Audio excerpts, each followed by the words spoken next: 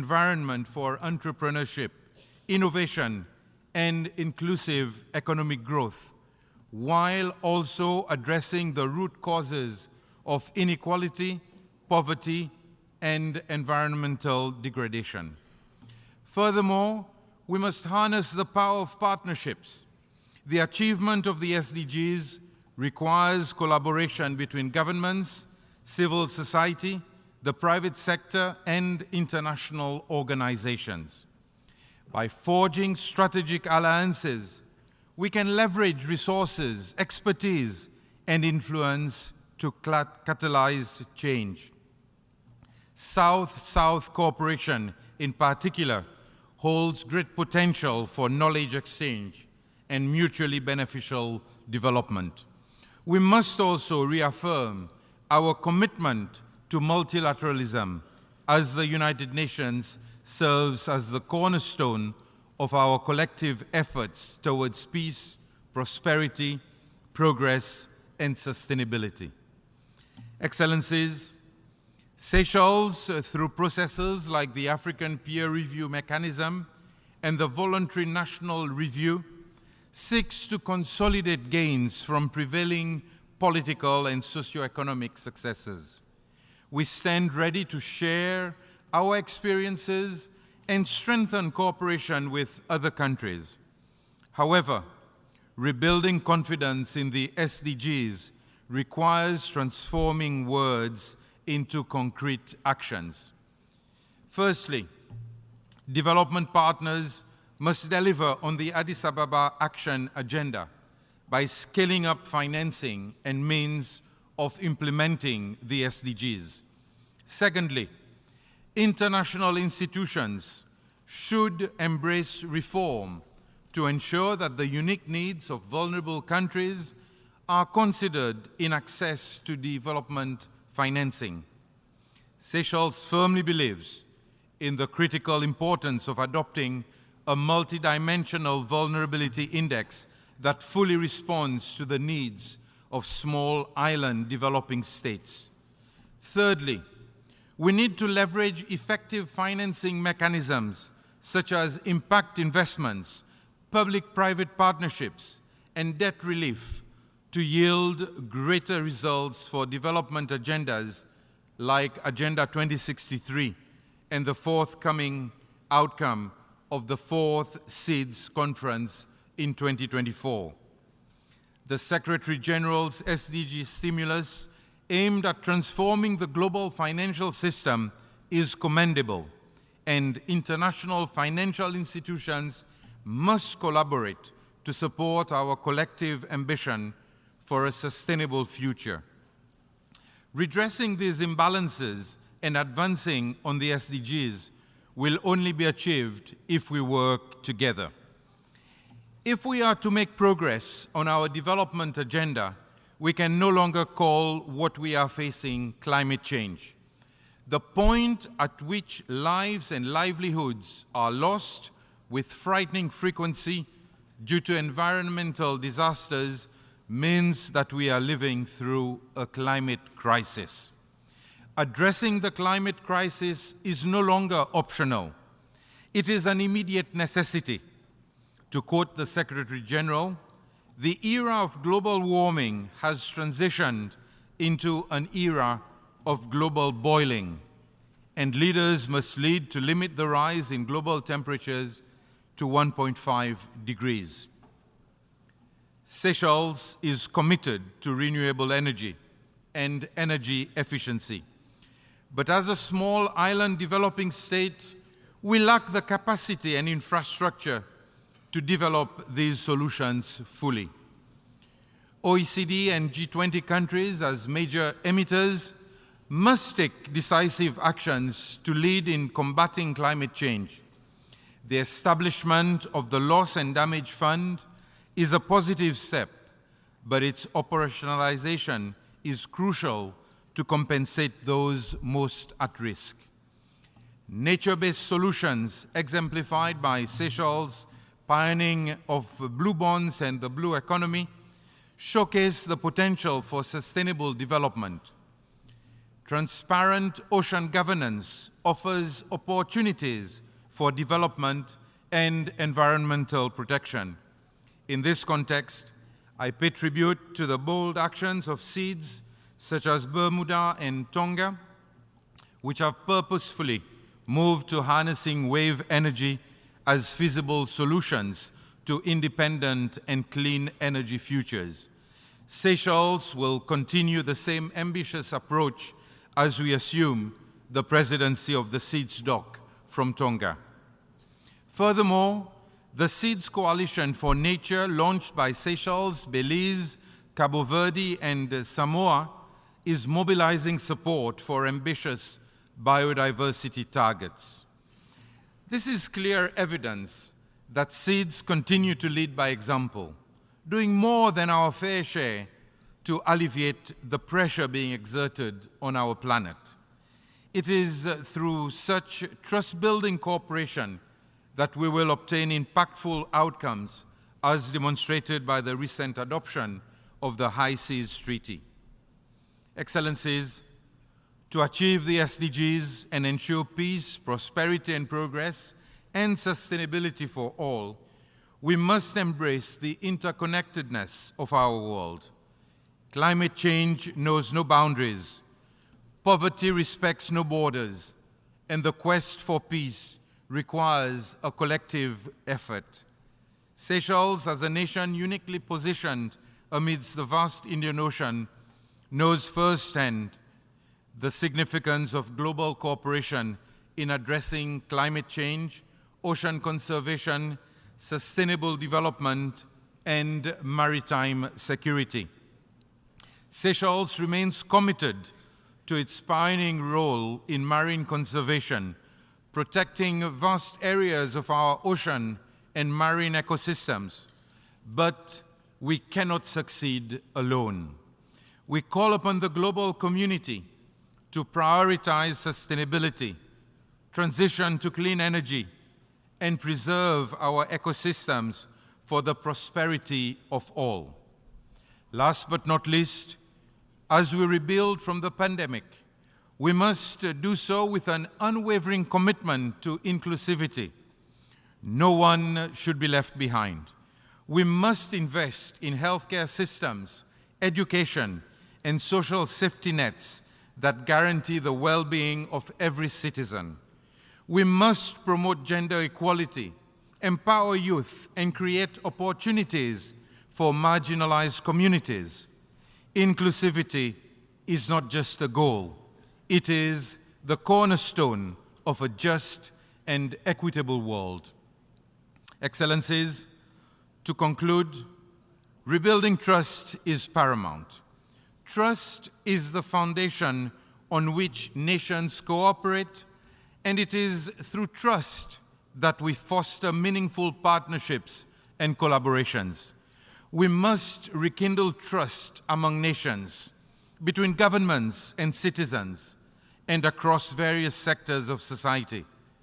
This requires transparent and accountable governance, bolstered by an unwavering dedication to the principles of democracy, human rights, and the rule of law. By doing so, we can restore the faith of our people and mobilize their active participation in the pursuit of sustainable development. Our success hinges on global solidarity. The challenges we face are interconnected and transcend national boundaries. No nation can solve them in isolation. Therefore, we must strengthen our bonds of solidarity, cooperation, and mutual support. This includes sharing experiences, knowledge, and best practices, as well as providing assistance to those most in need. The principle of leaving no one behind should guide our actions, ensuring that the most vulnerable among us receive the support they require. Let us rise above our differences and work together for a better world.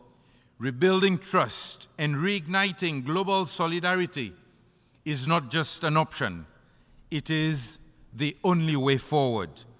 Together, we can accelerate action on the 2030 Agenda and its Sustainable Development Goals, creating a world that embraces diversity, respects nature, and ensures a future of peace, prosperity, progress, and sustainability for all. I thank you. On behalf of the Assembly, I wish to thank the President of the Republic of Seychelles for the statement made, and I request protocol to escort His Excellency.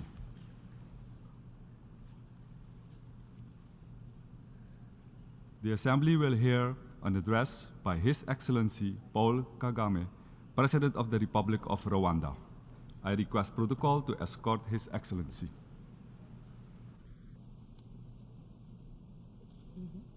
On behalf of the General Assembly, I have the honor to welcome His Excellency Paul Kagame, President of the Republic of Rwanda, and to invite him to address the Assembly. Excellency Denis Francis, President of the General Assembly, Excellency Secretary General Antonio Guterres, Excellencies, Heads of State and Government, distinguished ladies and gentlemen.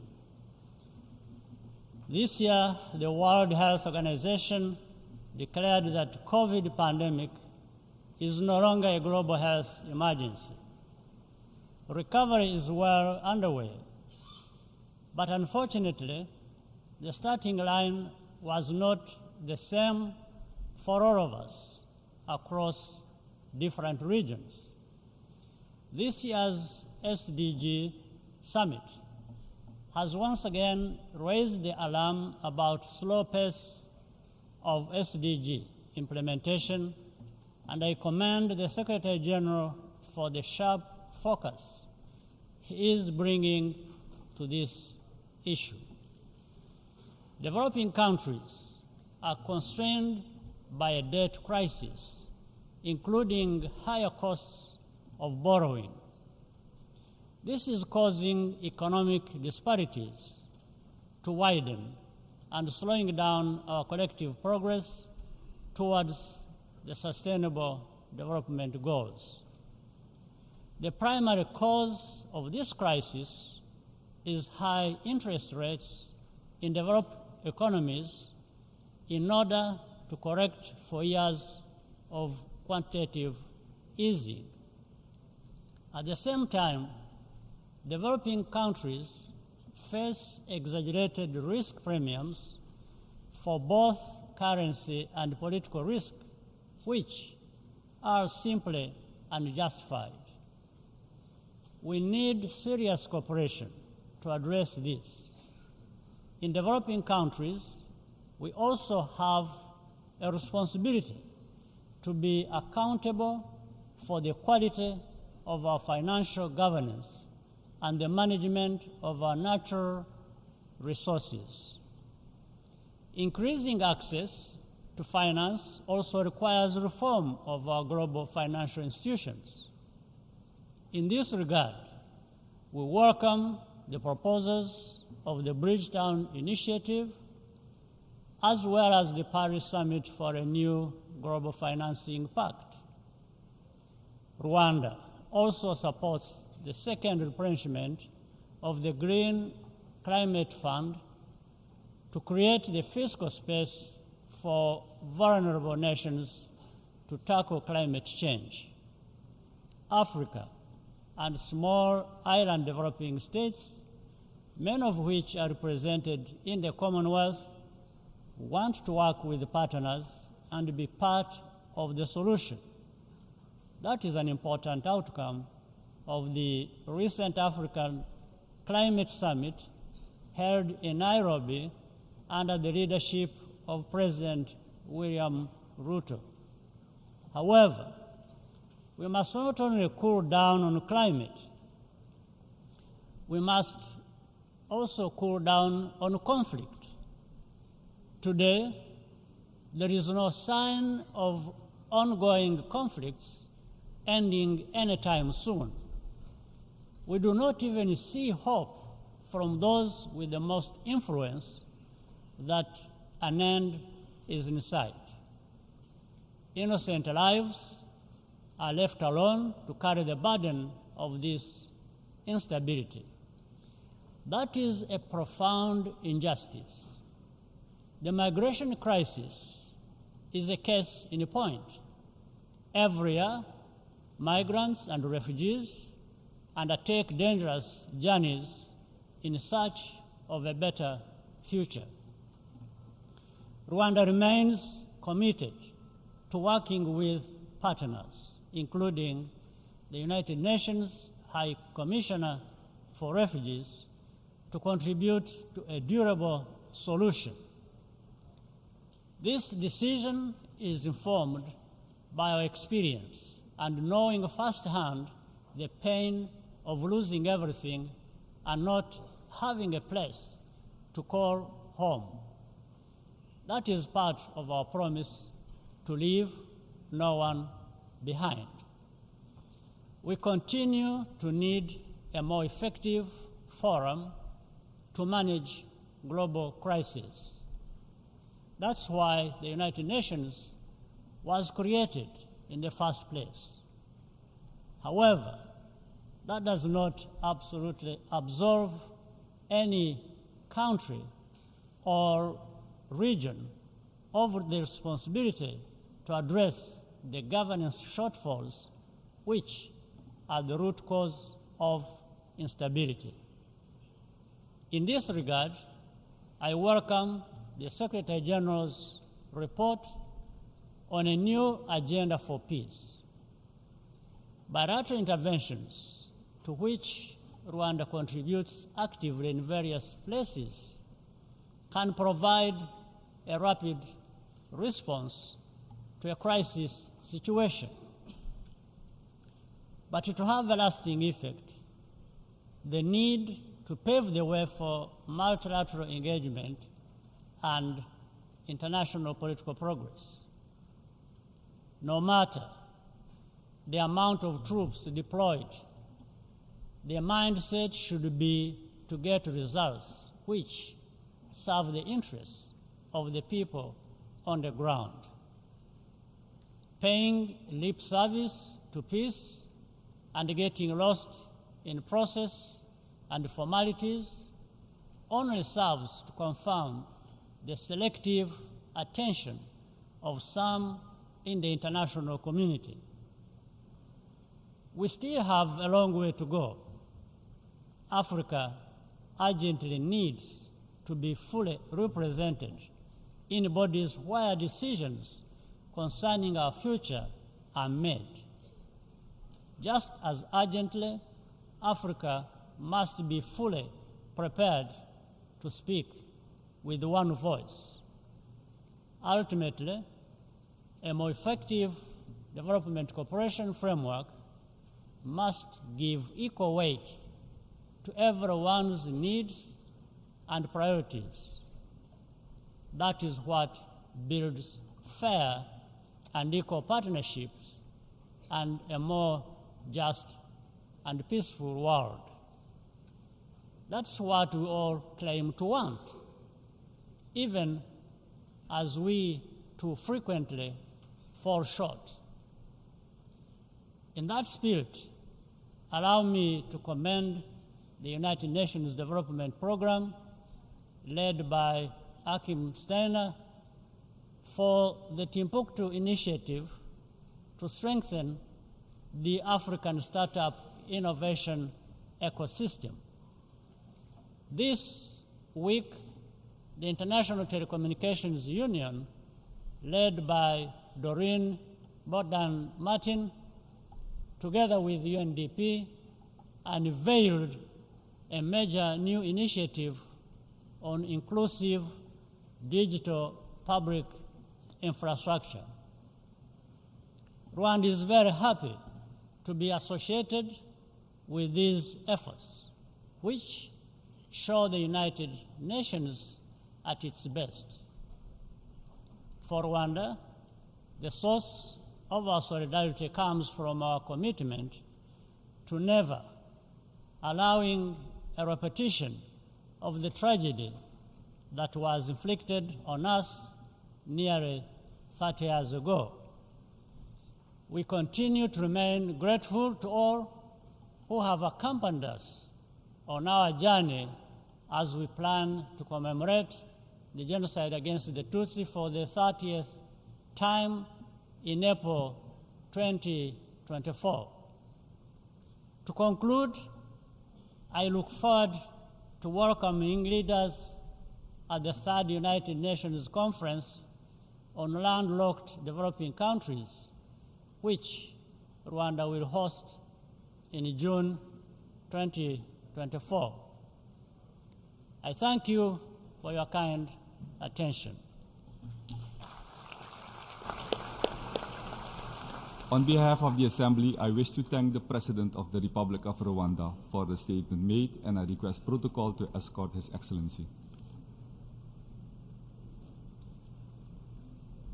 The Assembly will hear an address by His Excellency Nikos Christodoulides, President of the Republic of Cyprus. I request protocol to escort His Excellency.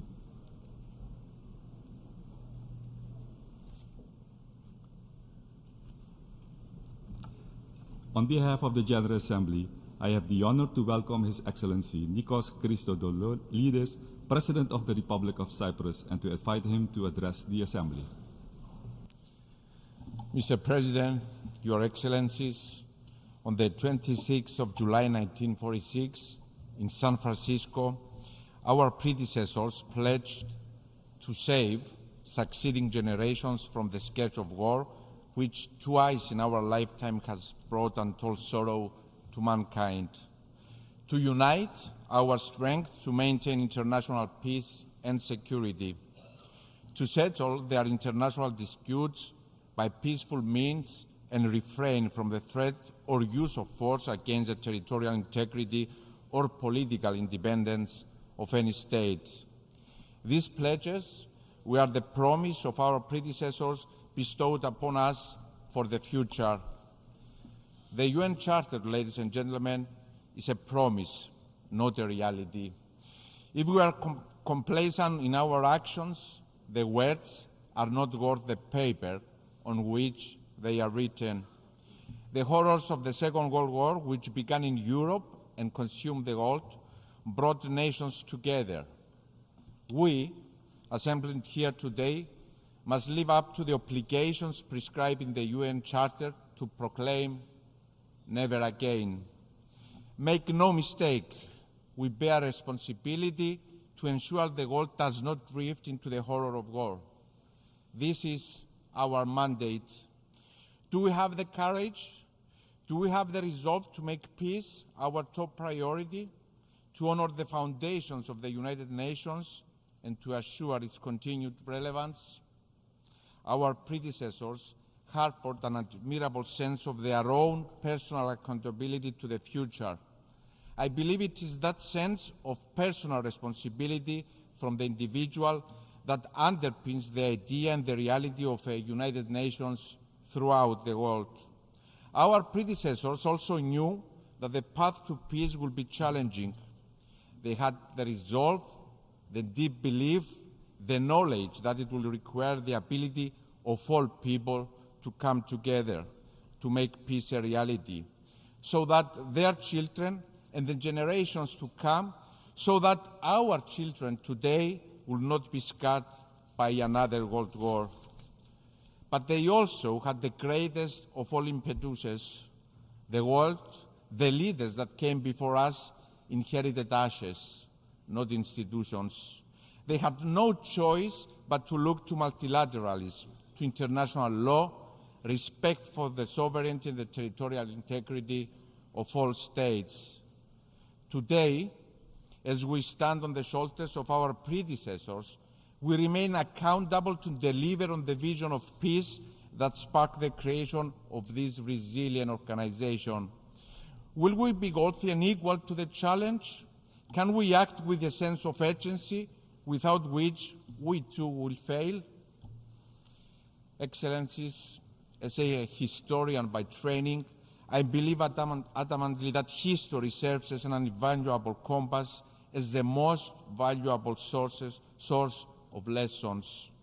More than 7 decades following the establishment of the United Nations, the war in Ukraine has shaken the world.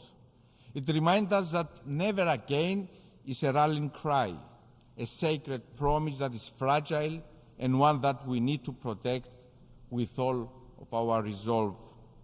Cyprus condemns in the strongest terms any breach of international peace and security effected through military action by any state against the independence, sovereignty, and territorial integrity of another state. We stand on this instance of violation of international law and on every such instance on the right side of history. Since the very first day of the aggression against Ukraine, the people of Cyprus, a third of them still displaced as a result of foreign aggression against their own country, have displayed solidarity with deeds, not just words, to the people of Ukraine. We do this because we remember. We do this because it is the right thing to do. Excellencies, we call for the immediate cessation of hostilities and encourage the parties to engage in constructive dialogue and negotiation.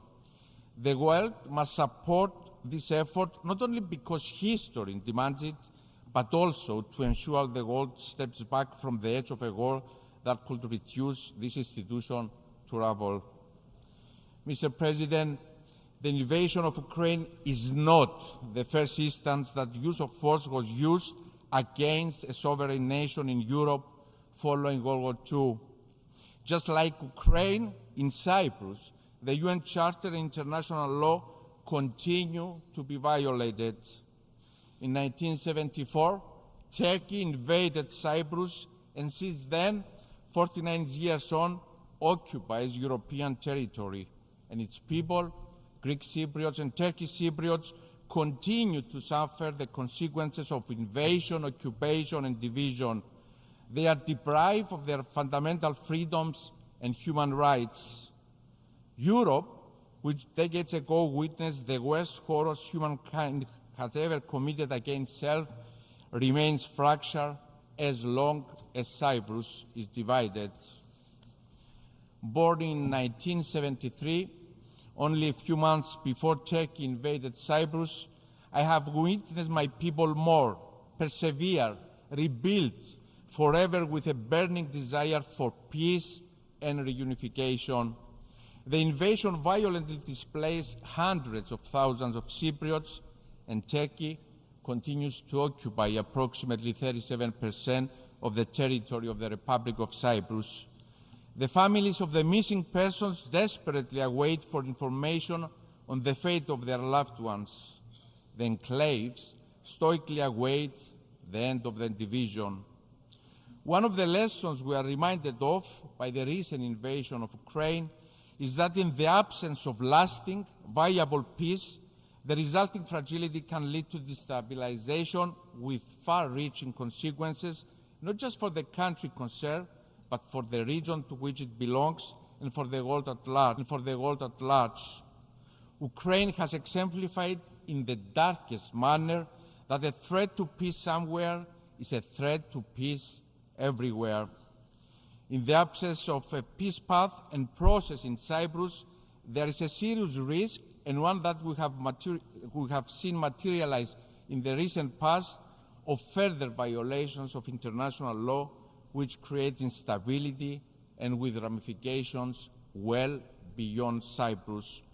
We have witnessed the Turkish military forces perpetrate further violations in Varosha, defense area of Famagusta.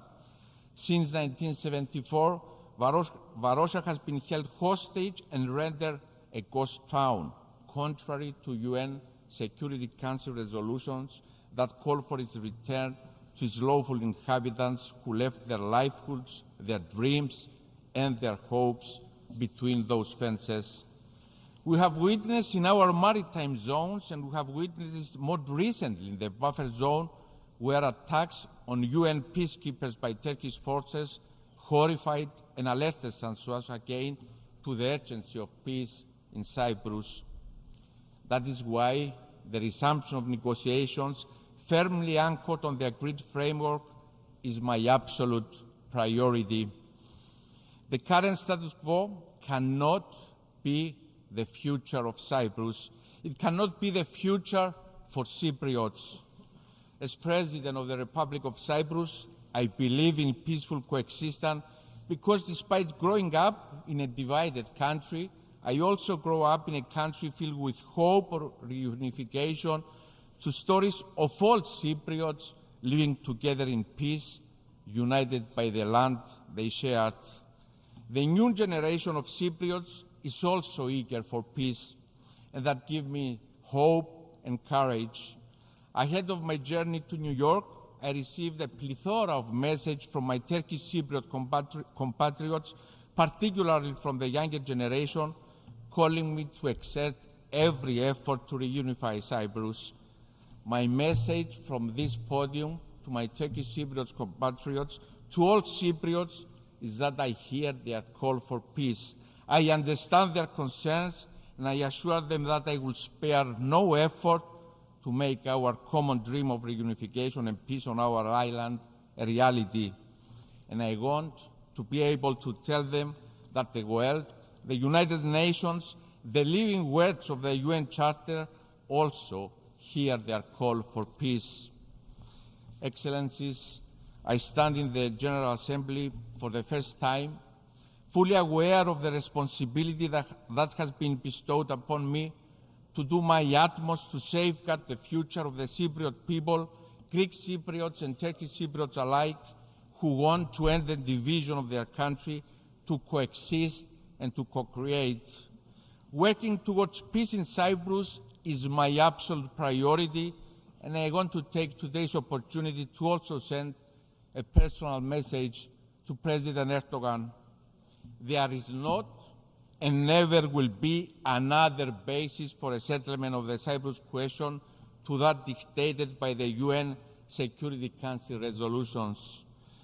Dear Mr. Erdogan, illegality stemming from invasion, aggression, and the use of force cannot be recognized. Cyprus and Turkey are neighbors bound by geography. Peace in Cyprus will send a resounding message of peace in a region and a world that desperately needs it. It will also change the geopolitical map of our neighborhood with a ripple effect in Europe, the wider Eastern Mediterranean, and throughout EU-Turkey relations. Gunboat diplomacy and strong arm tactics belong to the past. They are not the tools of visionary leaders. This is our time to bring the UN Charter to life, a charter of peace between and among us.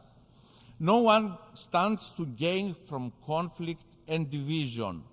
We and the generations that will come after us stand to gain from dialogue, from good neighborly relations. So, Mr. Erdogan, let us work together by a vision of peace. Let us build a brighter future for our countries through dialogue and respect for international legality. Ladies and gentlemen, in this great hall, we all feel the weight of history on our shoulders.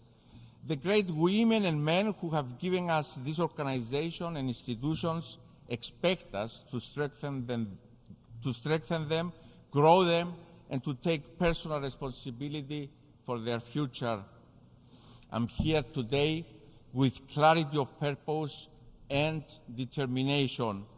The sole effective medium to address this risk of instability generated by the absence of a peace path is to pave one, to foster dialogue through which positions and concerns of all sides can be addressed and discussed in good faith.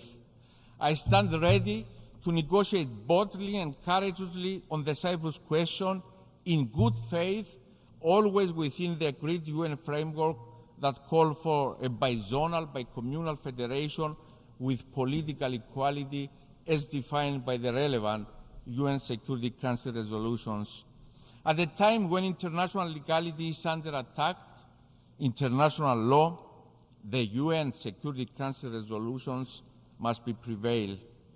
I'm committed to negotiating a settlement that will safeguard the fundamental freedoms and human rights, the interests of all my Cypriot compatriots, Greek Cypriots, Turkish Cypriots, Maronites, Armenians, and Latins, all equal. A comprehensive settlement that will allow them to prosper in coexistence and peace, free of any anachronistic dependencies and system of guarantees that have no place in a European country. That is why resumption of peace negotiations based on the agreed framework, preserving the acquis of the previous round of negotiations, is essential. As the UN Security Council has resolved, it is high time for the United Nations to become a driving force of dialogue by appointing, as a first step, an envoy on the Cyprus problem to explore and prepare the ground for the resumption of negotiations.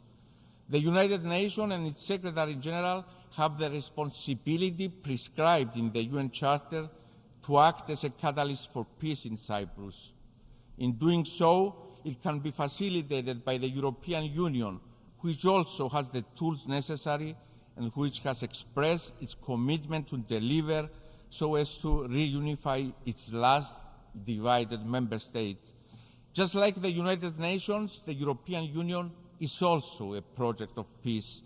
The Union can and must act decisively with all means at its disposal to drive reunification of its last divided member state, and in doing so, contribute to peace in Europe, the wider Middle East, and indeed the world.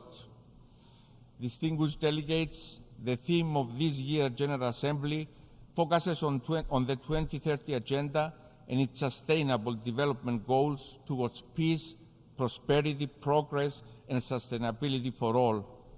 The achievements of the SDGs requires universal efforts and transformative solutions. Climate emergency and climate change know no borders. On our region, the Eastern Mediterranean is especially vulnerable in this regard.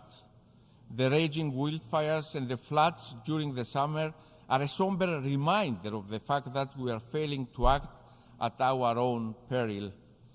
We have regrettably all observed nature's wrath from the storming countries of our region and in countries such as Libya, in which thousands so tragically lost their lives.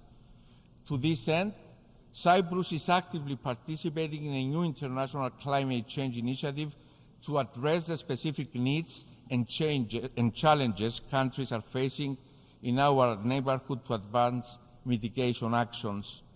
The Climate Ambition Summit taking place today is a critical milestone in confirming our collective political will towards achieving the transition to a climate-resilient global economy. At the same time, recognizing that human rights are essential for lasting peace and sustainable development, we must ensure that they guide the solutions to our challenges. The International Human Rights Agenda is a priority policy for Cyprus, and it is exactly for this reason that we announce our candidacy for the Human Rights Council for the period 2025-2027.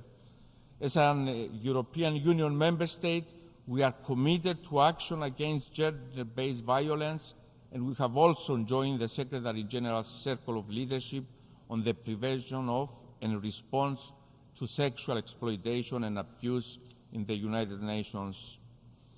Ladies and gentlemen, in 1946, Winston Churchill declared that the dangers and difficulties in establishing conditions of freedom and democracy and permanently preventing war will not be removed by closing our eyes to them, nor by a policy of appeasement to aggressors. What is needed is real action, and the longer this is delayed, the more difficult it will be and the greater the dangers will become. Cyprus is at the crossroads of Europe and the Middle East, in part of the world that is no stranger to conflict and instability. We are, however, convinced that the Eastern Mediterranean and the wider Middle East are changing the narrative of being a region in turmoil. We can become a hub of stability, peace, and cooperation. an exemplar of the change capable in the 21st century. Cyprus seeks to act as a facilitator for this common vision and has come together with its immediate neighbors, with Egypt, Israel, Jordan, Lebanon, Palestine, and Greece, building a solid network of cooperation that is underpinned by a vision to make the Mediterranean Sea a sea of peace, cooperation, and prosperity. We shall continue on this path of multilateralism anchored on respect for international legality, and we call on all countries of the region that share these values to join us.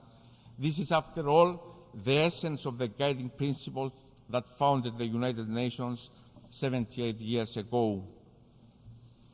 Peace. I come before you today asking for us all to work together toward peace. It is nothing new or groundbreaking, but it's a world changing, and we need to remind ourselves every day that it is within our reach and our responsibility. Thank you very much for your attention. On behalf of the Assembly, I wish to thank the President of the Republic of Cyprus for the statement just made, and I request protocol to escort His Excellency. The Assembly will hear an address by His Excellency Hage Geingob, President of the Republic of Namibia. I request protocol to escort His Excellency.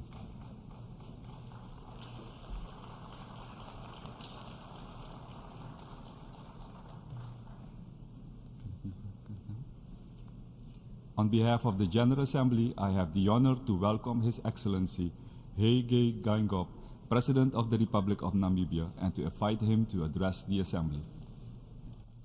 Your Excellency, Mr. Dennis Francis, President of the 78th session of the General Assembly, Your Excellencies, Head of State and Government, Your Excellency, the Deputy Secretary General of the United Nations, distinguished delegates, ladies and gentlemen, Namibia congratulates you on your brilliant election as President of the 78th session of the General Assembly. Allow me to use this opportunity to pledge to you the commitment of Namibia to support the priorities you have set out, namely peace, prosperity, progress, and sustainability. Namibia would like to thank your predecessor, His Excellency Shapa Porosi, for steering with diligence the work of the 77th session of General Assembly. Let me state that Namibia agrees with Secretary General Antonio Guterres, who a few months ago said, quote unquote, unless we act now, the 2030 agenda will become an epitaph for a world that might have been. Therefore, the theme of this session, quote, rebuilding trust and reigniting global solidarity, accelerating action on the 2030 agenda and its sustainable development goals towards peace, progress, and sustainability for all, is fitting.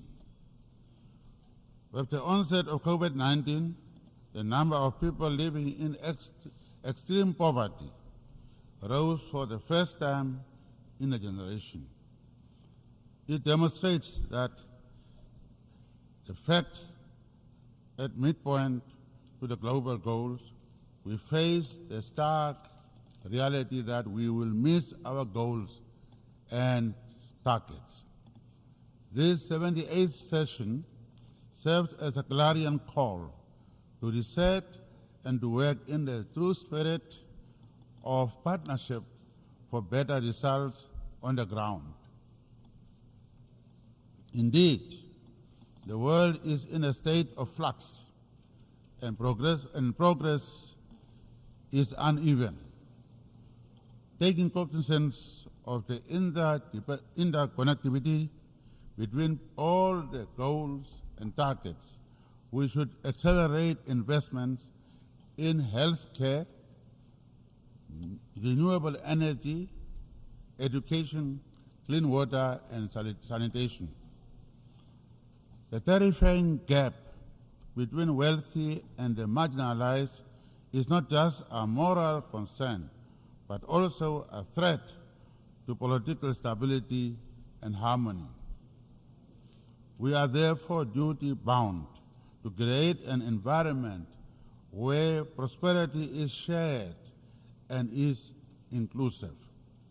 In our collective pursuit of the 2030 Agenda, Namibia looks forward with hope and optimism to the Summit of the Future next year as an opportunity to prioritize meaningful reforms that can reinvigorate the global goals to give impetus to the broader system-wide UN reform agenda. Namibia also welcomes UN 2.0 and a quantity of change, aiming to provide the United Nations family with the cutting-edge capabilities in data, digital innovation, and expertise in order to deliver better and effective member state support to accelerate development. Mr. President, the health of a nation is a bedrock for all developmental activities. This morning, the General Assembly will adopt a political declaration on pandemic prevention, preparedness, and response.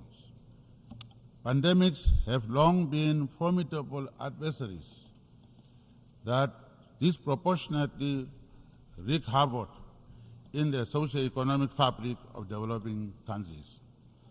These crises go beyond their immediate health implications, unraveling years of development progress, straining healthcare systems, and exacerbating existing socio-economic disparities. We need to change the status quo. To do so, we must end vaccine apartheid. We need to ensure equitable access to health products. We need stronger commitments from healthy countries on technology transfer and on the removal of intellectual property barriers, and on investments in manufacturing to enable vaccine production in the global south. Mr. President, I always say that inclusivity spells harmony and exclusivity spells conflict. The continued advocacy for gender equality is a core in our collective journey towards a just and inclusive world. Therefore, advocating for gender equality is not only a matter of fairness, it is an essential step towards unlocking innovation, diversity, and social cohesion. We are indeed proud to be ranked by the World Economic Forum Global Gender Gap Report of 2023 as number eight country in the world for the efforts to close the gender gap. In addition to having 44% female representation in Parliament, we have women in the positions of Prime Minister, Deputy Prime Minister, and current Deputy Prime Minister has been selected by the ruling party to be the candidate. And very soon after I leave, in a year's time, she may be the one to come and stand here, who is here with us. And 2/3 of our key banking institutions are headed by women. In the same vein, we believe in promoting inclusive and effective governance that ensures that the youth are integrated into decision-making structures to play their part in the future they have helped to shape. Mr. President, rapid advances in technology, quantum computing, and artificial intelligence are transforming the global landscape, offering unprecedented challenges and opportunities for growth and development. Therefore, developing countries should not be left behind in this digital revolution. Access to technology can bridge gaps in education, healthcare, and economic development, propelling nations towards progress. We must navigate technological challenges and harness opportunities by fostering an environment that is conducive to technology transfer, technology adoption, skills development, and collaboration. As we march towards COP28 for the final global stocktake, we are acutely aware that the energy transition is not only a necessity for the combating climate change, but also an opportunity for economic development. Consistent with their pledges made at the Paris Climate Summit in 2015, developed nations must provide financial and technological support to enable developing countries to shift to cleaner energy sources without hampering development. 3 years ago, during the 78th General Assembly, Namibia boldly announced its intention to change its economic structure by leveraging innovative financial tools to mobilize sustainable climate financing to combat climate change. 1 year later in Glasgow, Scotland, on the margins of COP26, we announced the development of large-scale green hydrogen projects that will provide the world with the clean molecules needed to decarbonize hard-to-abate sections. Today, we have more than 5 such projects under development, looking to deploy more than $20 billion in order to develop our world-class renewable energy potential to give our future generations a fighting chance against warming climate. Mr. President, developing a new synthetic fuels industry in Namibia is not just an opportunity to fight climate change, but indeed offers an unparalleled opportunity for green industrialization. Namibia has now attracted new industries that are looking to make use of the cheap, clean electricity and molecules that shall be produced in Namibia.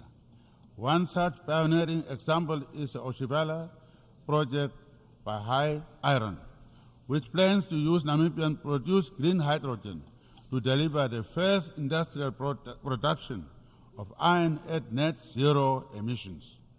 During the first phase of the project in 2024, an annual output of 15,000 tons of direct reduced iron is planned.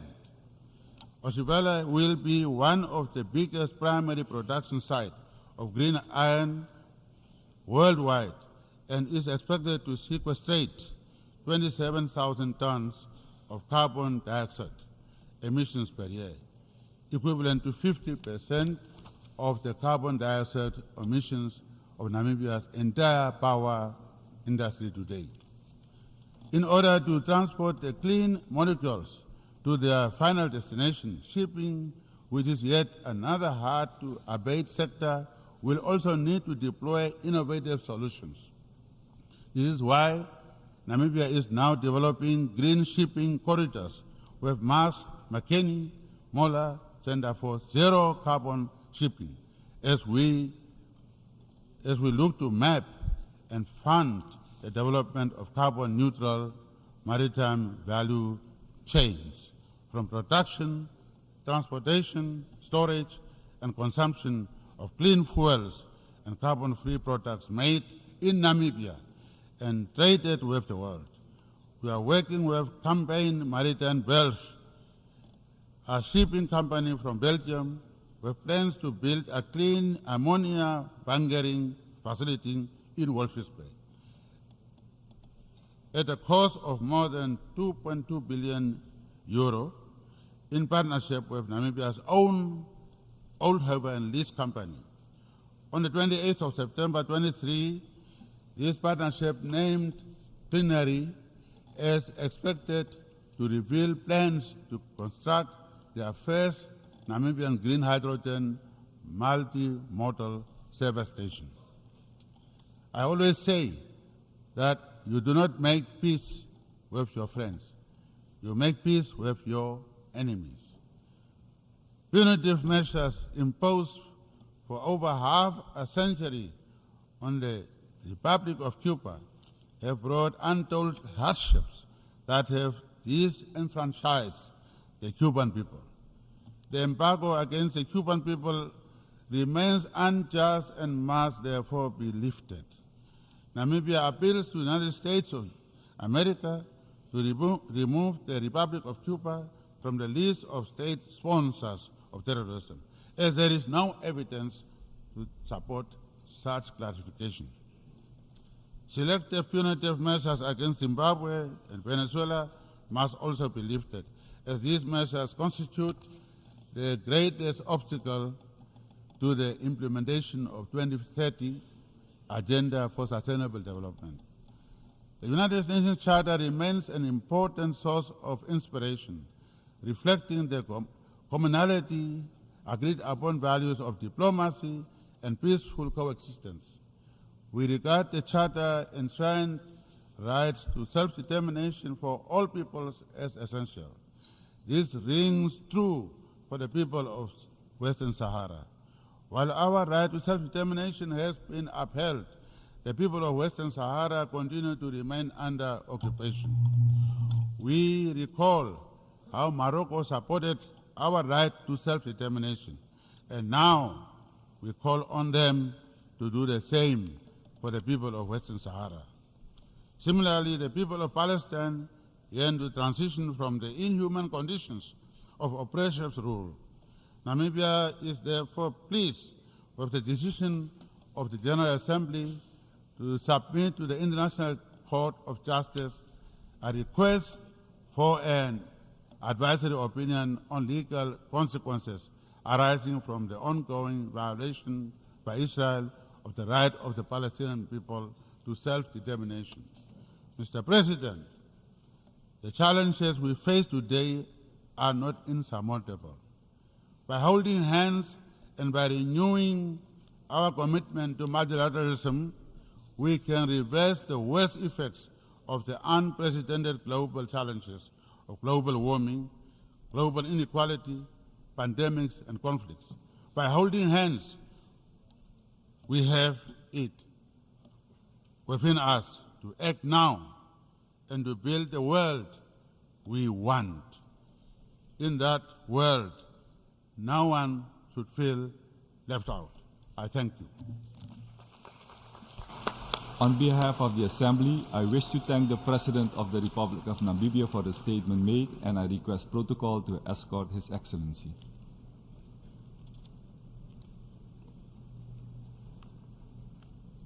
The Assembly will hear an address by His Excellency Klaus Werner Iohannis, President of Romania.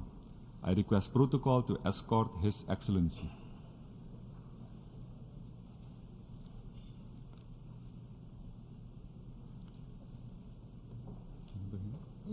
On behalf of the General Assembly, I have the honor to welcome His Excellency Klaus Werner Iohannis, President of Romania, and to invite him to address the Assembly. Mr. President of the General Assembly, Mr. Secretary General, Excellencies, the world, as we know it, is enduring profound and rapid transformations under the impact of so many challenges which humanity must face. At the same time, against this difficult, very difficult background, we continue to defend our core values, the United Nations Charter, and effective multilateralism. Our decisions are critical for the future of humanity. We, the leaders, are called on now to take decisive actions for the generations to come in a spirit of solidarity and shared responsibility, and stand up for rules-based international order and for the full respect of international law. Ladies and gentlemen, Romania is a direct neighbor to the continued war of aggression of Russia against Ukraine, and we acted with all our energy to bring a solid contribution to regional and international security and stability. This war demonstrated that the Black Sea needs more global attention, as it is of strategic importance for transatlantic security. Romania also stands for more efficient multilateralism alongside like-minded partners across the globe in the fight for freedom and democracy. Since day one of the war, Romania has acted in full solidarity with the brave Ukrainian people. We will continue to provide safe haven and protect refugees coming from our neighbor, as we did for over 6 million Ukrainians who already crossed our borders. We fully support the Ukrainian peace formula as the most suitable framework conducive to a fair, lasting, and sustainable peace. We also support the pursuit of international law and accountability so that all those responsible for atrocities are brought to justice. Ladies and gentlemen, our region, the wider Black Sea area, must be protected against the effects of Russia's war against Ukraine and its hybrid war and malign interference. Romania has been constantly arguing on the need to keep the so-called protracted or frozen conflicts in the region high on our agenda. Romania has also been at the forefront of supporting, in a multidimensional manner, the vulnerable partners in the region. We have thus offered substantial support to our neighbor, the Republic of Moldova, the country most affected by the war after, of course, Ukraine itself. Ladies and gentlemen, while we work in the present to defend our values, we should also continue to project a sustainable future. We thus continue to actively pursue the 2030 agenda. Food insecurity, energy, and economic instability affect the entire world, and especially the most vulnerable in the global south. By terminating the Black Sea Grain Initiative and by attacking Ukrainian ports, Russia further exacerbates the global food crisis. We once again urge the Russian Federation to cease blocking the initiative. As a direct neighbor of Ukraine and a responsible and solidary international actor, Romania has played an active role in the global efforts on food security. Since the beginning of the war, we have facilitated the delivery of more than 25 million tons of Ukrainian grain. Romania will not let down our most vulnerable partners who need our support, especially those from least developed countries, including from Africa. We also invest and bring our contribution for African institutional resilience, peacekeeping, and capacity building. Ladies and gentlemen, through our sustainable development strategy, we advance an efficient, transparent, and citizen-centered governance. Our second voluntary national review, issued this July, is proof that we are on the right track, as we already achieved 62% of our national targets for 2030. But as we are keenly aware that globally we are lagging behind, we put trust in the Sustainable Development Goals Summit and the Summit of the Future. We are also aware of the importance of financing for development. Romania is committed to increase its official development assistance to 0.33% of its GDP by 2030. Moreover, we will contribute to the European Union's objective to allocate 0.2% of its collective official development aid to the least developed countries.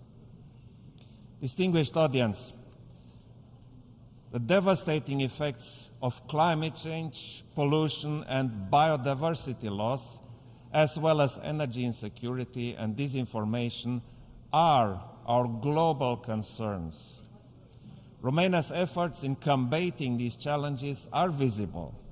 For instance, we are committed to swiftly ratify and implement the Agreement on Marine Biological Diversity of areas beyond national jurisdiction. We were also part of the core group promoting the General Assembly's request for an advisory opinion of the International Court of Justice on the obligations of states in respect of climate change. We remain vocal in supporting climate education, a priority for Romania and for me personally.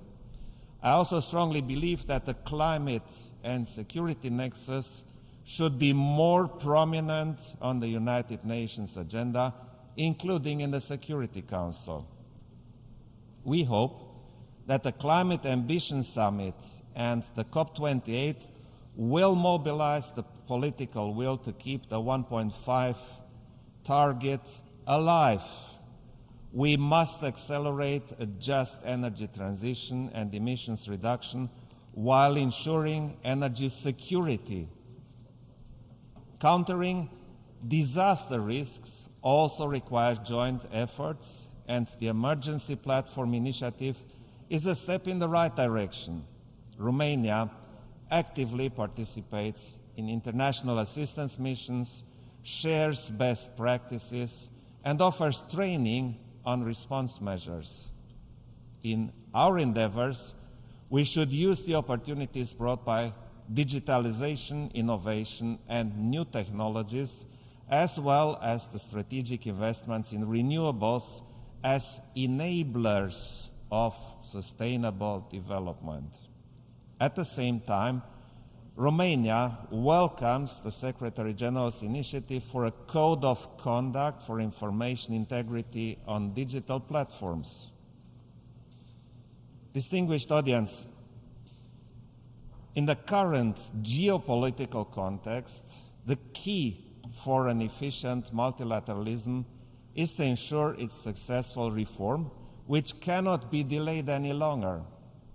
An enlarged Security Council could include important additional voices from the African group, from various small island developing states, and even from the smallest regional group, the Eastern European one. As we celebrate 75 years since the adoption of the UN Declaration on Human Rights, Romania strongly advocates for strengthening the UN human rights system, including for its adequate funding. As a member of the Human Rights Council, we continue to be an active supporter of democracy, rule of law, non-discrimination, freedom of expression, children's and women's rights. At the same time, the full respect and promotion of international law remain at the very core of our foreign policy. As an example, Romania is advocating for an enlarged acceptance by states of the jurisdiction of the International Court of Justice, and we count on your support for our solid candidature for the World Court. Dear colleagues, next year's Summit of the Future represents an excellent opportunity to find joint global solutions. The Pact for the Future must provide the United Nations with the tools to deliver for us and for future generations. We must stand for our people and for the future we want. I thank you. On behalf of the Assembly, I wish to thank the President of Romania for the statement made, and I request protocol to escort His Excellency.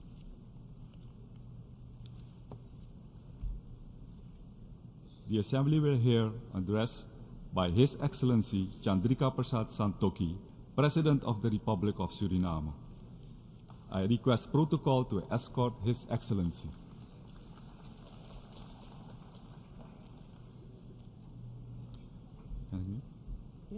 On behalf of the General Assembly, I have the honor to welcome my own President, His Excellency Chandrikapersad Santokhi, President of the Republic of Suriname, and to invite him to address the Assembly. Thank you, Mr. Chair, President of the General Assembly, Secretary of the United Nations, Excellencies, Heads of Delegations, ladies and gentlemen, good morning. Mr. President, I'm proud to observe that this august body is under dedicated leadership of our Caribbean sister nation, Trinidad and Tobago, and that a distinguished citizen and experienced diplomat of that country is at the helm of the 78th session of the General Assembly. Mr. President, this is my fourth statement to this global body, and since then, I'm afraid to conclude that not much has changed for the better regarding the essential elements of peace, prosperity, and climate in our world. On the other hand, the challenges and crises have increased and deepened. I do not need to mention these crises because we know them all and repeat them every single time we speak to an international and regional audience. And the more important and relevant matter at hand is, what do we do about? We make promises not often kept. We express noble goals, but the delivery is poor. This cannot go on. Business as usual cannot be our mantra.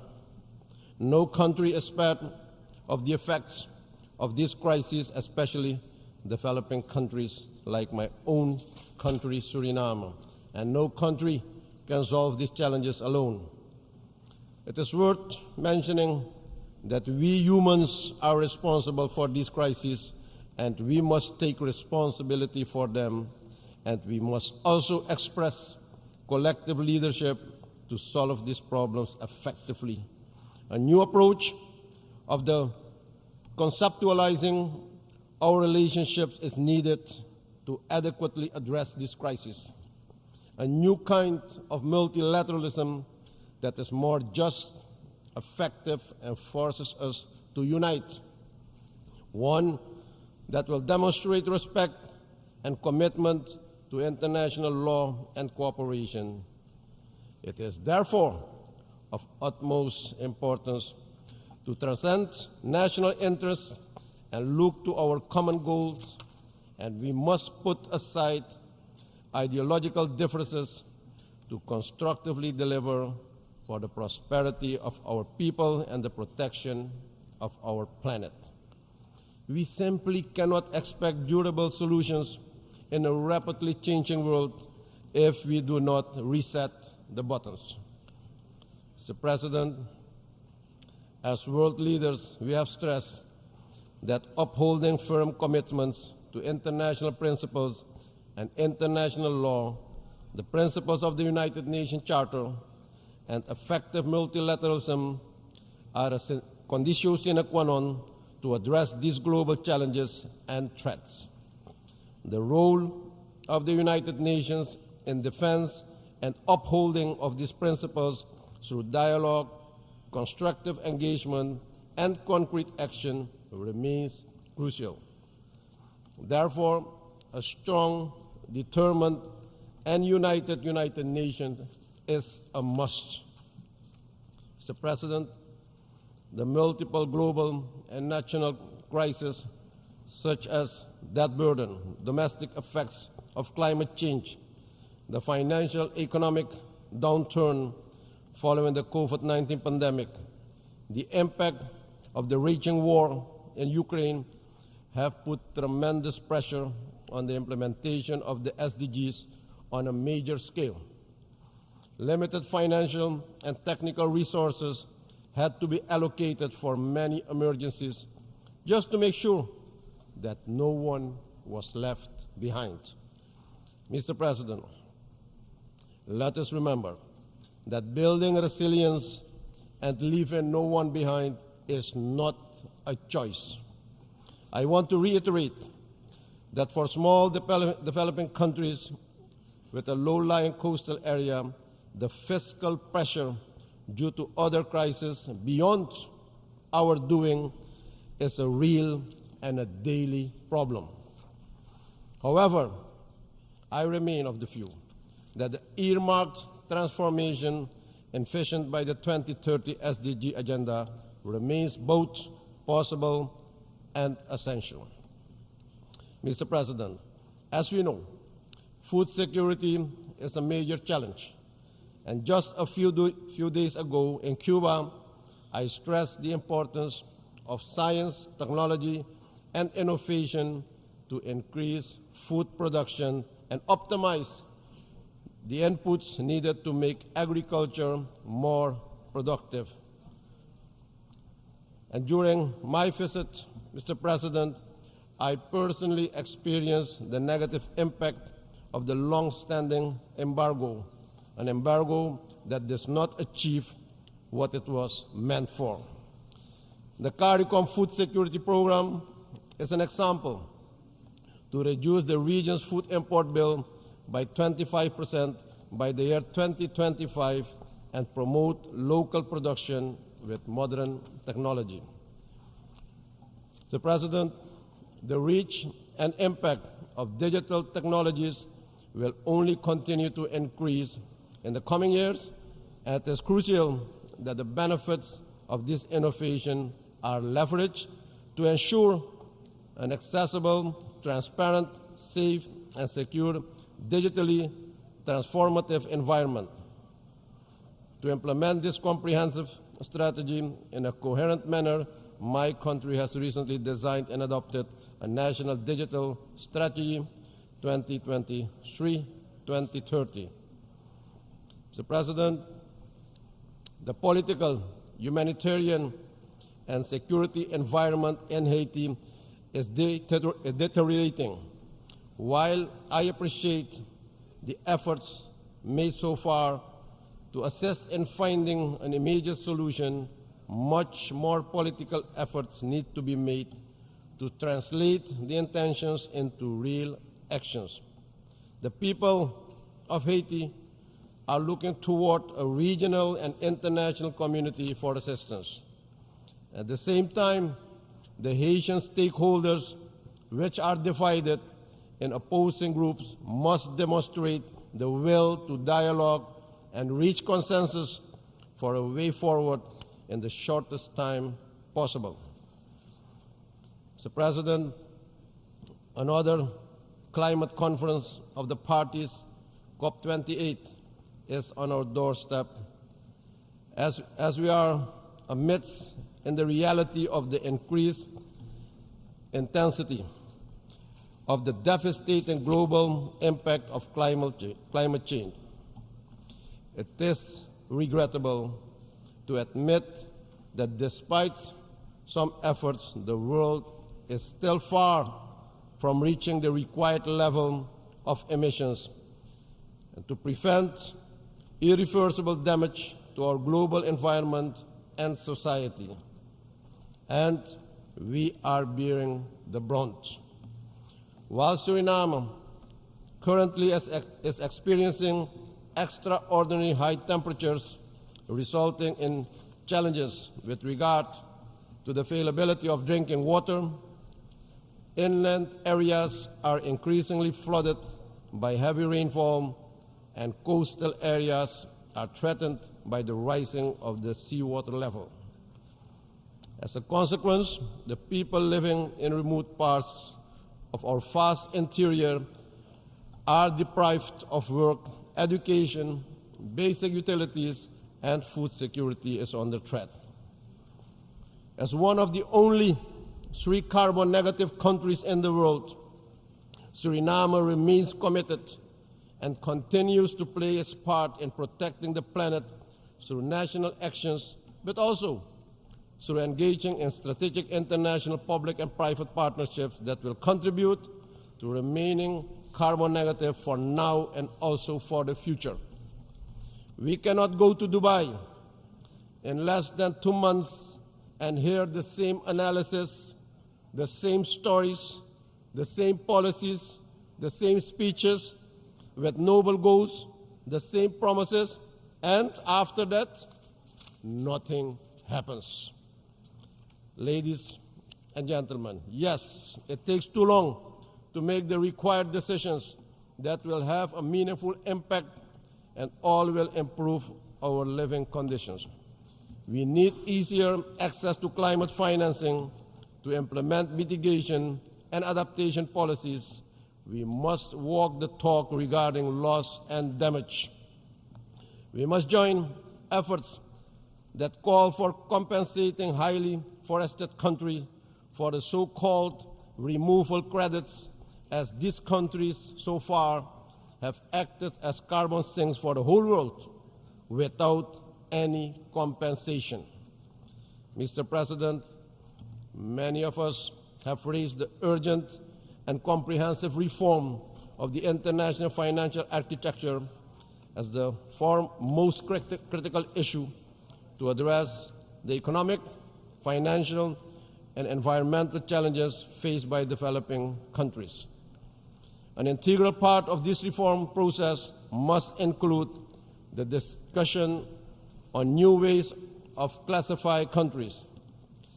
And I ask all of us to contribute to the proposed multidimensional vulnerability index. Mr. President, my country, Suriname, is at the cusp of promising commercial development of newfound oil and gas resources.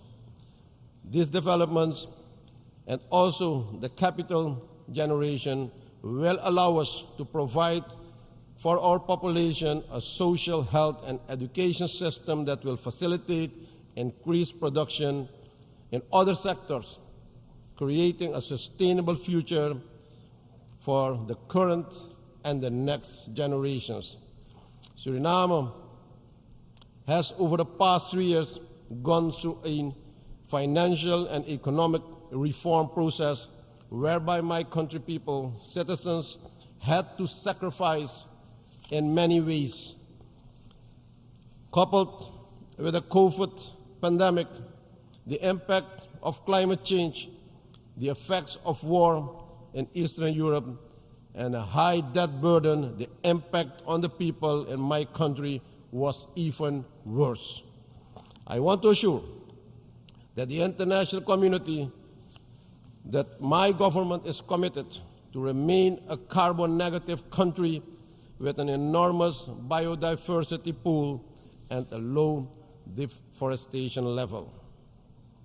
During the Amazon Summit held last month in Belém do Pará in Brazil, we and 7 other countries have committed to a better management of the Amazon region. We committed to even stopping deforestation by the year 2030. We are committed to the application of high international environmental standards so that the impact of the environment can be minimized. Mr. Chair, we do this to finance our committed transition to an economy that is primarily based on renewable, non-carbon-based energy generation by 2060. I announce with a certain degree of pride that we recently registered our carbon credits for the first time on the UNFCCC registry. That was done with our own, albeit limited, capabilities. And we shall see how the market responds to these new resources. All these commitments are made to contribute to saving the planet and life on Earth. But I call on all heavy polluters to start with this process as well, and not to try to manage tax or punish environmental friendly production in developing countries, which are at least responsible for the climate crisis.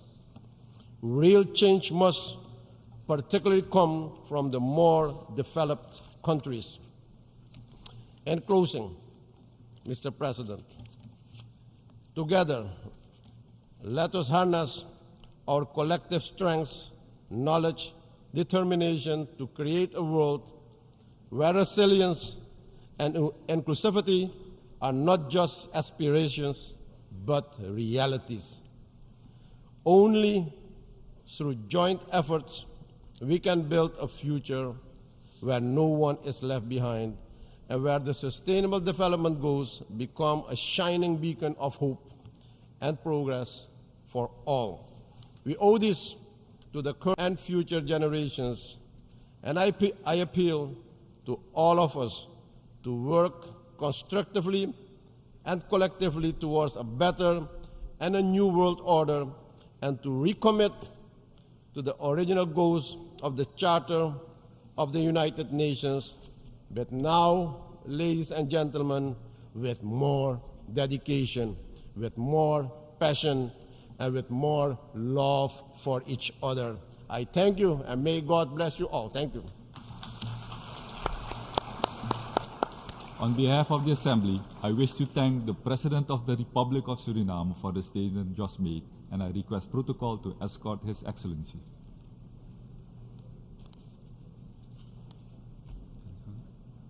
The Assembly will hear an address by His Excellency Zeljko Komsic, Chairman of the Presidency of Bosnia and Herzegovina.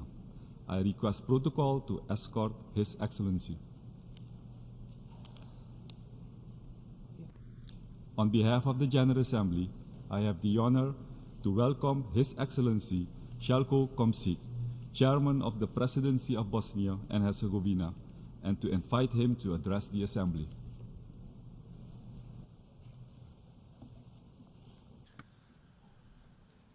Mr. President, Mr. Secretary General, ladies and gentlemen, excellencies.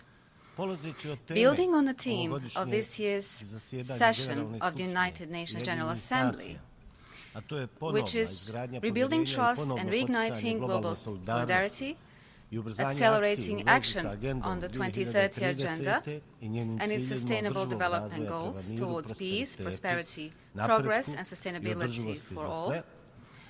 At this important place, allow me to talk about important elements from the point of view of a small yet proud state of Bosnia and Herzegovina.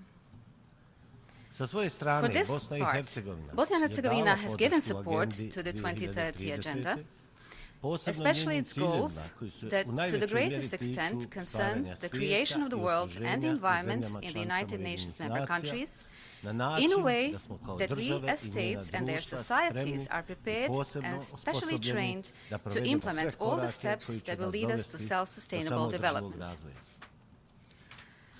However, in today's world, often dominated by war and various geopolitical goals, it will be very difficult to achieve this, at least in a way as it is planned in the 2030 Agenda.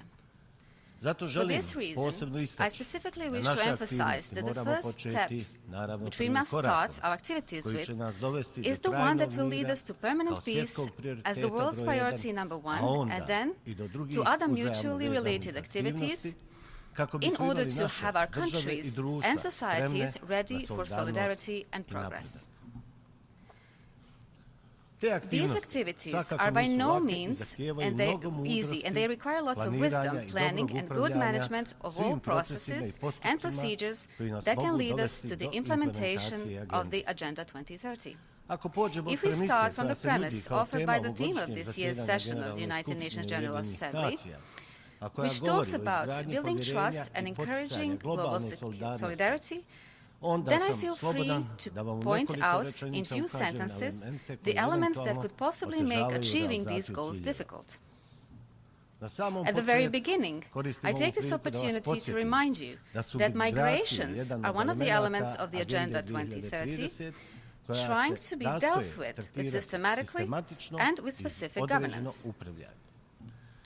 Although the Agenda for Sustainable Development until 2030 recognizes migrants as agents of change and development in countries of their origin, transit and destination, the Agenda primarily focuses on migrants as beneficiaries of Sustainable Development Goals through a higher level of protection of their rights and transparency. Furthermore, the Agenda does not refer to a broader concept of diaspora or to the role that it plays as a possible means of development. This statement, extracted from one of the IOM's documents, International Organization for Migration, is most certainly true, but when it comes to the starting point of migration, that is, go out of the field of certain countries, then we will certainly see several things that are undeniably happening.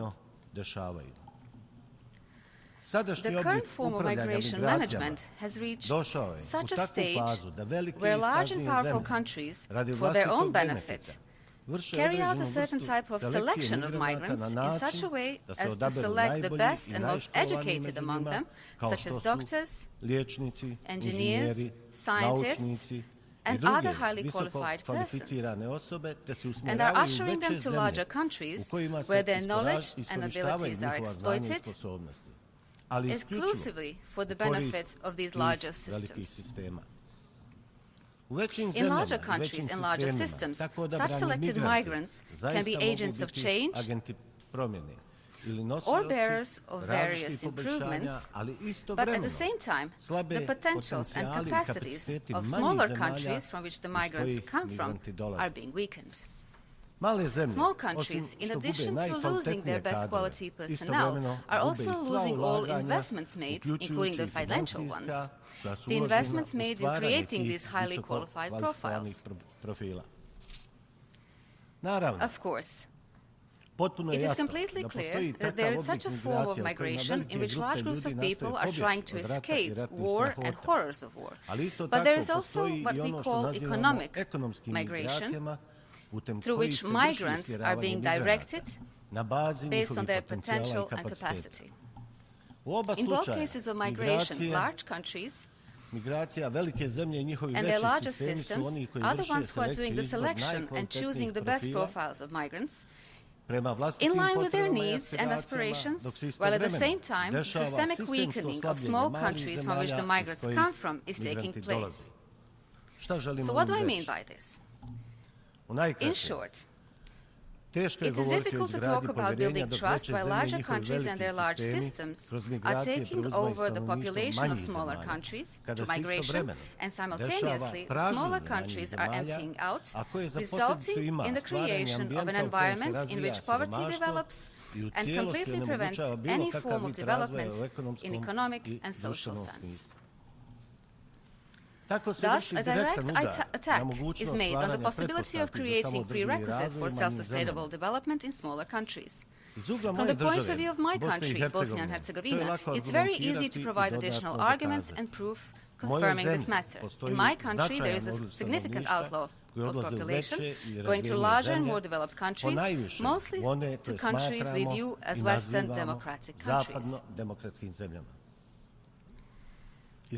While investigating why our people, Bosnian and Herzegovinians, decide to leave their country and look for better living conditions in some other countries, we came to a conclusion that the fundamental reason for their departure is their conviction of the lack of perspective in Bosnia and Herzegovina.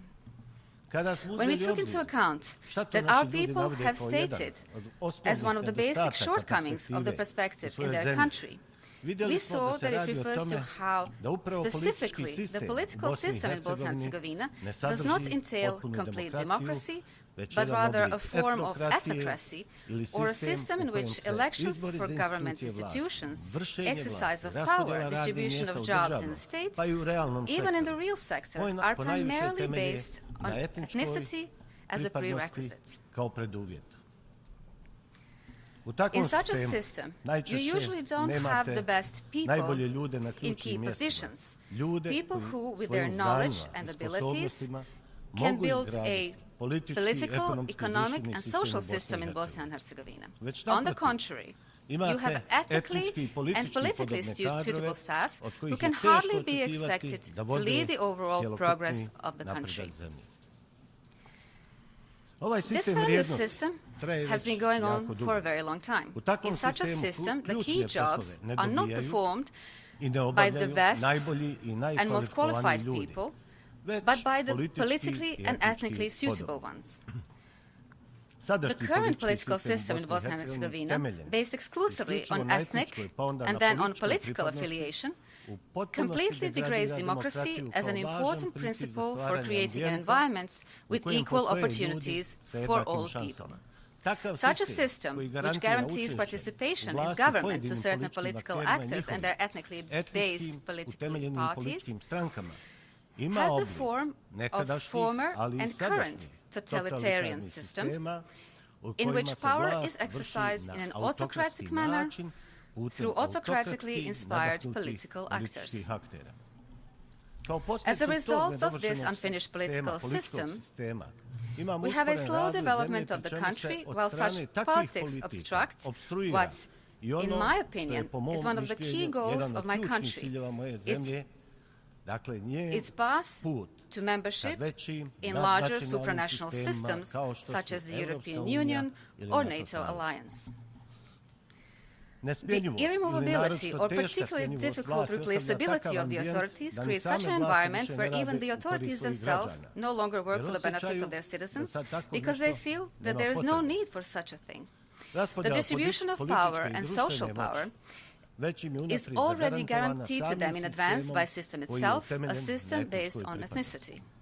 Our current political system is skillfully used by our Western and Eastern neighbors and through ethnic communities in Bosnia and Herzegovina, to which they claim national rights.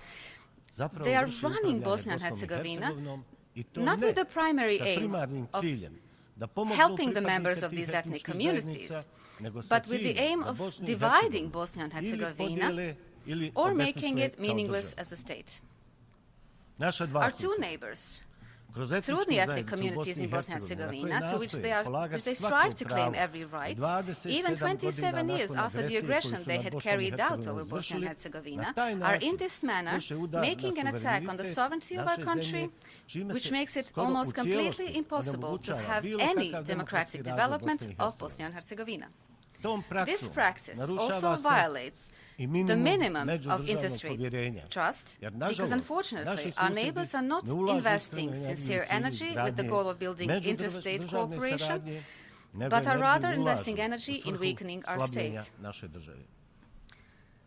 This is a visible problem, which extends to the entire region of the Western Balkans, where there are different ideas, plans and intentions to change the internationally recognized borders, to reorganize the region into something that has no point of contact with democracy.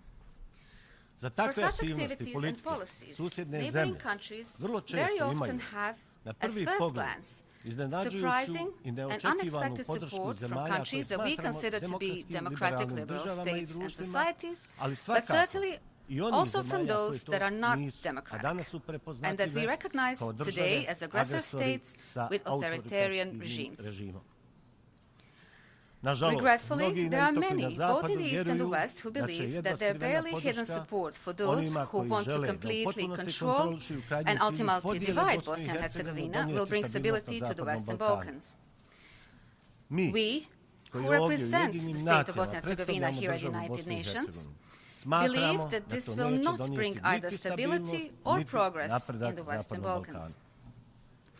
Our neighbors cannot divide Bosnia and Herzegovina amongst themselves without entering into mutual conflict.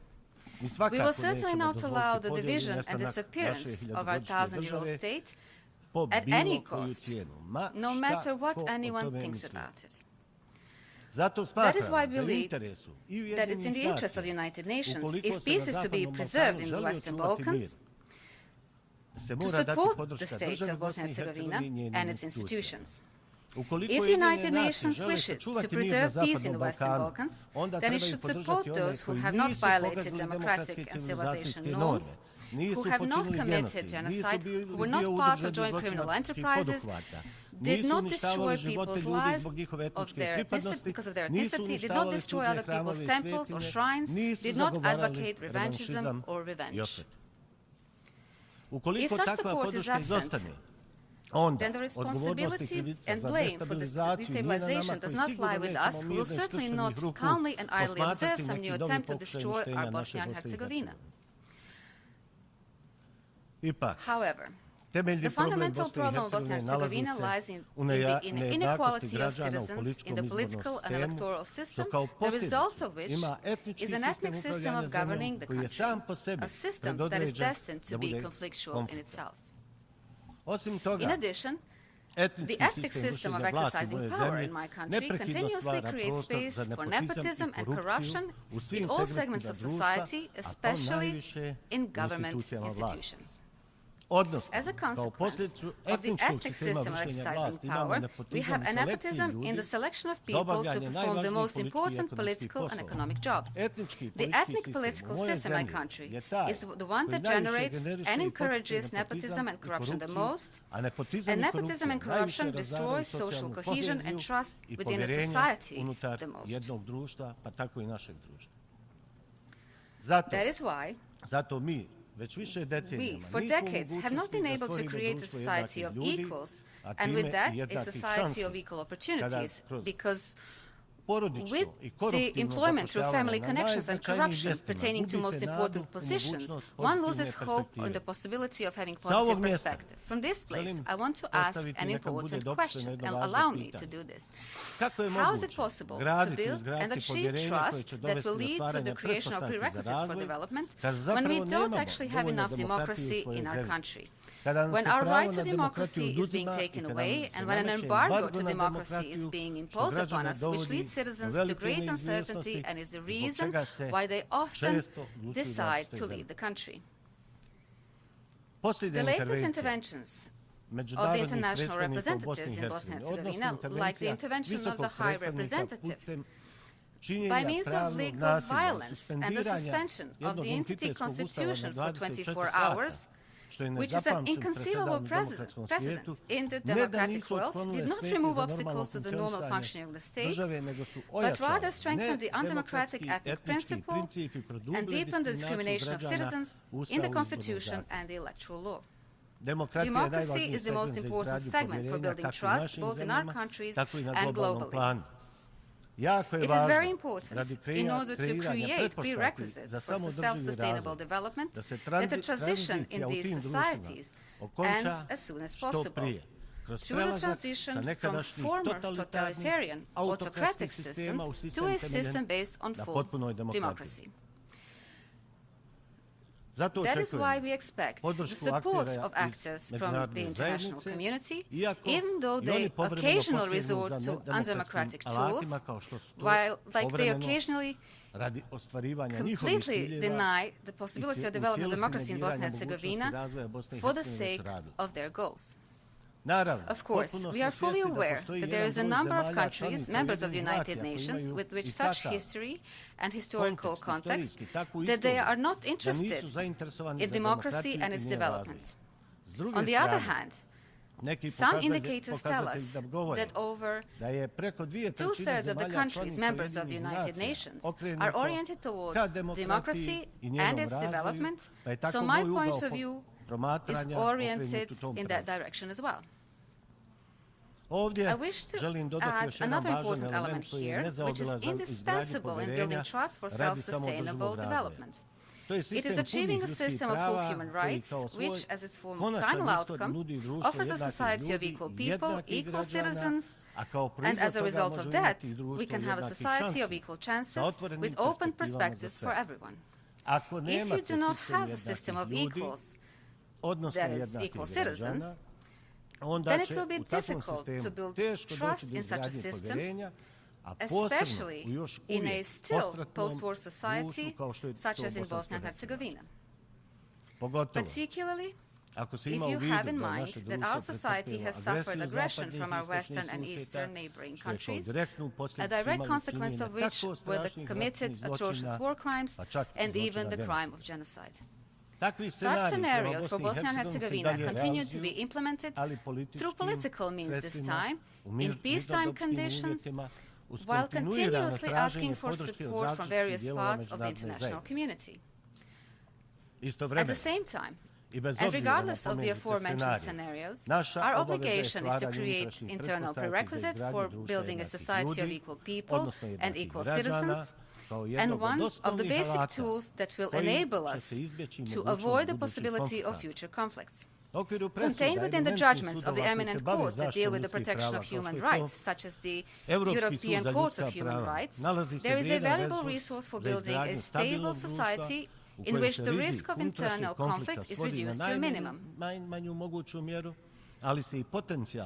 potentially, aggressive policies we take away an efficient mechanism to violate territorial integrity and sovereignty of Bosnia and Herzegovina from neighboring countries. In short, this means that we in Bosnia and Herzegovina will have to change the entire paradigm within society and shift from ethnic political representation to civic political representation, which is a standard in a democratic world. We must use this opportunity to draw attention of the United Nations on something that is, in my opinion, and I'm sorry to say this, a very uncivilized stand of the government and the Prime Minister of our neighboring country, who have rejected the judgment of the European Court of Human Rights in the latest judgment in the Kovacevic case, and have stood up for the very principles that were rejected in the mentioned judgment, like the political principle of legitimate representation based on ethnicity, which is a generator of inequality among the citizens of Bosnia and Herzegovina, and the means by which the neighbors undermine the state of Bosnia and Herzegovina. This was done in such a way that it can be qualified as an interference in the internal affairs of Bosnia and Herzegovina. The disrespect of the judgments of the international courts, as could be heard from the Prime Minister of a neighboring country, is reminiscent of the attitudes towards international law that Vladimir Putin has built in the case of Ukraine. However, this is not only about having a negative attitude towards the international standards of the United Nations, but also a policy towards Bosnia and Herzegovina conducted by its neighbors. Only when civic political representation is accepted in Bosnia and Herzegovina through the implementation of the judgments of the European Court, and when in parallel the attacks on the sovereignty of the state of Bosnia and Herzegovina from the neighborhood stop, only then will we be able to participate in projects at full capacity and more efficiently, such as Agenda 2030, as an equal participant and actor of all planned activities. In that case, we, as a country, will be ready and equipped with potential to accept all the challenges posed before us by the self-sustainable development activities, to build our mutual social trust, and as a society of equals, and to be an active actor in building trust on a global level.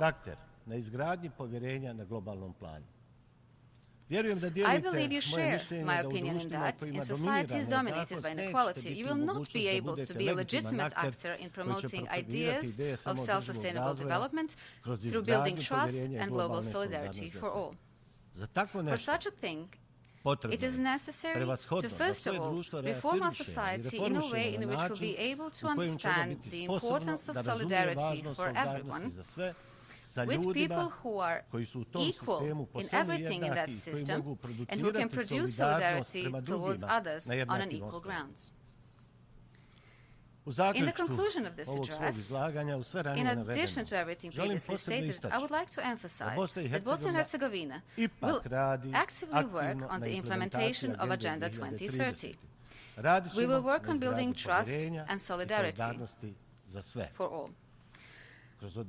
By rejecting the discriminatory ethnic concept, we will simultaneously reject the system dominated by nepotism and corruption, and thus bring our society into the ranks of democratic and mature societies. Then we will become a society and a country that can actively participate in world processes within the framework of the fundamental principles on which the current world order and what we call international community rest. The transition process of our society can and should be relatively short, because the equality of all people is the basic premise of every modern democratic society, and in this respect, we count on the support of that part of the international community that can help us in this.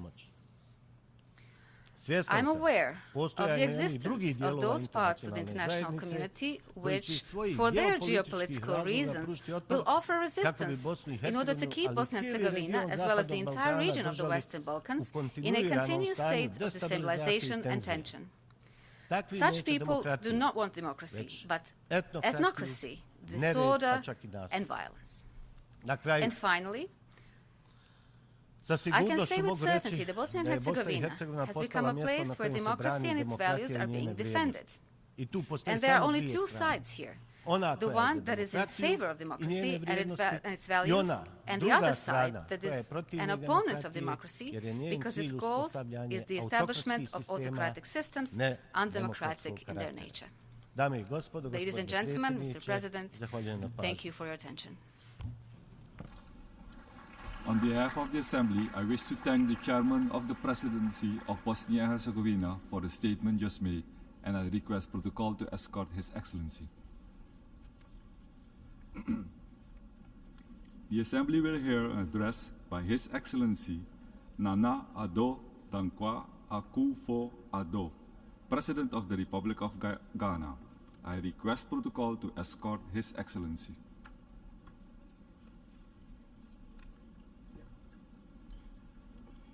On behalf of the General Assembly, I have the honor to welcome His Excellency Nana Addo Dankwa Akufo-Addo, President of the Republic of Ghana, and to invite him to address the Assembly. Mr. President, Secretary General, Your Excellencies, Ghana presents her compliments to you, Mr. President, and extends congratulations on your election to preside over the sittings of the 78th session of the General Assembly. Ghana will also use this, the greatest of all platforms, to express the deep condolence and sympathies of our people and governments to the peoples and governments of Morocco and Libya over the recent tragic events that have engulfed their countries. I do not need to employ any hyperbole, nor find any fancy words to state the reality of the situation humanity currently faces. Our world is not a happy place today. Wherever we look, and in whichever area of our lives to which we turn our attention, there is unhappiness, distrust, and loss of confidence in the structures that have guided the governance of the world since the end of the Second World War, nearly 8 decades ago. Mr. President, the theme chosen for this meeting is rebuilding trust and reigniting global solidarity, accelerating action on the 2030 Agenda and its sustainable development goals towards peace, prosperity, progress, and sustainability for all. The choice of the theme implies that there's general acknowledgement that things are not what they ought to be in our world. The mutual trust among nations that is required to ensure harmony has considerably diminished. The cohesion that we need to build the peace and prosperity of our societies is disintegrating and nearing Cold War lows. We do not seem to have any common values on which we can all agree, nor common goals to which we all aspire. The fault lines are not just between poor and rich, or the South and North, or the developed and developing countries. Even within well-established and rich countries, the tensions over trade, climate, political boundaries, and geopolitical spheres of influence are palpable. Long-held definitions are being challenged, and sacred truths and beliefs are being questioned or discarded outright, and in some instances, the deliberate peddling of blatant untruths has become acceptable. This organization, the United Nations, under whose auspices we, the nations of the world, are gathered for the annual review of the world, was established in the belief that our common humanity would be the overriding consideration in dealing with the problems that would invariably arise when we deal with one another. There is no doubt that the organization has achieved a great deal in its 78 years of existence, of which we can all be justifiably proud. But it is also true that the reluctance by the nations that were the major powers at the formation of the organization to agree to any reform to reflect present realities has led to the undermining of the credibility of the United Nations and some of its organs, in particular, the Security Council. Ghana is currently serving out the second of its 2-year term on the Security Council as a non-permanent member. This is the 4th time in the 66 years since we joined the UN, the first post-colonial African nation to do so, that we've had the privilege of serving on the Council. Mr. President, it has been a sad and disappointing experience for us.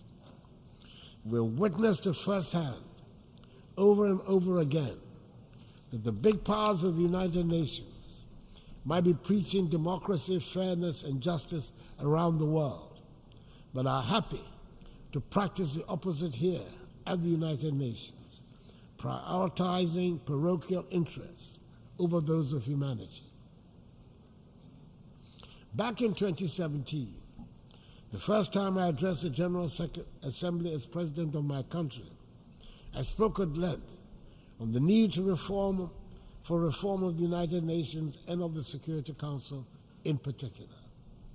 I said then that the urgent need to reform this organization had been talked about and scheduled for a long time, but somehow we've never found the courage and the will to execute it. I said then that Ghana supports UN reform, especially of the Security Council, as set out in Africa's common position on UN reform, based on the Ezulwini Consensus. Mr. President, I said then that the time was long overdue to correct the long-standing injustice that the current structure and composition of the United Nations Security Council represent for the nations of Africa. After serving on the Council at this difficult time in the world, our views on the need for reform have been even more strongly reasserted. We cannot continue to preach democracy, equality, and good governance around the globe. We cannot insist on peace and justice in the world when our global organization is seen by the majority of its members and the people of the world as hampered by an unjust and unfair structure. Mr. President, the Assembly has quite properly chosen the rebuilding of trust as critical in restoring stability and prosperity to our world. We cannot rebuild that trust when the organization that should bind us is seen by many as helping to perpetuate an unfair world order, which is reinforced by an inequitable, dysfunctional global financial architecture. Mr. President, for the past year and a half, a full-scale war is being waged in the center of Europe. The United Nations appears unwilling or unable to influence the events taking place in Ukraine. Ghana has sat on the Security Council throughout this period and can testify that the global solidarity we seek to reignite under the umbrella of the UN will only happen if and when it suits those who wield the mighty power of veto. And at the moment, there's nothing to show that these countries have any interest or inclination to do so. Ghana still believes that this organization provides the best vehicle for the world to manage its hydra-headed problems, but it can only function effectively and meet our expectations when we reform the pillars upon which it rests.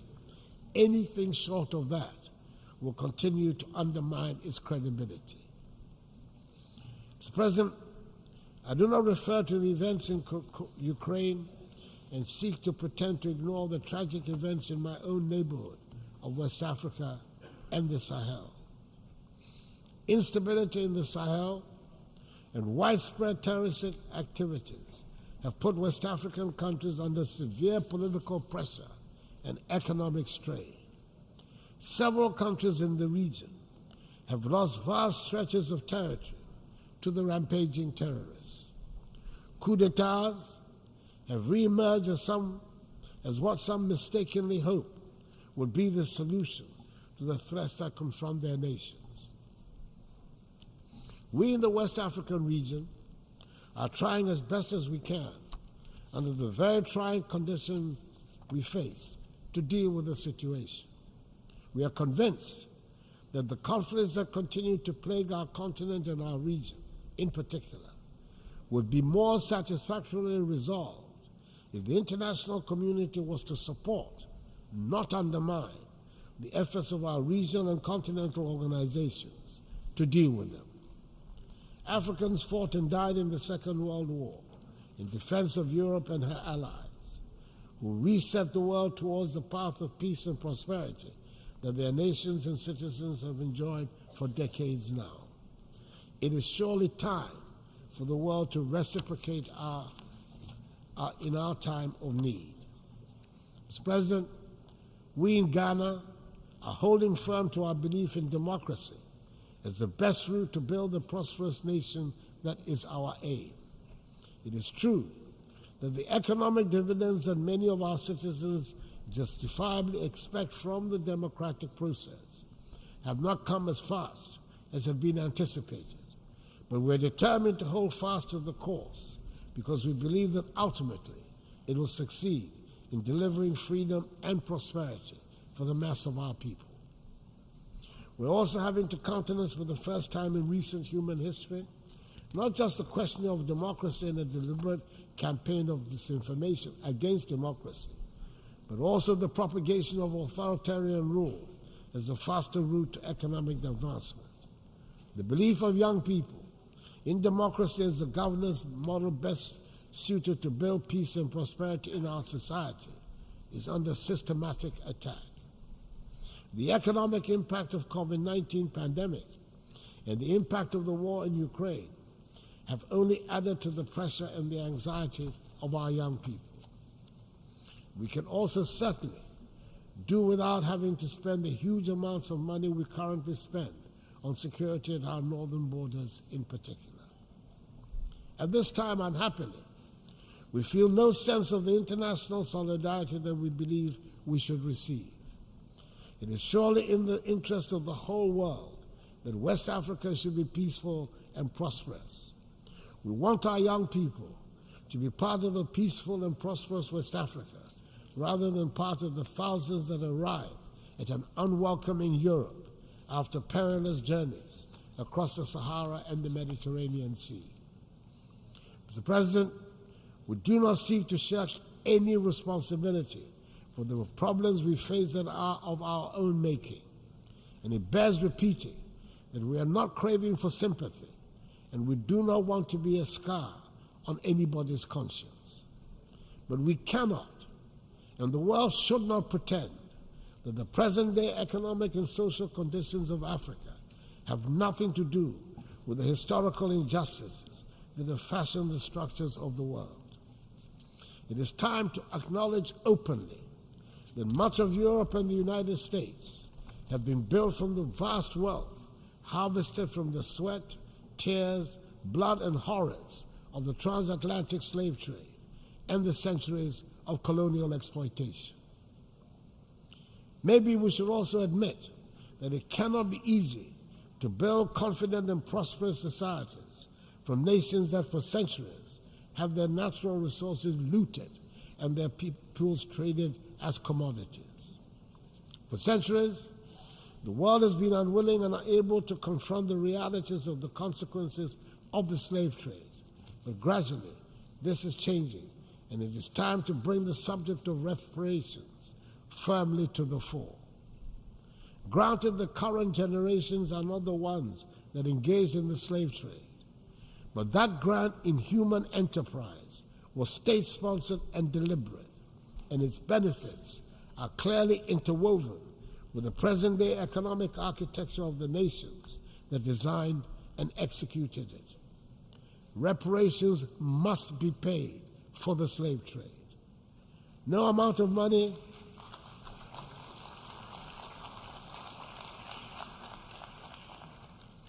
will ever make up for the horrors, but it would make the point that evil was perpetrated, that millions of productive Africans were snatched from the embrace of our continent and put to work in the Americas and the Caribbean without compensation for their labor.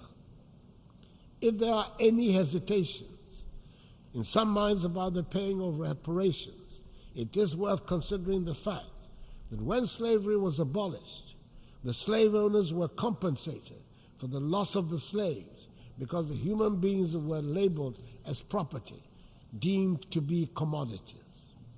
Surely, this is a matter that the world must confront and can no longer ignore. The African Union has authorized Ghana to hold a global conference on the issue in November in Accra. It is probably also the time to return to that vexed subject of illicit financial outflows out of the continent of Africa. I refer to the report of the panel chaired by the highly respected former South African President Thabo Mbeki on the illicit flow of funds from Africa, which states that Africa is losing annually more than 88 billion United States dollars through illicit financial outflows. Yes, those monies too must be returned to the continent. It is difficult to understand why the recipient countries are comfortable about retaining such funds and are happy to call those countries from whom the monies are taken as corrupt. I believe that a joint task force of the African Union Commission and the OECD Secretariat under the auspices of the United Nations should be charged to find ways of stopping the damaging outflows. Mr. President, before the pandemic, we, like many other parts of the world, were making progress with the 17 SDGs, and we have good reason to believe we will achieve the 2030 target. Today, the picture we have on our performance is not very bright. Most of the 21 targets designated for achievement by 2020 have not been met, and we are not on track to achieve many other targets by 2030. According to the 2023 SDG report, just 12% of the SDG targets are on track to be achieved. Progress on 50% of the targets is weak. The most disappointing part is that we have stalled or retrogressed more than 30% of the targets. We need to accelerate action on the entire project. Mr. President, it is within our capacity to turn things around. A good start would be to make the needed changes to the structures of our organization. Then we can rebuild trust and reignite global solidarity. Mr. President, I thank you for your attention.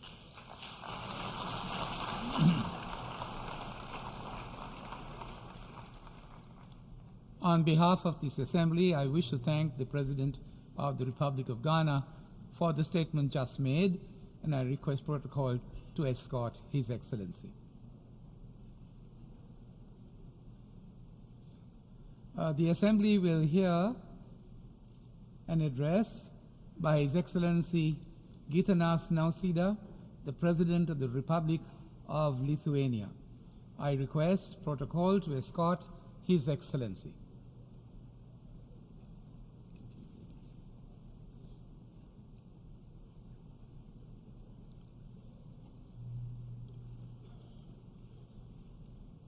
On behalf of the General Assembly, I have the honor to welcome His Excellency Gitanas Nausėda, President of the Republic of Lithuania, and to invite him to address this Assembly. Dear President of the General Assembly, Excellencies, ladies and gentlemen, we are meeting at a critical moment.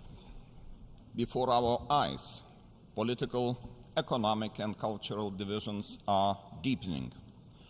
Conflicts, instability, and civil unrest are erupting around the globe. Disruption of the world order based on international rules threatens the world we all know and cherish. The time for decisive action is now. We must rise to the challenges and work together to preserve peace, prosperity, and stability, to safeguard the rules-based order, democracy, and the universality of human rights, to save our home, planet Earth, from the effects of disastrous climate change, to fight hard against global poverty and inequality. For sure, this will not be easy. Global trust will have to be restored, sustainable development goals implemented, meaningful pact for the future negotiated and signed. I stand here to express my great concern about the devastating impact of climate change and to share the Lithuanian experience. Today, green transformation is no longer a matter of choice. We need decisive actions to keep the goals and the spirit of the Paris Agreement alive. Lithuania is resolutely committed to averting, minimizing, and addressing climate change. We aim to achieve a 70% reduction in greenhouse gas emissions by 2030 and become climate neutral in 2050. The central role in our strategy will be played by renewable energy. Our ambition is to turn Lithuania from a net importer of electricity to a self-sufficient green energy producer by 2030. The development of solar energy as well as onshore and offshore wind parks should substantially increase the installed capacity of renewable electricity generation. Mr. President, ladies and gentlemen, there cannot be sustainable development amidst a war. Wherever we look, be it Europe, Asia, Africa, or the Americas, peace is an all-important condition for humanity to thrive and to create. An old-style colonial war is back in Europe. Russia's aggression against Ukraine aggravates the global situation across many areas, such as food and energy security, climate, finance, global health, and migration. Established international norms and the whole vision of an open and cooperative world order are currently being held hostage to Russia's imperialist ambitions. The very framework of multilateral cooperation, which sustained peace, stability, and prosperity in the post-Cold War era, is being threatened. The integrity of the Charter of the United Nations and the rules-based international system is put at serious risk. The international community can no longer allow Russia to manipulate and abuse global rules. Its numerous crimes, such as the wholesale destruction of Ukrainian cities and towns, murder of thousands of innocent civilians, and displacement of millions, bring disgrace upon the UN Security Council, where Russia still sits as a permanent member with the power of veto. The international community should put more pressure on Russia to stop deliberate attacks on Ukrainian civilians and civilian infrastructure. An unprecedented ecological catastrophe caused by the destruction of the Kakhovka Dam should not be replicated in new and even more dangerous forms. This war of aggression must stop with an immediate, complete, and unconditional withdrawal of troops and military equipment from Ukrainian territory. And what I mean here is all territory within the internationally recognized borders and territorial waters in 1991. Lithuania strongly endorses President Zelensky's peace formula. It is a robust foundation for attaining peace aligned with the universal principles of sovereignty, territorial integrity, and independence. Meanwhile, Lithuania calls on all United Nations member states to provide substantial humanitarian, military, economic, and diplomatic assistance to Ukraine. Mr. President, ladies and gentlemen, working for sustainable peace, we should ensure the accountability of those responsible for war crimes and crimes against humanity. While contemplating the issue of justice, we should also address the actions of the regime in Belarus, which participates in this aggressive war by providing military assistance and facilitating the offensive from its territory. Specifically, we should all support Ukraine's efforts in the International Court of Justice and endorse the court's provisional measures ordering Russia to immediately cease its military actions in the territory of Ukraine. Another institution, the International Criminal Court, plays a crucial role in prosecuting war crimes, genocide, and crimes against humanity in Ukraine. Lithuania supports the ICC arrest warrants for Russia's president and the ombudswoman. These mark a promising step towards accountability for targeting children in military conflict. To bring back the Ukrainian children who were forcibly deported to Russia and Belarus is a necessary next step. The initiative to persecute sexual crimes perpetrated by Russian forces in Ukraine also deserves our united support. Lithuania commends the unwavering dedication of the United Nations Special Representative on Sexual Violence in Conflict in addressing this critical issue. What is still lacking is a tribunal specifically designed to prosecute the very crime of aggression committed by Russia's top political and military leadership.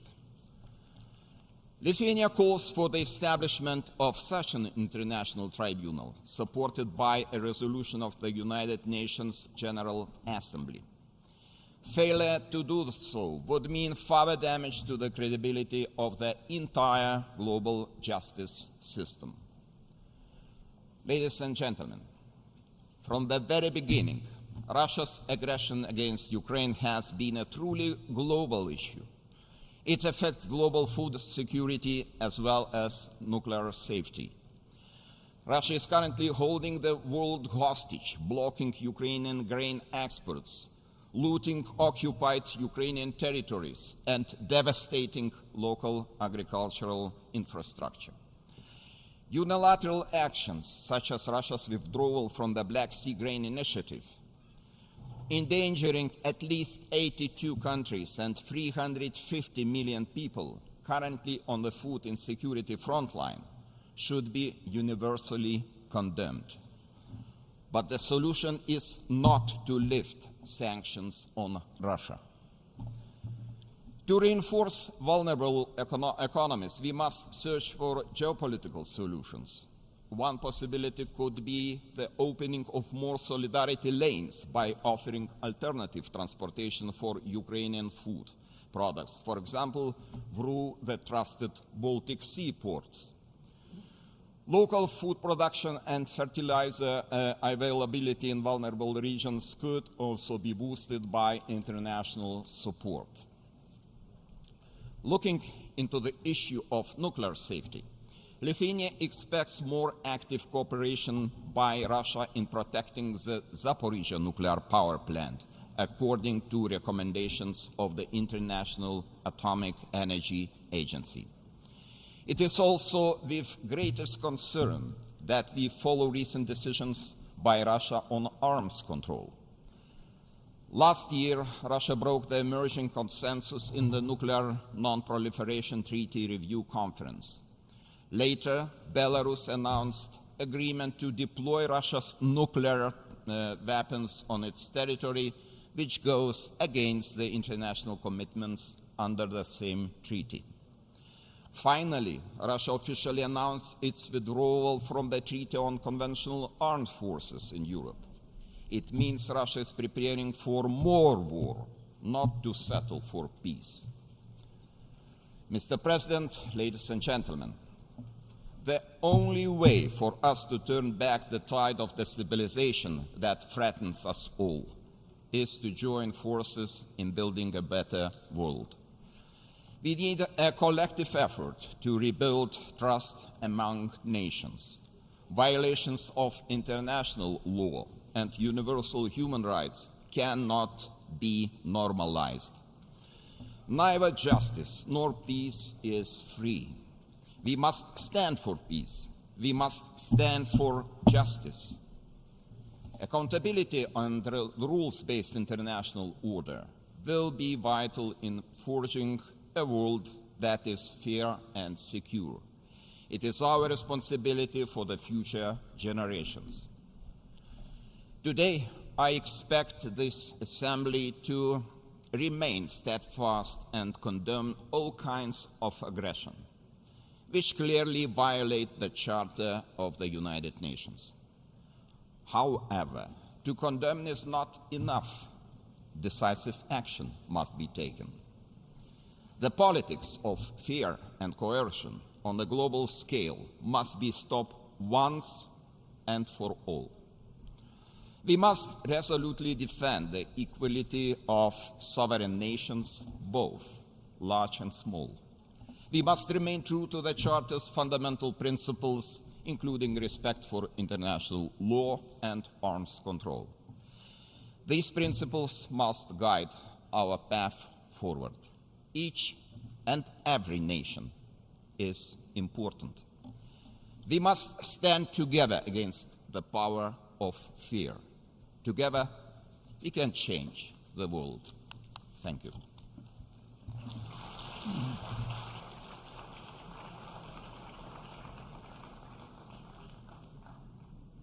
On behalf of the Assembly, I wish to thank the President of the Republic of Lithuania for the statement just made, and I request protocol to escort His Excellency. The Assembly will hear an address by Her Excellency Zuzana Kaputova, President of the Slovak Republic. I request protocol to escort Her Excellency.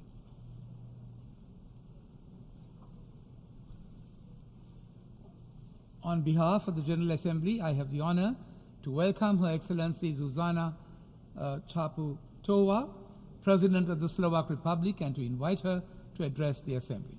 Thank you. Dear President of the General Assembly, dear Secretary General, Excellencies, ladies and gentlemen. At this Assembly and other global forums, we hear many words spoken about the challenges we face. From the growing intensity of armed conflicts to devastating effects of climate changes. We discuss the task of providing for a growing global population with limited resources and exploited ecosystems.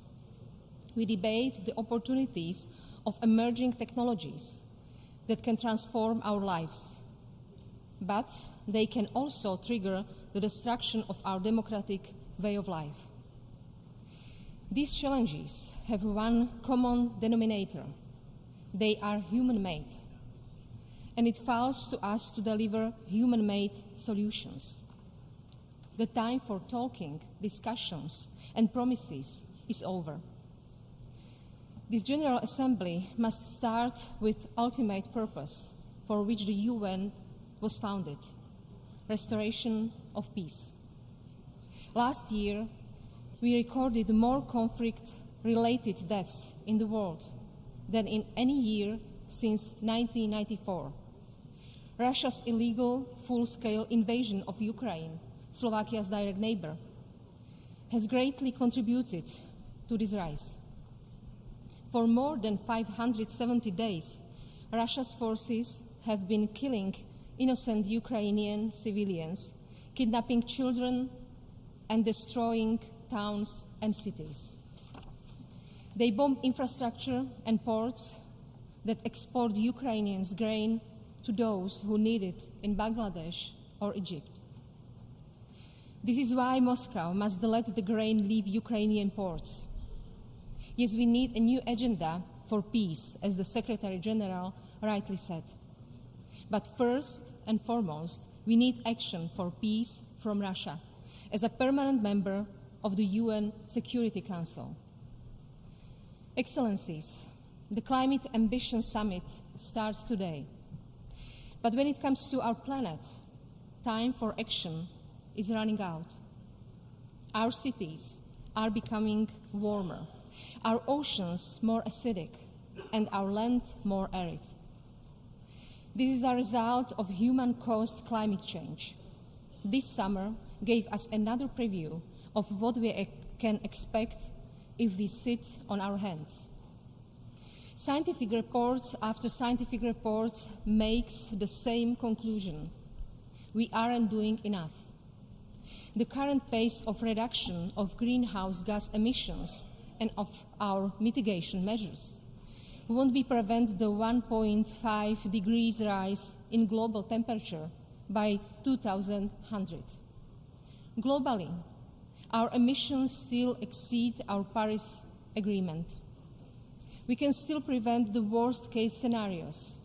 Global emissions must peak before 2030. That is 7 years from now. This is our responsibility, not of the governments that come after us.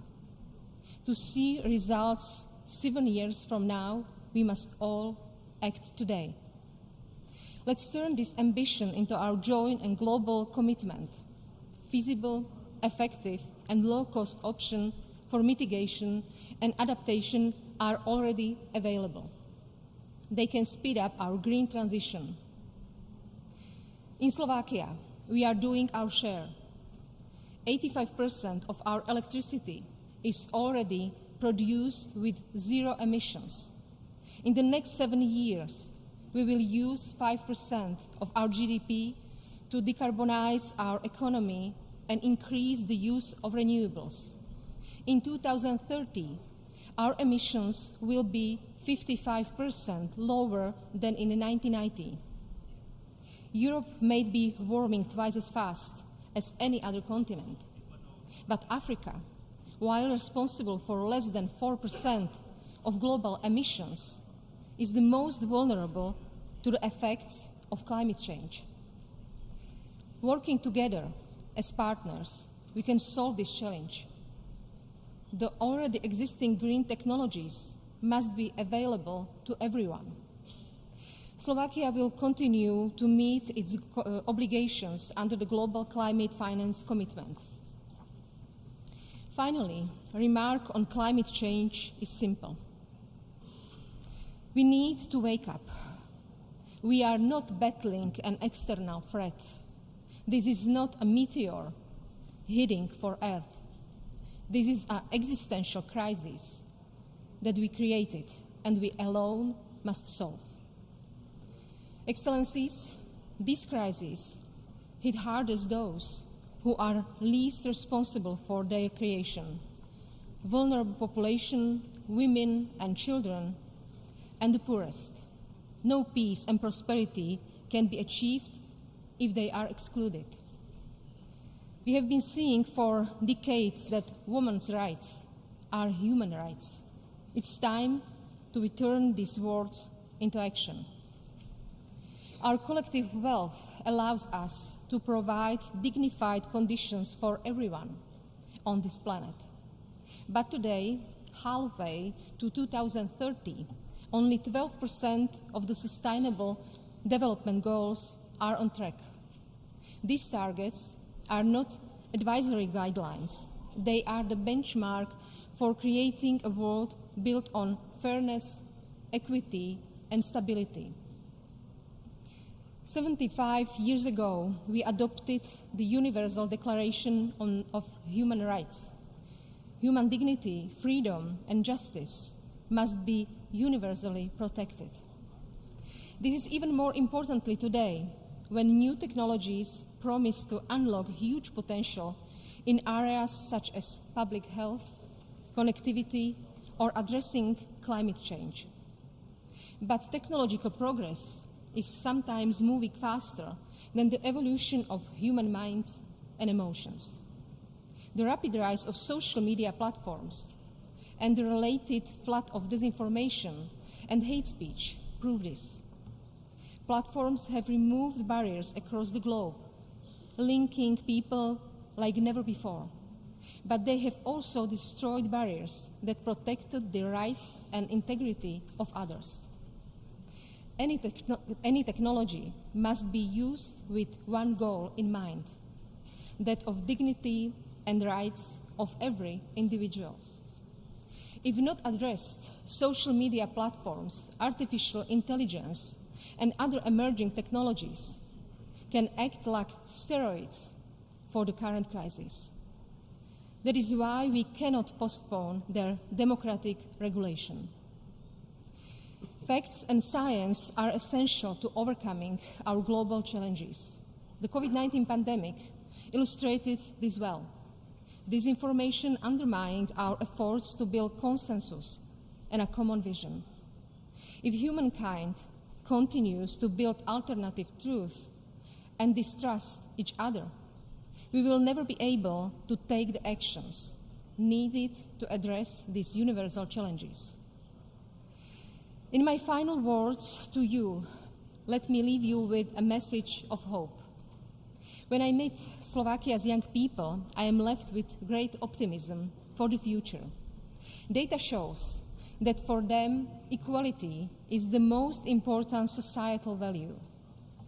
We should listen to our children and work on achieving a vision of humankind where equality is the rule, not the exception, where development can be sustainable and climate resilient, where we can live in peace. They are looking to us for actions. The cost of our joint failure is not an abstraction.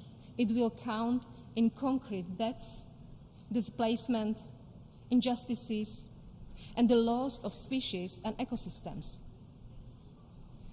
We politicians are often asked about our legacy. Should this be our legacy? For me, the choice is clear. Our response should be clear as well. Thank you.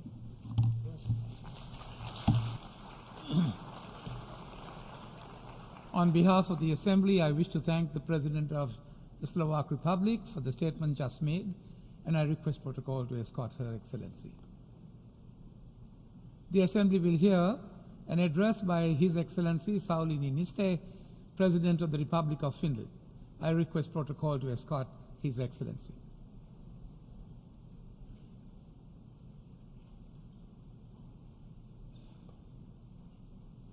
On behalf of the General Assembly, I have the honor to welcome His Excellency Sauli Niinistö, President of the Republic of Finland, and to invite him to address the Assembly. Mr. President, distinguished delegates, ladies and gentlemen, more than 10 years ago, when I addressed the General Assembly for the first time as President of Finland, the world seemed complicated. In the Middle East and North Africa, many nations had gone through tremendous changes following a wave of uprisings. Europe was struggling with the deepest financial crisis of its post-war history. People around the world were affected by instability and conflicts. Yet in this hall, our common task was to create a constructive atmosphere, to understand each other, and to find solutions to the challenges we are facing. That is why we gather here in New York, not only to give speeches, not only to be seen, but to collectively ensure that our global community is moving in the right direction. Today, as I address this body for the last time, I have to ask, have we succeeded in our task? The world has grown even more complicated. Global tensions are running high, and great power competition is accelerating. Different worldviews now seem to be on a collision course. The topic of this session is rebuilding trust and reigniting global solidarity. This must not remain empty rhetoric. We need to put these words in practice. We all have much to gain from cooperation on equal footing. The many global challenges we are facing, from climate change to pandemics, poverty to wars, can't be solved by one country or group of like-minded countries alone. The opportunities presented by new technologies are also best harnessed together. The multilateral system remains the best means to respond to the challenges faced by the international community. But that system now finds itself under pressure. As global realities have changed, many have started to question the existing structures. As we strive to strengthen multilateral cooperation, all voices must be heard, particularly the critical ones. Instead of rushing to judge, we need to learn to listen. In my first speech here, I spoke of the rapid economic growth in the so-called Global South, and then the tremendous changes it was bringing about. Those changes have been clearly visible for quite some time now. Asian, African, and Latin American countries are powerful geopolitical players. The fastest growing and most populous economies of today are found in precisely those regions. That needs to be reflected in our debates. Ladies and gentlemen, more than 1.5 years ago, Russia launched its large-scale war on Ukraine. Russia's aggression is a direct violation of the United Nations Charter, to which we are all committed. By aiding Ukraine, Finland, together with many others, supports Ukraine's inherent right to self-defense. For many Finns, Ukraine's fight for freedom carries echoes of our own history. We too have fought for our freedom and independence against an enemy far greater in size and paid a high price for it. We do not want to see the world regress to a state where the big consider it their privilege to subjugate the small. While the war is directed against Ukraine, it affects us all, both in principle and practice. It has serious consequences globally. The war in Ukraine must not become one of the many protracted conflicts we see around the world today. Peace that respects Ukraine's sovereignty and territorial integrity is in all of our interests. It must be objective. Finland supports Ukraine's efforts towards a just and lasting peace, but these can't be Ukraine's efforts alone. As wide an international participation as possible is needed. It is essential that the discussions recently held in Jeddah continue. The open debate taking place today in the Security Council is also a very important opportunity to discuss and find avenues forward. Bringing the war to a just end is essential for the Ukrainians, but it may also help to lower tensions on a wider scale. Ladies and gentlemen, we are witnessing the erosion of the international arms control architecture. Important treaties have been abandoned. What is left seems to be in jeopardy. Rebuilding and strengthening arms control in the current international environment is difficult, but we have to understand that a world without mutually agreed open rules and transparency is an unpredictable one. Emerging technologies are further complicating the picture. The risks are mounting. We must come together to tackle these issues. Globally, people's sense of security has decreased to an alarming level. There are over 100 armed conflicts ongoing worldwide. People in Afghanistan, Sudan, and Yemen, and in many other countries, continue to face enormous humanitarian needs. We should not lose sight of any of these emergencies.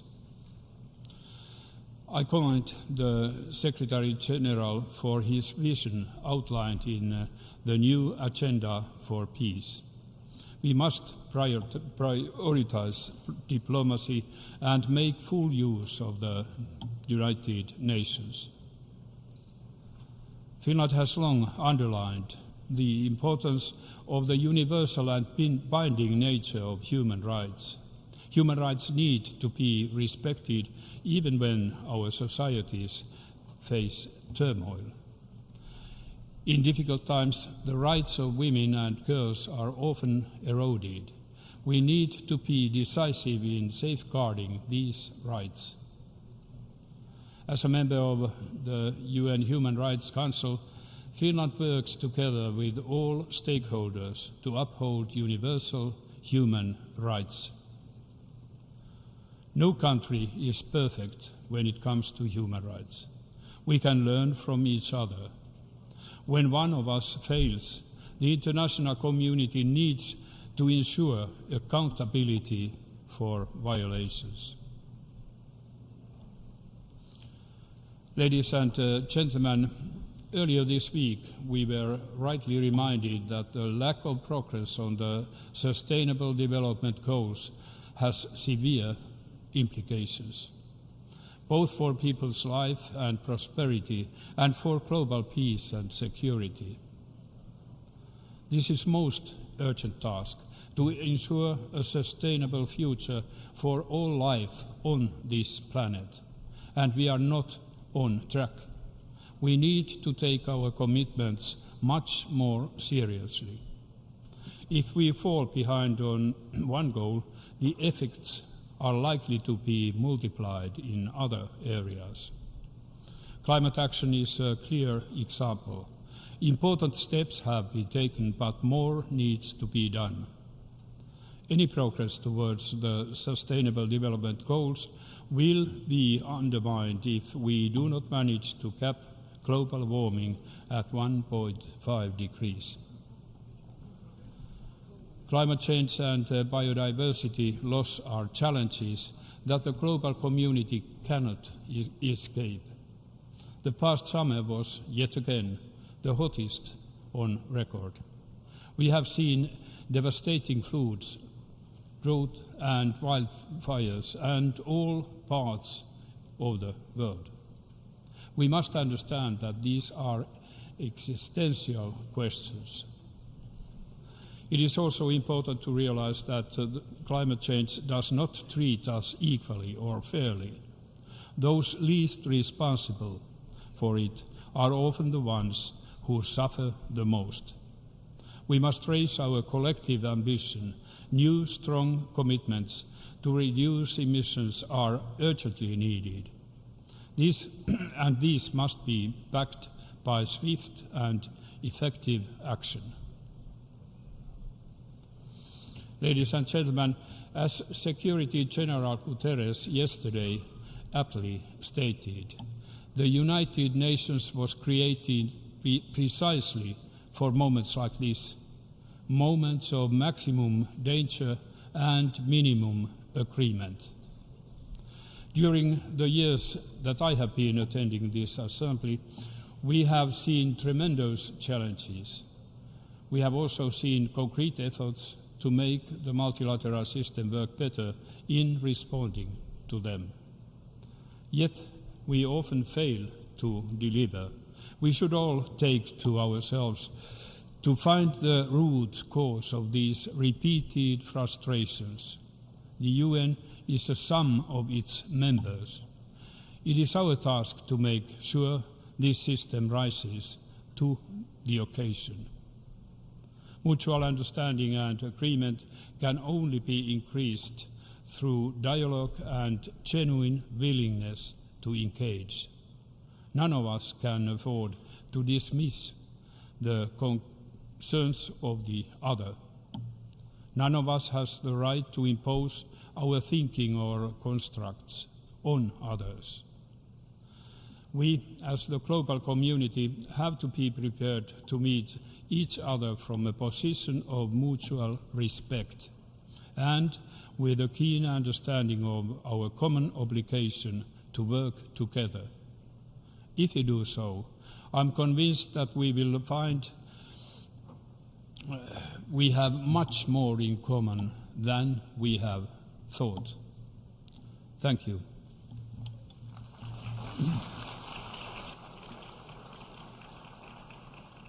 On behalf of the Assembly, I wish to thank the President of the Republic of Finland for the statement just made, and I request protocol to escort His Excellency. The Assembly will hear an address by His Excellency Rumen Radev, President of the Republic of Bulgaria. I request protocol to escort His Excellency.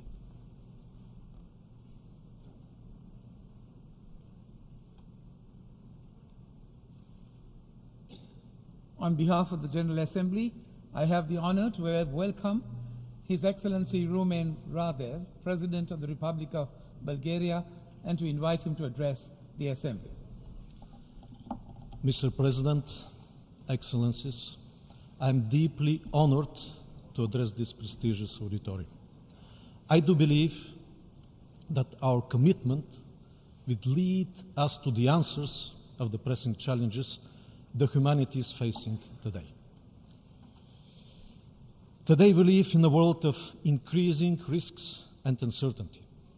The resurrected ghost of self-destruction as a result of the full-scale war in Europe is a nightmare that my generation wrongly believed to be bygone phase in human history.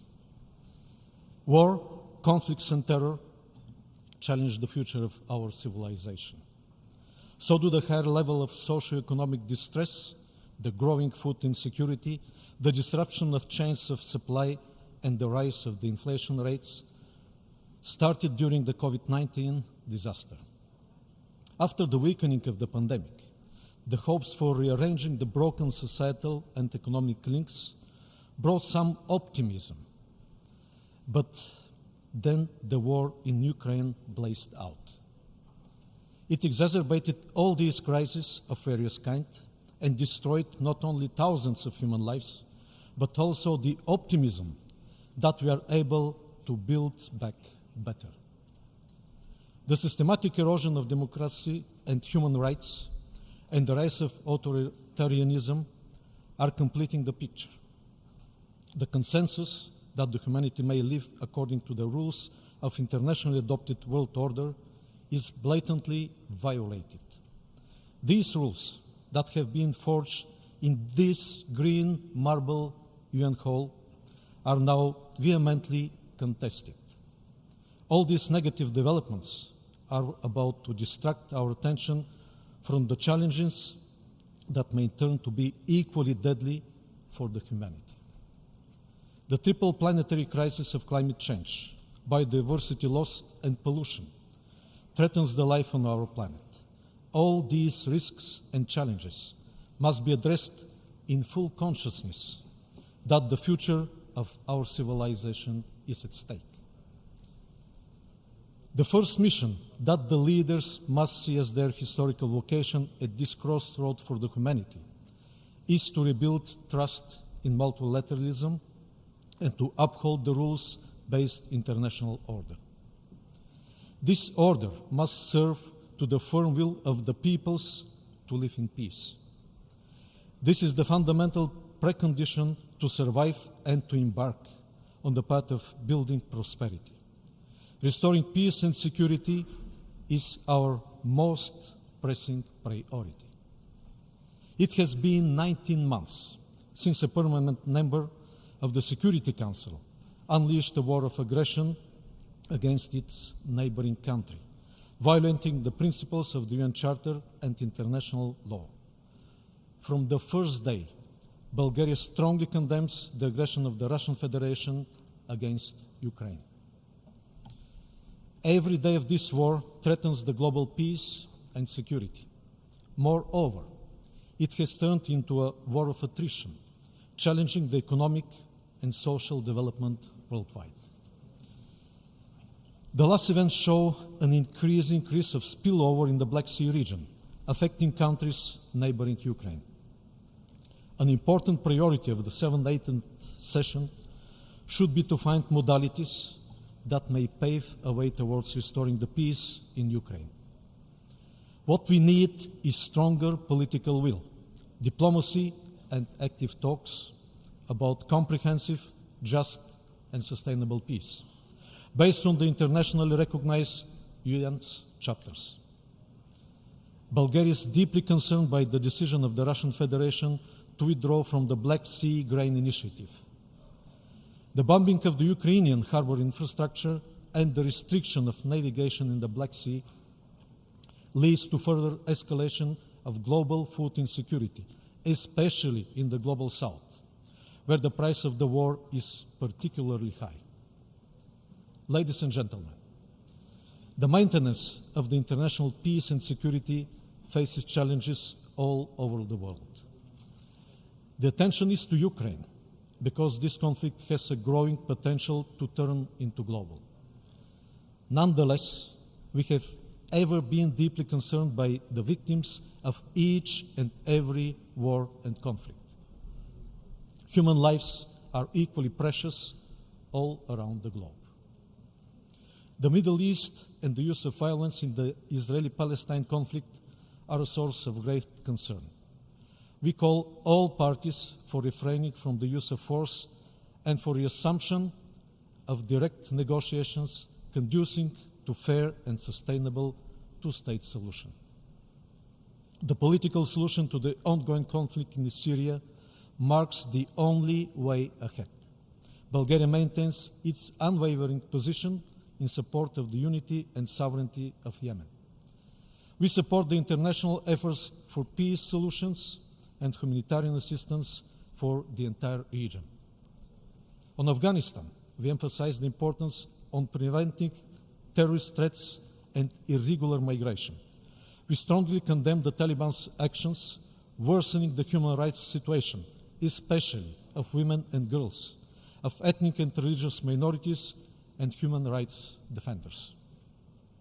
My country is a strong supporter of the European path of the Western Balkan countries as the most effective way for stabilizing the region. Good neighborly relations, comprehensive reforms, and fulfillment of accession criteria are the core of integration process. Bulgaria is a staunch supporter of further strengthening the global nuclear disarmament and non-proliferation architecture. We call for dialogue among nuclear weapon states on confidence building. Russia's suspension of its participation in the New START Treaty is a cause of great concern. Its intention to deploy nuclear weapons in Belarus undermines the strategic stability and the overall security architecture. We call on Russia to prove its commitment to the January 2022 joint statement on preventing nuclear war and avoiding arms races. We call on Iran to come back to its obligations under the Joint Comprehensive Plan of Action and DPRK to stop challenging the international non-proliferation agreements. Ladies and gentlemen, the SDG Summit is a vital opportunity to get the implementation of the 2030 Agenda back on track. Access to financing and strong partnerships between the United Nations and international financial institutions is a key to achieving sustainable development. Bulgaria is actively participating in focusing their activities on effective financial support for all the countries in need. The Global Digital Compact should harness the potential of the digital technologies to accelerate the achievements of the SDGs. Our digital future and artificial intelligence should be guided by a human-centric approach based on human rights, democracy, and the rule of law. Bulgaria welcomes the adoption of the political declarations at the 3 held summits during this high-level week. These documents of high political commitment will foster the One Health approach, thus contributing to the strength of the national health systems and the global health architecture. The COVID-19 pandemic resulted in a setback in the realization of the 2030 Agenda, especially in education. We support the vision of the Secretary General for the creation of learning societies, for recognizing education and lifelong learning as a public good. And we stand ready to deliver on the commitments made at the 2022 Transforming Education Summit. Excellencies, these days we spoke a lot about peace among nations, but we need as well making peace with the nature. Climate change is a threat multiplier and mitigating it is essential. Decisive climate action is a pressing global imperative and a test for the ability of the multilateral system to respond. Urgent action is crucial to halt and reverse biodiversity loss. Bulgaria welcomes the recently established Global Biodiversity Framework Fund and the adoption of the agreement under the UN Convention on the Law of the Sea. Sustainable water management is critical to the achievement of the entire 2030 Agenda. This year, we celebrate the 75th anniversary of the Universal Declaration on Human Rights. This remarkable document is a powerful enabler of equality, fundamental freedoms, and justice. Bulgaria remains a firm supporter of the mandate of the United Nations High Commissioner for Human Rights and of the UN human rights system at large. Strongly committed to the further advancing the human rights agenda worldwide, my country has presented its candidature for the Human Rights Council for the period 2024-26 and will strive to ensure their wide support and successful implementation. As co-chair of the Group of Friends on Children, Bulgaria consistently advocates for the rights of the child, and this issue ranks high among our priorities as member of the UNICEF and UN Women's Executive Boards. Investing in children's health, nutrition, education, and protection from violence is crucial for the responding to the 2030 Agenda's basic principles of leaving no one behind. My country consistently emphasizes issues such as gender equality and empowerment of women and girls, promoting the rights of people with disabilities, fight against discrimination and hate speech. This year, Bulgaria also commemorated 80th anniversary of the rescue of the entire Jewish population of my country, counting 50,000 people during the Second World War. This remarkable episode of our modern history inspires us to continue efforts to affirm tolerance and understanding as core values of modern democracy.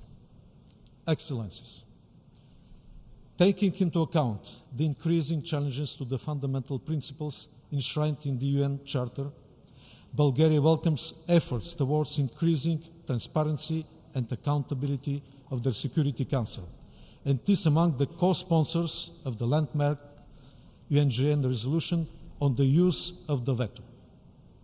While the veto initiative empowers further the General Assembly, the real reform of the Security Council remains a difficult and sensitive issue. Bulgaria would like to see the Council being more effective in the performance of its primary responsibility, allocating at least one additional non-permanent seat for the group of Eastern European states in the future reformed Security Council remains priority. Thank you for your attention. On behalf of the Assembly, I wish to thank the President of the Republic of Bulgaria for the statement just made, and I request protocol to escort His Excellency.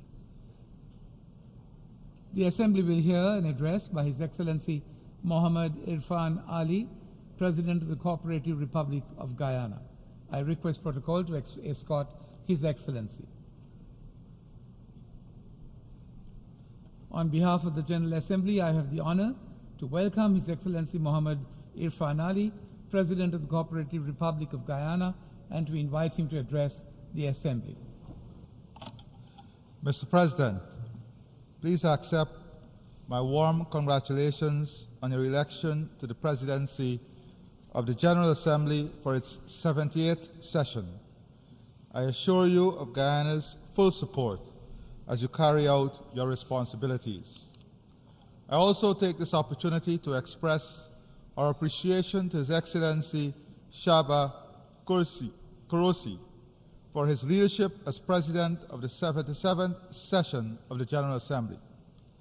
I join those before me in expressing Guyana's solidarity with the governments and peoples of Libya and Morocco in the wake of the recent devastating flood and earthquake.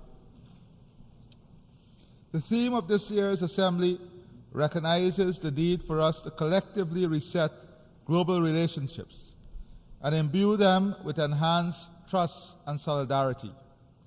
Only in doing so can we aspire to confront the most pressing challenges of our era: climate change, conflicts, the energy and food crisis, and achieving sustainable development.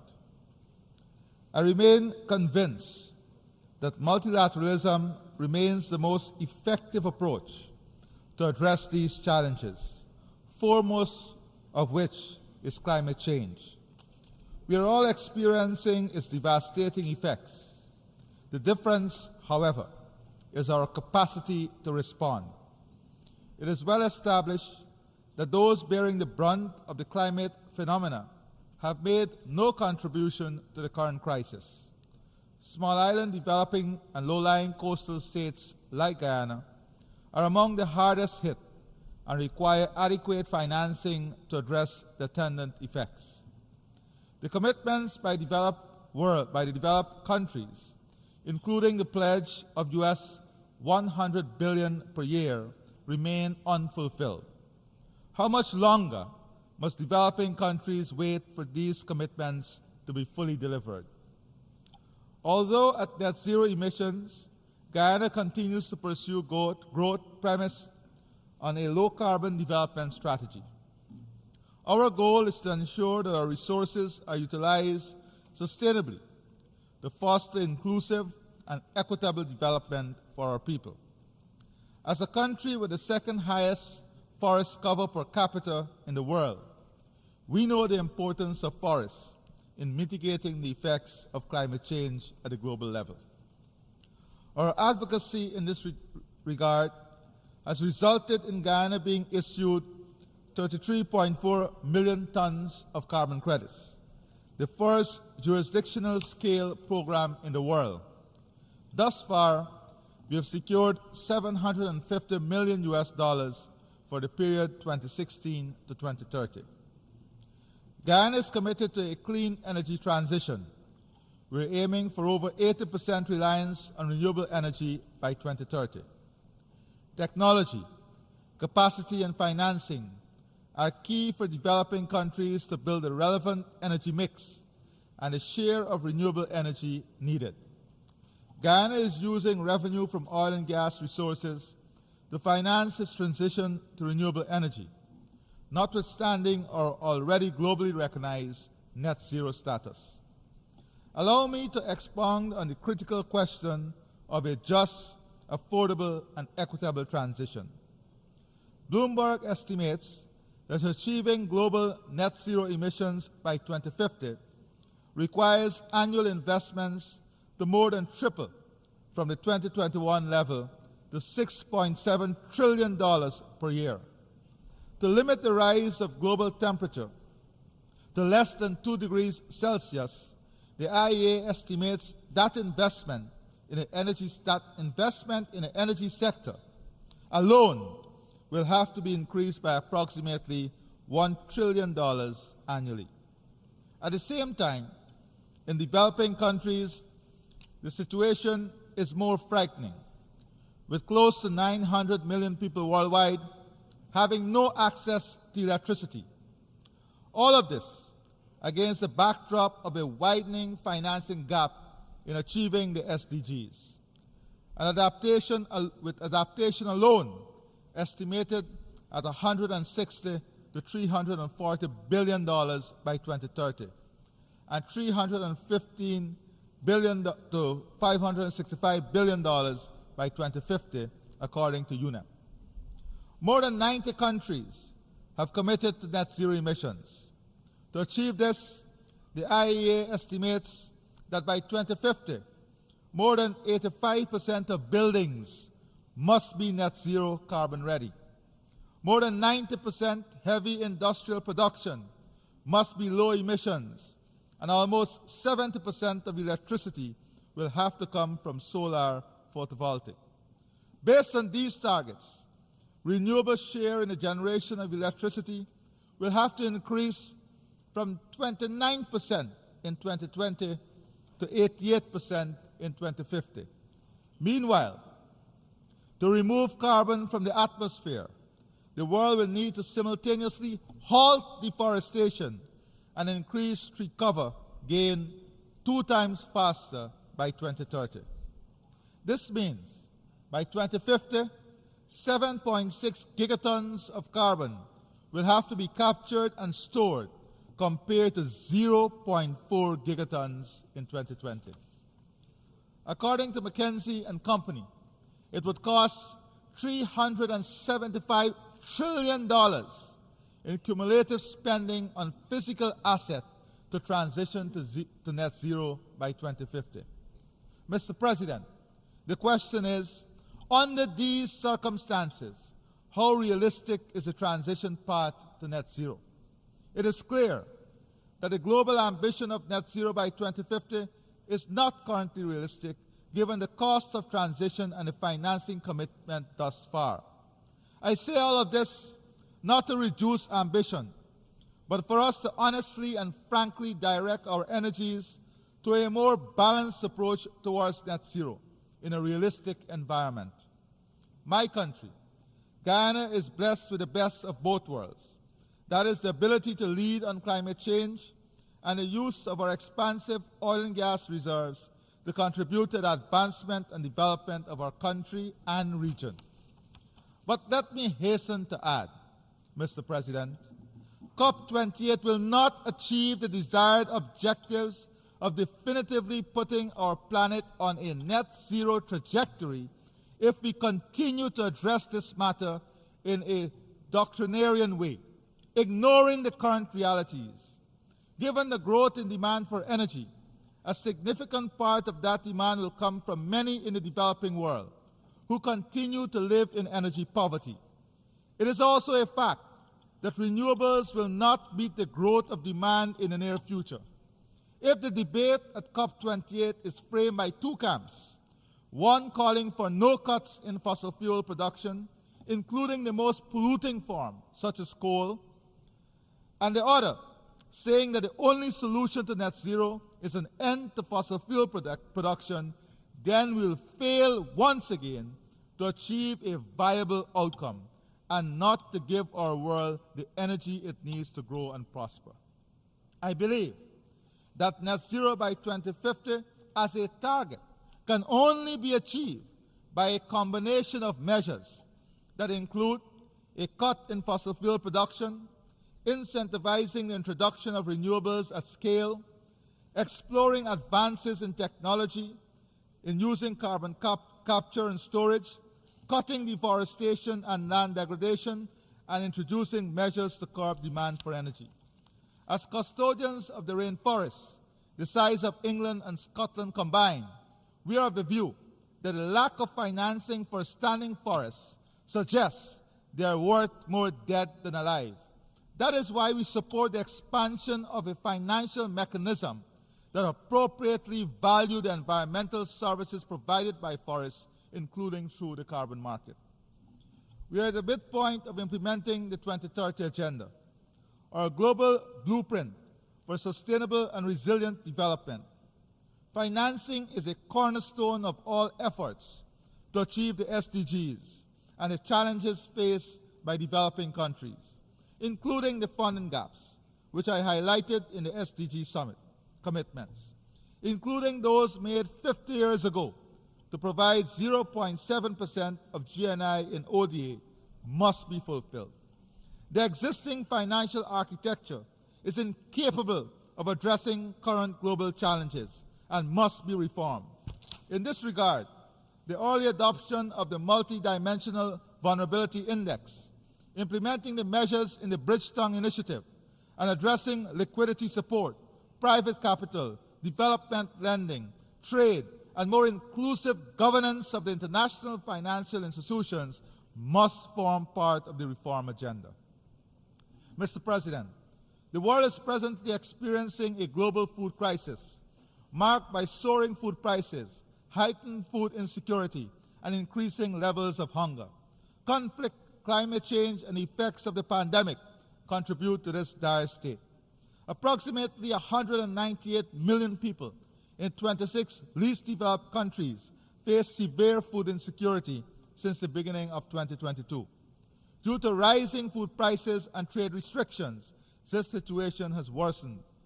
By 2030, it is estimated that nearly 670 million people, equivalent to 8% of the global population, will suffer from undernourishment. Global agri-food systems must be urgently transformed to ensure they are more resilient and that nutritious food is affordable for all. We also condemn the weaponization of food as an instrument of war. Guyana welcomes the convening of the 3 high-level meetings on health and the important commitments in the political declarations.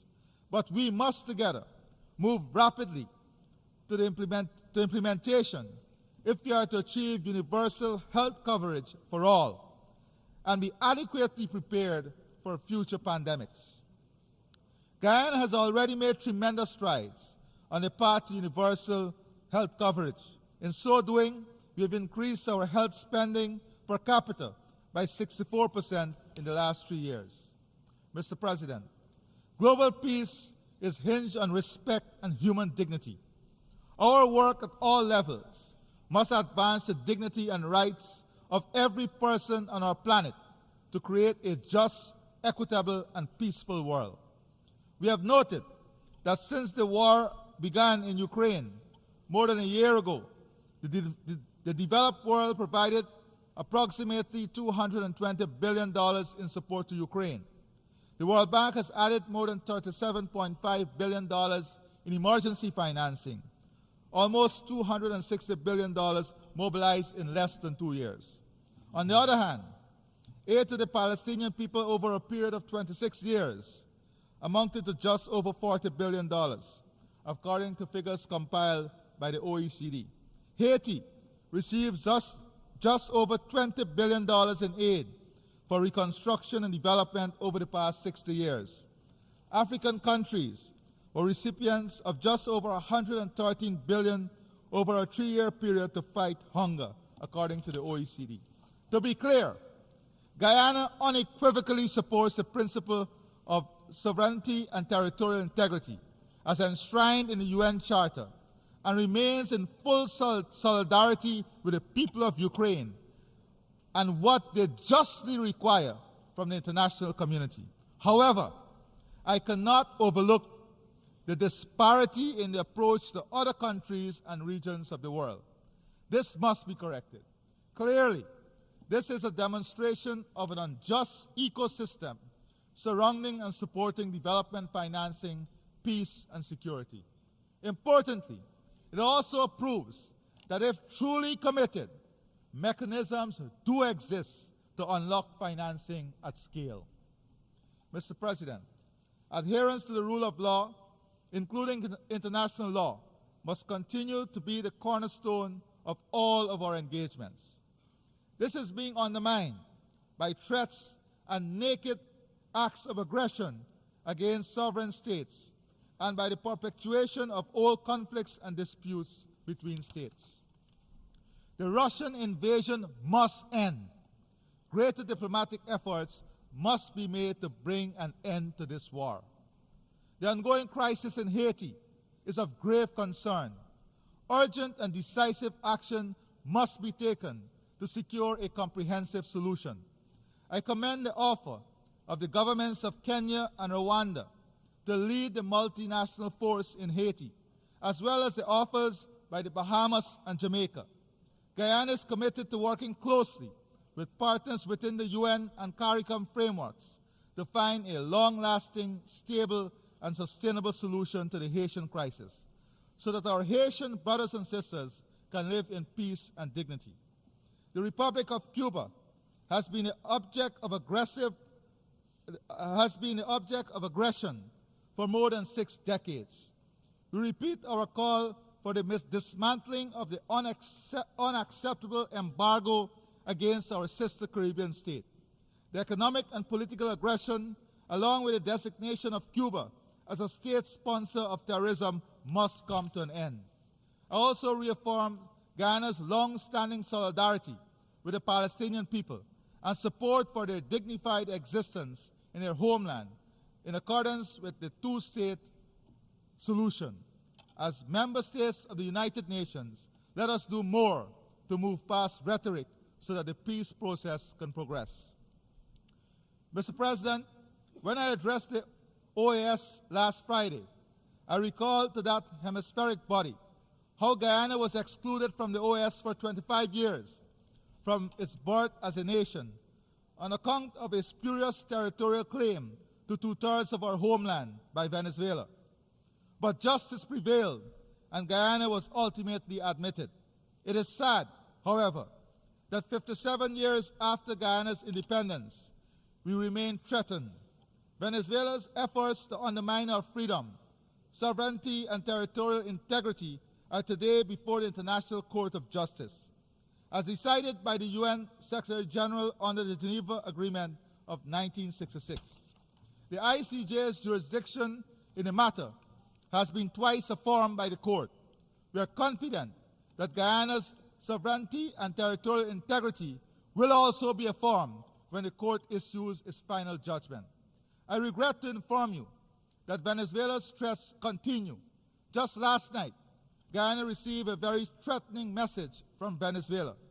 It came in the form of a communique attacking Guyana for putting certain oil blocks in our sovereign waters of forbid. Guyana considers this a threat to regional and international peace and security, as well as to Guyana's investment partners. We demand that Venezuela honors its obligation under the Charter to pursue only peaceful means to settle any disputes it may have with Guyana, including adjudication before the International Court of Justice. Allowing the court to decide would ensure a resolution that is peaceful, equitable, and in accordance with international law. Guyana will spare no effort in defending its sovereign and territorial integrity. I express appreciation to every member of the international community that has continued to support Guyana's effort to preserve its sovereignty and territorial integrity. Mr. President, as Guyana takes its place next January as a member of the Security Council, those principles of international law and justice, so prominent in the charter of this organization, shall be our guide. And so, I express heartfelt gratitude to the overwhelming support of member states to our candidature to the United Nations Security Council for the 2024-2025 term. I wish to assure the entire UN membership that Guyana is committed to working with fellow Council members and the wider UN membership to fulfill the mandate of the Security Council.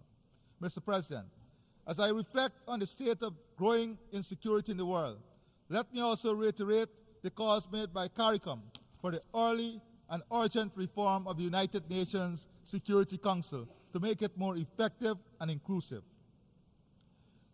Mr. President, September is the month dedicated to indigenous people in my country. We are aware that globally, indigenous peoples are often left behind. Not so in Guyana. My government is investing heavily in indigenous peoples' development, ensuring their inclusion and participation in decision-making at all levels. Our land titling program has resulted in indigenous peoples obtaining legal ownership of 16.4% of Guyana's land mass. In addition to regular government investment, 15% of all proceeds from the sale of carbon credits go directly to indigenous villages to finance their development. Guyana is the first country to implement such an initiative. We are proud of our record and stand ready to share our experiences. Mr. President, allow me to conclude by renewing Guyana's solidarity with the peoples of the world, our commitment to multilateralism, our readiness to partner with states large and small in the quest for peace and prosperity for all. I thank you. On behalf of the Assembly, I wish to thank the President of the Cooperative Republic of Guyana for the statement just made, and I request protocol to escort His Excellency. The Assembly will hear an address by His Excellency Zoran Milosevic, President of the Republic of Croatia. I request protocol to escort His Excellency.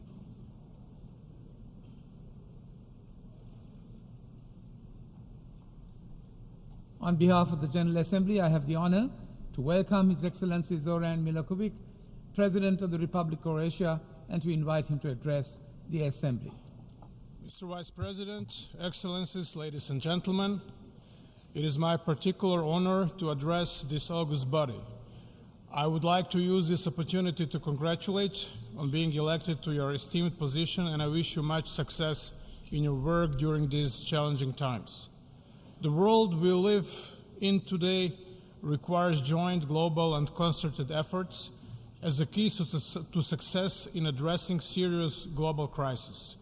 We strongly believe that we have to strengthen the multilateral system based on international law and make sure it is effective and fair, able to endure and deliver results that will serve to achieve our common goals, commitments, and a better future for the people and the planet. We need to safeguard the role of the UN as the center of the global cooperation. We are also hopeful that genuine efforts will be invested in the reform of the Security Council, our main instrument for securing global peace and security. In 2015, we adopted 2030 Agenda for Sustainable Development, also on the basis of the consensus that to transform our world, we need to realize that sustainable development cannot be realized without peace and security, and the peace and security will be at risk without sustainable development. In 2023, at a midpoint in implementation of the 2030 Agenda, the assessments of the Global Sustainable Development Progress Report showed that the efforts to achieve that synergy so far have proved insufficient. Time to reinvigorate our political commitments to the full and efficient implementation of the 2030 Agenda and its sustainable development goals is irreversibly running out. In the meantime, the necessary boost came with the UN Secretary General's vision offered in our common agenda as an overarching roadmap in fighting the multiple crises. The preparatory process for the next year's Summit of the Future, along with its outcome, the Pact for the Future, represents a unique opportunity to strengthen national and international governance and to make it more sustainable and resilient to future crises and shocks, safeguarding the planet for future generations. The international financial system is increasingly unable to adequately and efficiently respond to the challenges at hand. More needs to be done to update and upgrade the global financial infrastructure so it becomes more adapted to the needs of the world. Most notably, we need to scale up development and climate finance. In this sense, we support the efforts by international financial institutions to review their structures and operating processes with a view to reform in order to meet the challenges of the 21st century. Peace is not maintained by itself.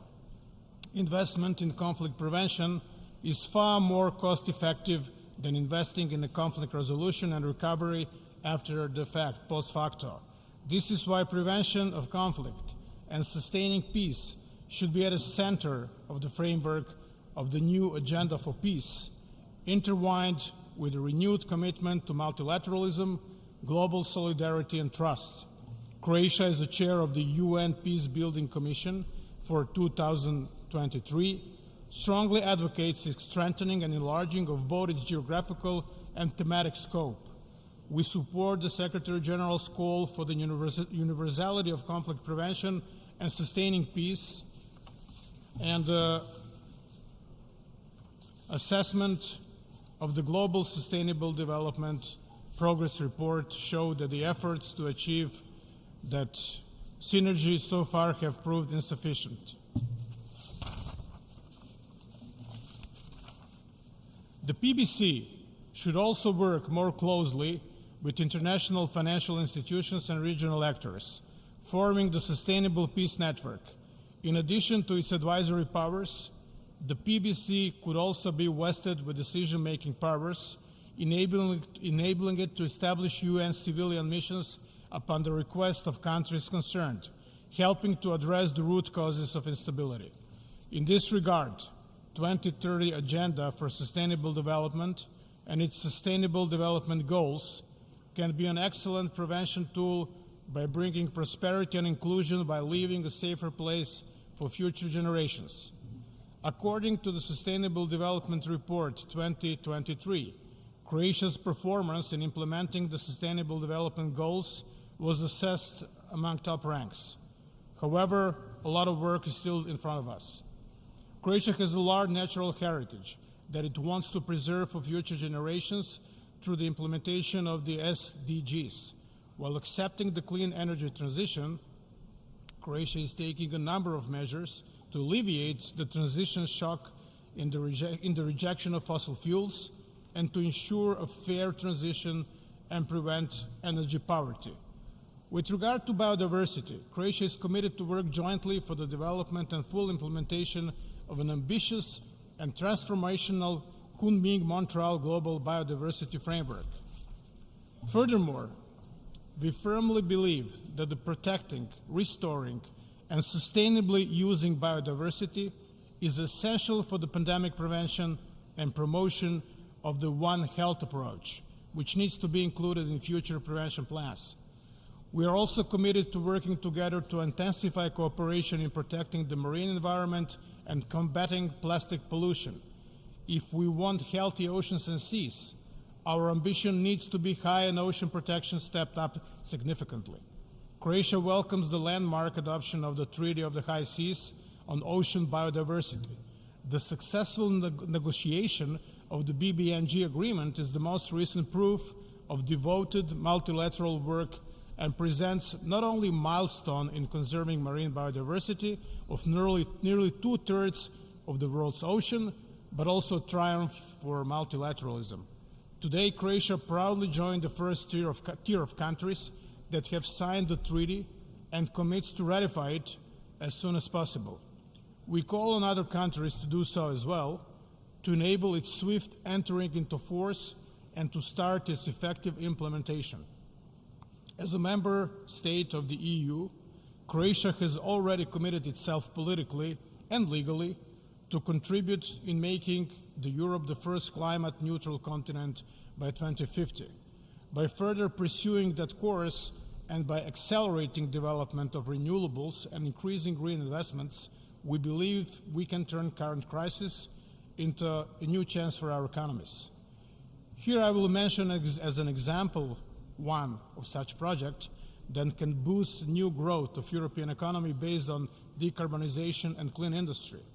It is the project of North Adriatic Hydrogen Valley, which encompasses Italian region of Friuli Venezia Giulia, Slovenia and Croatia.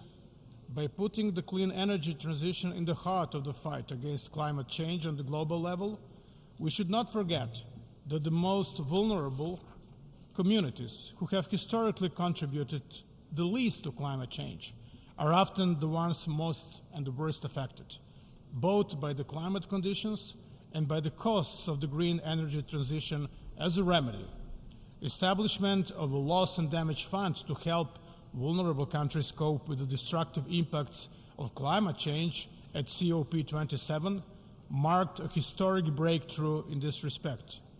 How we go about this issue at Climate Ambition Summit and COP28 will be a true test of trust and solidarity among nations and will impact current and future generations. Creating a world of peace and security that respects human rights and promotes social progress is the very foundation of the UN. The amount of human rights violations and humanitarian crises around the world demonstrates that more must be done in terms of atrocity prevention and the operationalization of the responsibility to protect.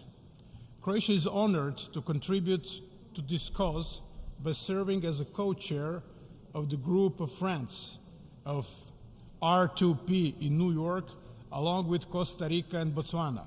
Croatian government remains committed to determining the fate of 1,806 persons that went missing during our homeland war in the 90s. Based on such tragic national experience, we continue to render our unwavering support to all efforts to provide answers to those still suffering the anguish of uncertainty anywhere in the world. We remain committed to combating hate speech, advancing the rights of women and children, protecting minorities, and the abolition of the death penalty. Gender equality is the foundation of a peaceful, prosperous, and sustainable world. In that vein, we highlight the importance of education and equal opportunities for girls and boys. We will continue advocating against discrimination and hate speech, including anti-Semitism. Croatia continues to attach the utmost importance to its immediate neighborhood in the Southeast Europe. Issues of the past and war legacy, like resolving remaining cases of missing persons and engaging in meaningful cooperation in handling the war crimes without discrimination and in line with international standards, access to archives, as well as other unresolved and highly sensitive issues must be fully tackled. We actively support the European perspective for our close neighbor Bosnia and Herzegovina and have warmly welcomed the recent EU decision on granting the BH the status of the EU candidate country. We continue to advocate electoral reforms that would ensure legitimate representation of all constituent peoples, in particular Bosniaks, Croats, and Serbs, at all the levels of the government, which is, in our view, essential for the future stability and prosperity of the country. We're very concerned about the latest development in Kosovo-Serbia relations and would like to encourage measures for de-escalation of tensions. Similarly, these two countries need to focus on normalization of relations and deliver on their commitments and start implementing on what was agreed this year in Brussels and Ohrid. We continue to advocate universal recognition of Republic of Kosovo and its right to existence as an equal member of the community of nations. It is in our interest to promote stability and further development of this region, as well as the process of European integration, which we believe remains crucial for the future prosperity of our neighbors and for which we are hopeful will be accelerated in the coming years. Thank you.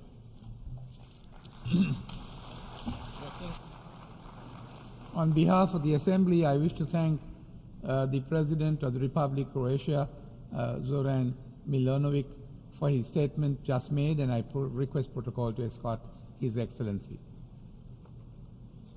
The Assembly will hear an address by His Excellency Guillermo Lasso Mendoza, Constitutional President of the Republic of Ecuador.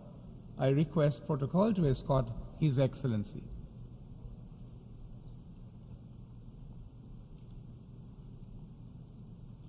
On behalf of the General Assembly, I have the honor to welcome His Excellency Guillermo Lasso Mendoza, Constitutional President of the Republic of Ecuador, and to invite him to address the Assembly. Señor Denis Francis, Presidente del periodo 78 de sesiones de la Asamblea General, distinguidos delegados y representantes de las naciones del mundo, estamos aquí para renovar nuestro compromiso con los ideales y principios que dan vida a las Naciones Unidas. La paz, la solución diplomática de los conflictos y el respeto a las libertades y derechos humanos.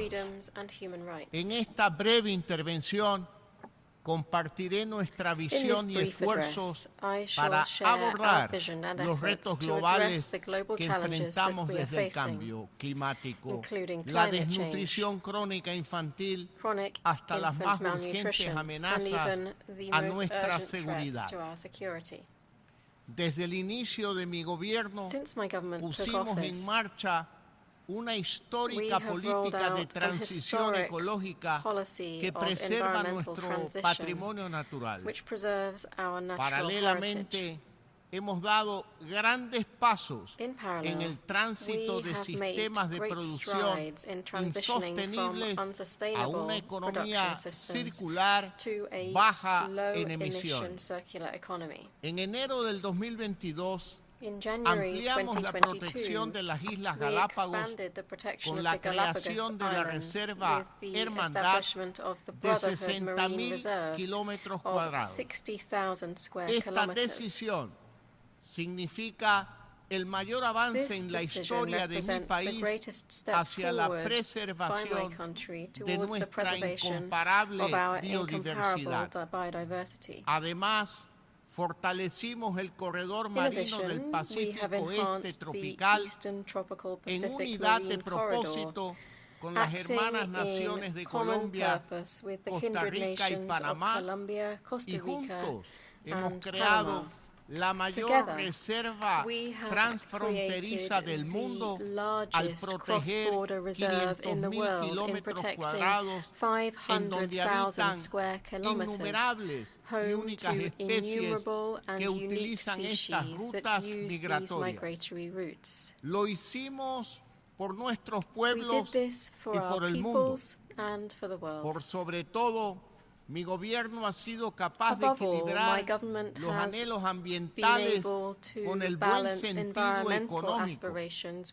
Hemos sido pioneros en la implementación de una innovadora iniciativa de canje de deuda por conservación que redirige recursos hacia la protección de las Islas Galápagos. Sin duda, una gran noticia para el mundo. El canje de deuda ascendió a $1.630 millones, que lo convierte en la mayor operación de esta naturaleza en la historia de la humanidad. Es una cifra que equivale al 10% de la deuda pública del Ecuador con acreedores privados externos. De ese monto, $450 millones serán direccionados al Galapagos Life Fund para la protección de los ecosistemas marinos y sus más de 2.500 especies, de las cuales 38 son migratorias. Así, estamos demostrando al mundo cómo una deuda y todo su peso financiero debt pueden and all of its convertirse financial weight en can be oportunidades converted en varios into sentidos. opportunities of various kinds. Así, debemos manifestar aquí nuestra preocupación Further, we wish to express por el here próximo our concern y cada vez más at probable the upcoming fenómeno and del ever Niño more likely que podría El Niño causar phenomenon, devastadoras which could cause inundaciones en devastating Ecuador flooding in y en la Ecuador región. and the region. A las puertas de un eventual evento de tales To dimensiones, prepare for a hemos potential event priorizado on such a la scale, we prevención have prioritized y estamos prevention. colaborando con Naciones And Unidas we are working with the para United buscar Nations alternativas de to seek financiamiento alternative a forms of través de organismos financing multilaterales. through multilateral organizations. Hacemos un llamado a la comunidad We internacional appeal to the a international considerar community medidas de mitigación de to riesgos consider risk a través de mitigation los grandes measures fondos through financieros the y large la financial cooperación funds internacional and no non-reimbursable reembolsable, international pues cooperation. la severidad de este evento está Because the relacionada con el severity cambio of this event climático. is related to climate change. Estamos ante una enorme tarea This is a que huge exigirá la task that colaboración requires the de todos los collaboration sectores of de la comunidad all sectors internacional of the international para community alcanzar los objetivos de to desarrollo achieve the Sustainable sostenible Development y Goals salvaguardar and el futuro to de protect todos. the future of us all. Sin embargo, nuestra preocupación However, no está solamente en we are not cuestiones only ambientales. concerned by environmental Nuestra issues, atención también está en mejorar la we calidad are de also vida de los focusing sectores on más improving the desfavorecidos quality of de life la of the most sociedad, disadvantaged in society, particularmente los niños. particularly children. Ante las alarmantes cifras Faced de with desnutrición alarming crónica figures of infantil chronic que infant encontramos, malnutrition, implementamos el we exitoso have programa implemented the Ecuador successful crece sin Ecuador Grows desnutrición Without infantil, Child Malnutrition mediante el program. cual en apenas 28 Through this meses program, in just redujimos 28 la months, tasa we de reduced desnutrición the en menores de 2 rate of años malnutrition in en infants under the age of 2 by 3,5%, 3.5%, pasando de un indicador shrinking it de from 23,6 a 23.6% to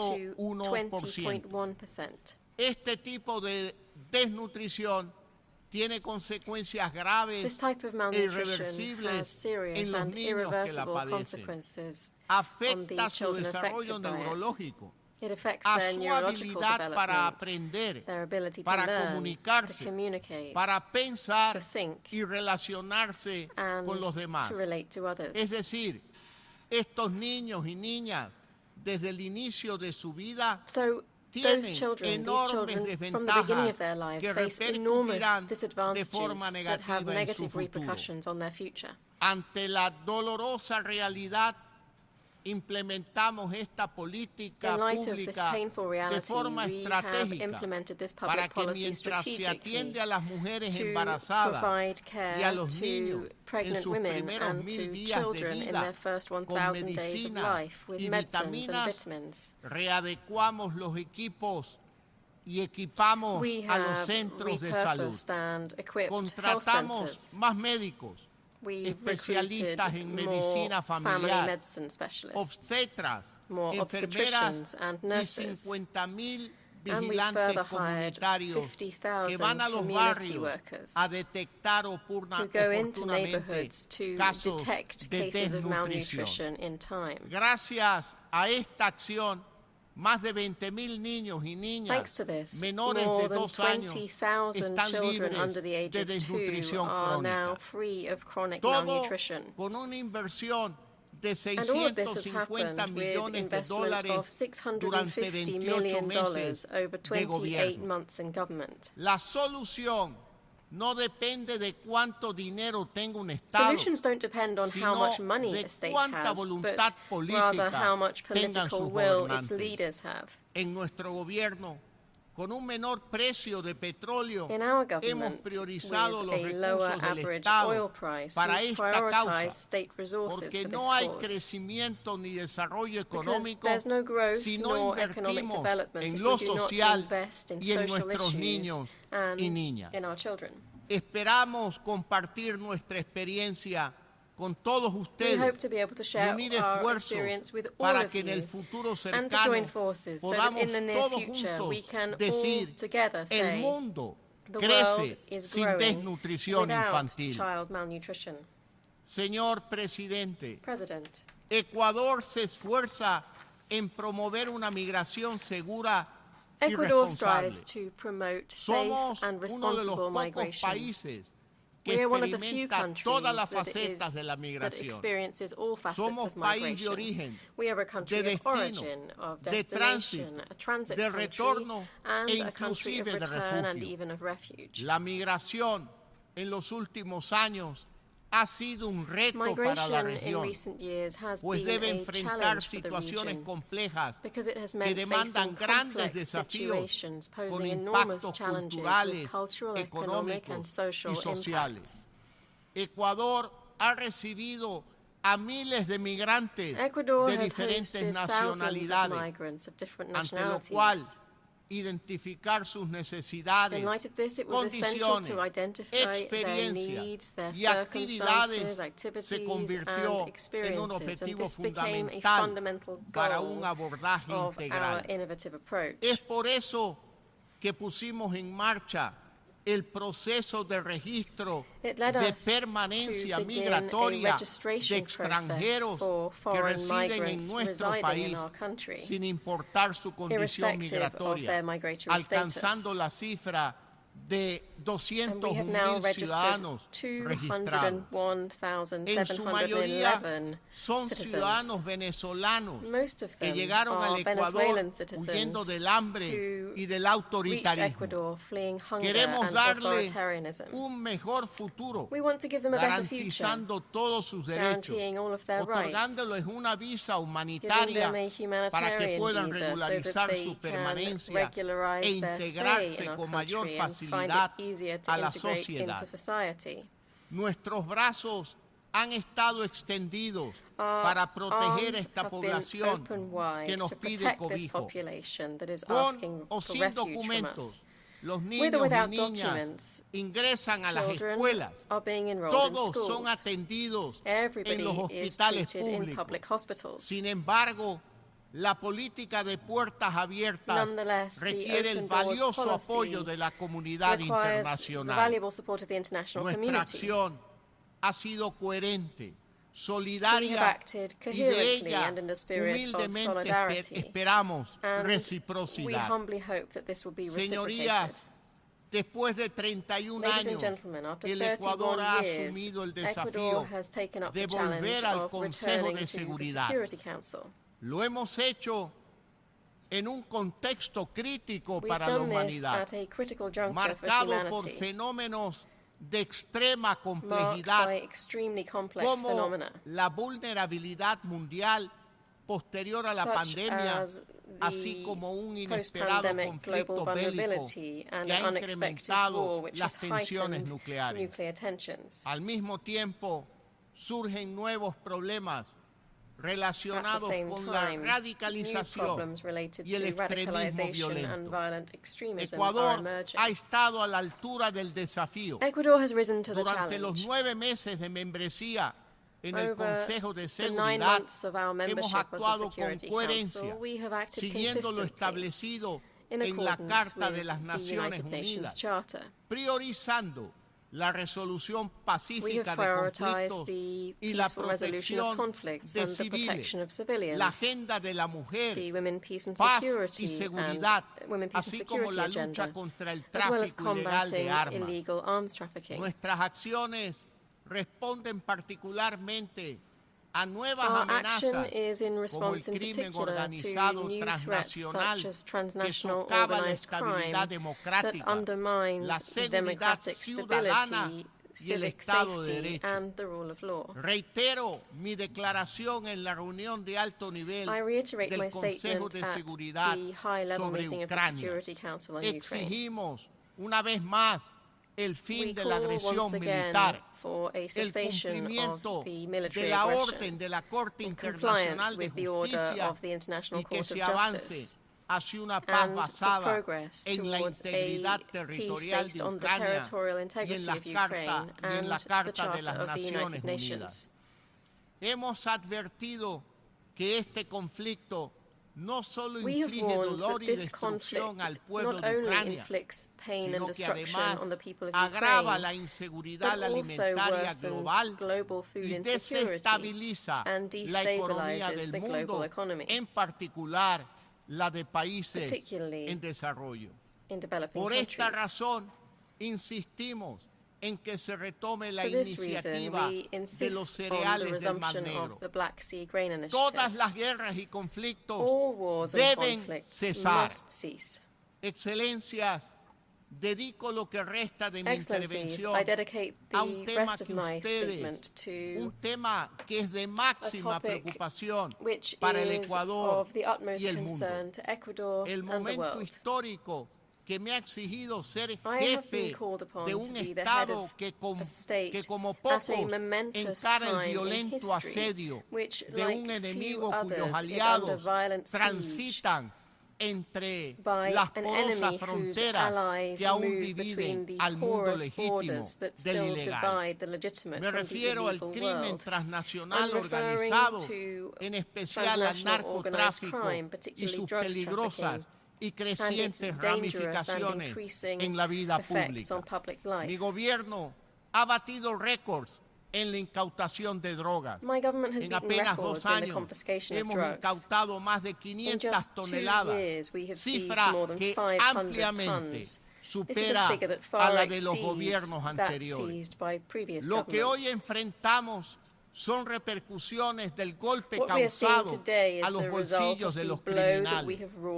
Tal es el impacto de nuestra política que el año pasado Naciones Unidas reconoció que Ecuador es el tercer país del mundo en incautar drogas, después de Estados Unidos y Colombia. Hace pocas semanas, el Ecuador vivió un suceso inédito en su historia, el asesinato de un candidato presidencial. Me refiero a Fernando Villavicencio, un ecuatoriano lúcido y valiente que denunció de manera frontal las operaciones del crimen organizado y sus nexos con las mafias políticas. El crimen organizado transnacional es un sistema corruptor y asesino que penetra la sociedad y al Estado, que desafía la estabilidad democrática de nuestros países y que avanza a gran velocidad. No es un problema exclusivo de Ecuador, es un problema del mundo, pues a lo largo de gran parte del planeta crecen los mismos fenómenos que sufre el Ecuador: tráfico de drogas y armas, trata de personas, migración forzosa y minería ilegal. Si no luchamos juntos, lo seguiremos sufriendo en soledad. Si el enemigo tiene la capacidad de multiplicarse, los estados debemos multiplicar nuestros esfuerzos aún más. Es vital para la futura supervivencia de los estados que produzcamos mecanismos duraderos, contundentes y eficaces para acabar con las organizaciones criminales y aquellos que las solapan o auspician. Pues si queremos compartir a plenitud las bondades del mundo globalizado, debemos confrontar también y en conjunto las mismas adversidades que este conlleva. Estimadas señorías, en esta y en cada una de las batallas que juntos enfrentamos, cuenten siempre con el inquebrantable compromiso del Ecuador. Muchas gracias.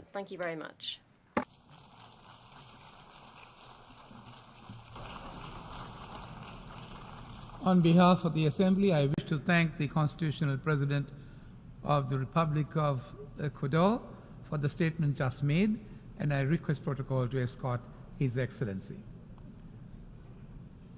The Assembly will now hear an address by His Excellency João Manuel Gonçalves Lourenço, the President of the Republic of Angola. I request protocol to escort His Excellency.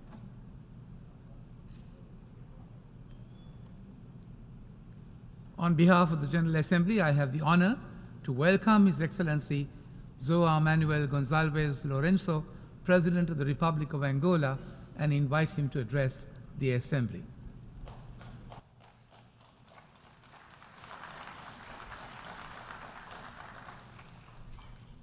Your Excellency Denis Francis, President of the 78th Session of the United Nations General Assembly, Your Excellency Antonio Guterres, United Nations Secretary General, distinguished heads of state and government, heads of delegations, ladies and gentlemen.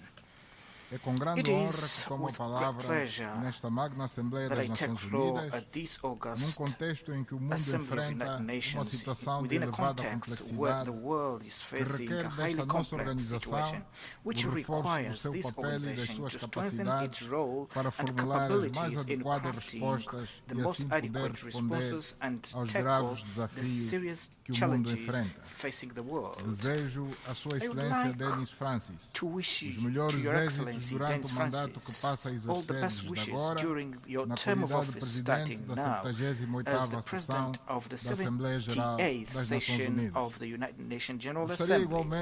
I also would like to express my thanks to Mr. Antonio Guterres and UN Secretary General for the tireless effort you have been undertaking towards peace and development under very challenging circumstances. Excellencies, as I was not present at the 2022 General Assembly session, I did not have the opportunity to, on behalf of Angola and Angolans, to express our views and concerns about the problems faced by the world, which were exacerbated by the eruption of the conflict between Russia and Ukraine in that year.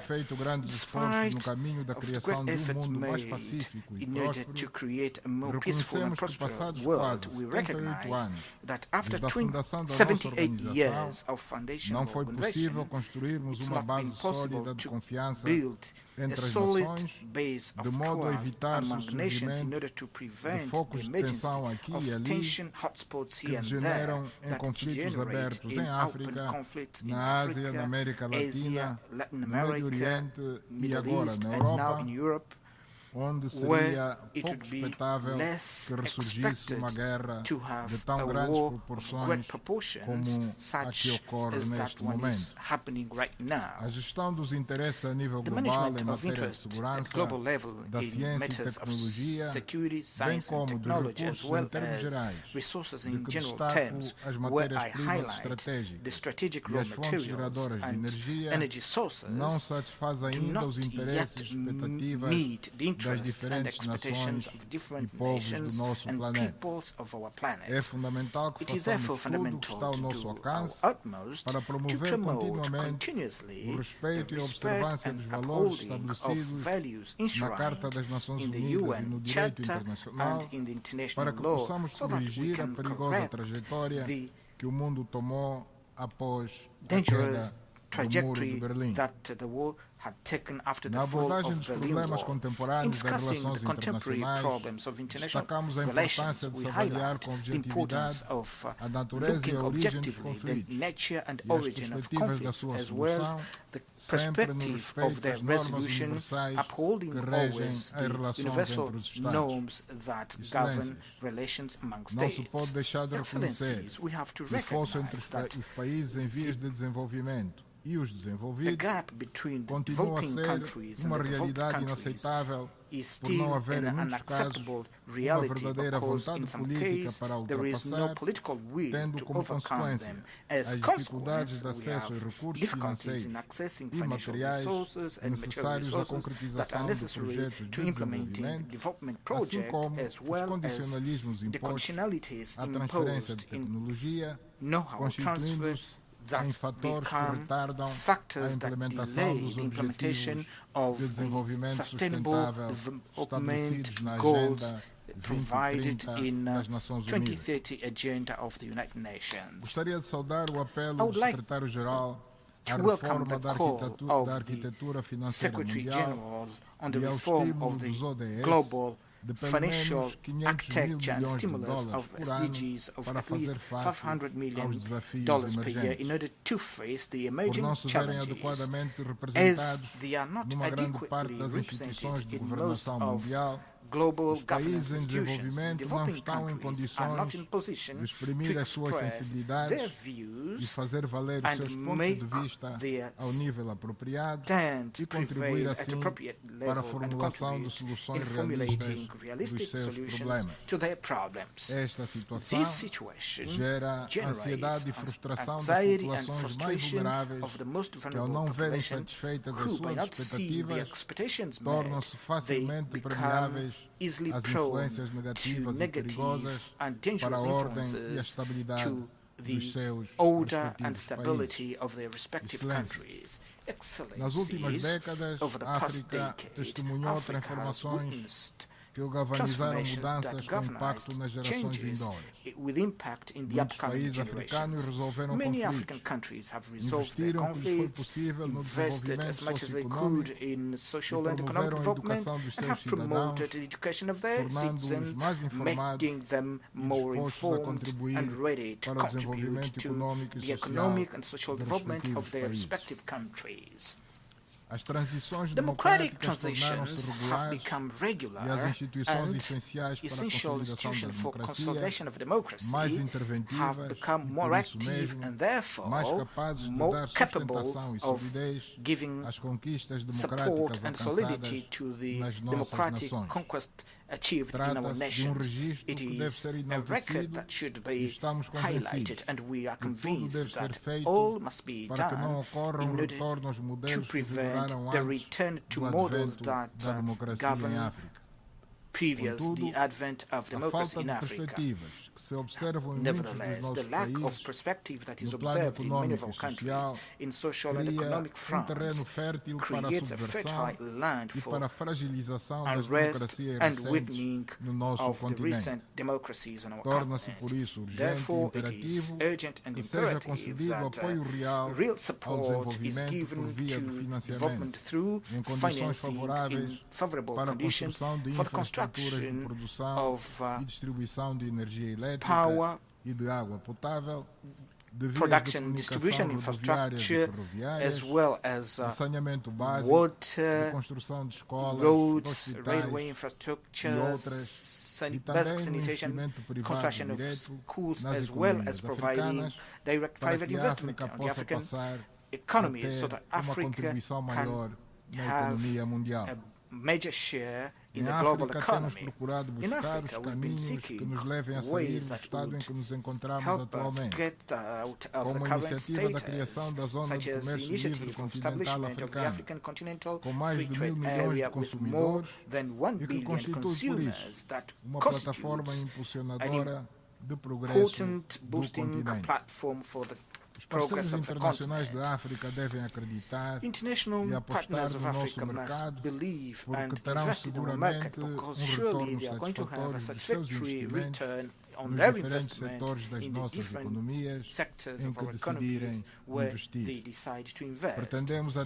We would like to meet the expectations of the young Africans who are forced to try to realize their dreams out of the continent in contexts of adaptation which are always difficult, apart from the high life risk many of them face on making dangerous crosses through the Mediterranean. Angola has been a booster of dialogue, who, in our opinion, should not limit in political and diplomatic space, but it should include also a wide range of stakeholders, namely civil society organizations, enterprises and individuals, and giving a highlight to the youth, which is the true engine of transformation that we wish to achieve so that we can ensure the progress of our nations.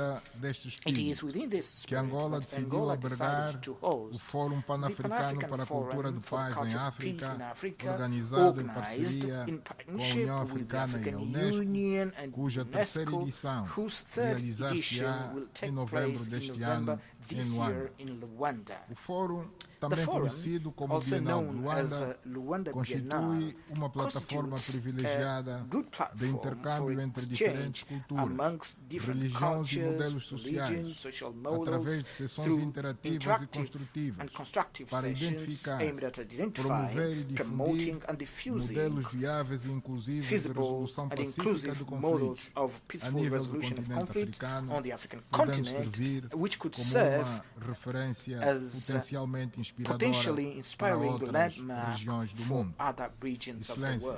Excelências. A República de Angola tem procurado contribuir com a sua experiência em termos de construção da paz, da harmonia e da reconciliação nacional para a resolução de conflitos que assolam o continente africano, com especial ênfase para o que ocorre na República Democrática do Congo, onde acreditamos que se poderá construir uma base de confiança entre os beligerantes, que contribua para um abrandamento da tensão na região dos Grandes Lagos e conduza a tão almejada paz. Essas diligências para conter a expansão do terrorismo e outras ações de desestabilização implicam custos financeiros que nem sempre os nossos países são capazes de suportar e que, por isso, podem comprometer o sucesso das operações de pacificação que se levam a cabo e deitar por terra as esperanças que se alimentam à volta desses processos. É por isso essencial reafirmarmos a necessidade de um financiamento adequado, sustentável e previsível para os esforços na luta contra o terrorismo no continente, pelo que considero oportuno renovarmos o apelo às Nações Unidas, particularmente ao Conselho de Segurança, para a utilização de contribuições fixas para operações de apoio à paz mandatadas pela União Africana. Até há relativamente pouco tempo, a região do Sahel era assolada apenas pela ação de grupos terroristas reforçados por mercenários assoltos, que, tendo encontrado um vazio de poder na Líbia, ali se instalaram e se expandiram para os países vizinhos.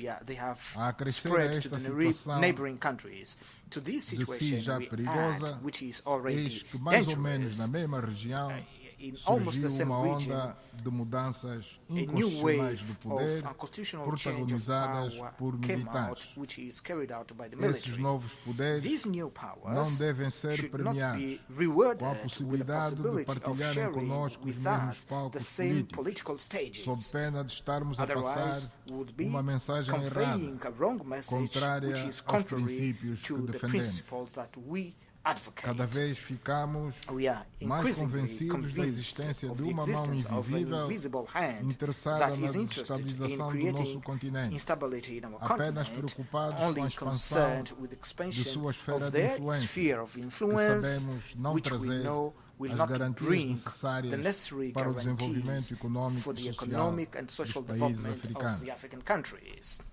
A comunidade internacional está preocupada não só com a situação dos países do Sahel, no Corno da África, em Moçambique e na RDC, como também com o conflito no Sudão, que, para além do elevado número de mortos, de feridos, de destruição das infraestruturas do país, provocou um incontável número de deslocados internos e de refugiados, tendo se tornado já numa das maiores catástrofes humanitárias que o mundo conhece e de cujas consequências se ressentem os países vizinhos. O mundo não se pode esquecer também do sofrimento do povo palestino e muito menos ignorar a necessidade da aplicação da resolução do conflito no Médio Oriente, com destaque para o Israel palestino, cuja fórmula de 12 Estados a conviver lado a lado de forma pacífica já foi encontrada pelas Nações Unidas há anos, sem que tivesse alguma evolução positiva, carecendo apenas de ser implementada.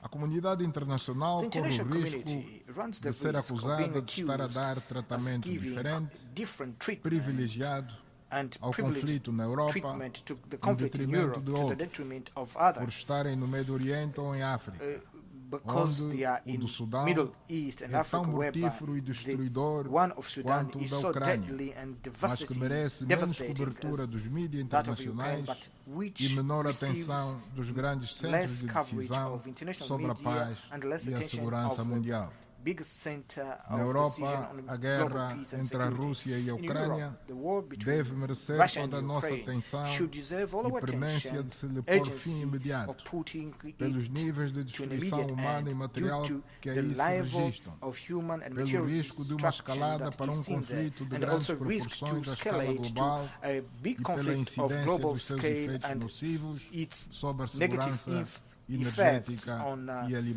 energy and food security. Todas as evidências indicam-nos ser improvável que haja no campo de batalha vencedores e vencidos. Pelo que se deve encorajar as partes envolvidas a privilegiar tão cedo quanto possível a via do diálogo e da diplomacia, estabelecer cessar-fogo e negociar-se a paz duradoura não só para os países beligerantes, mas que garanta a segurança da Europa e contribua para a paz e segurança mundial.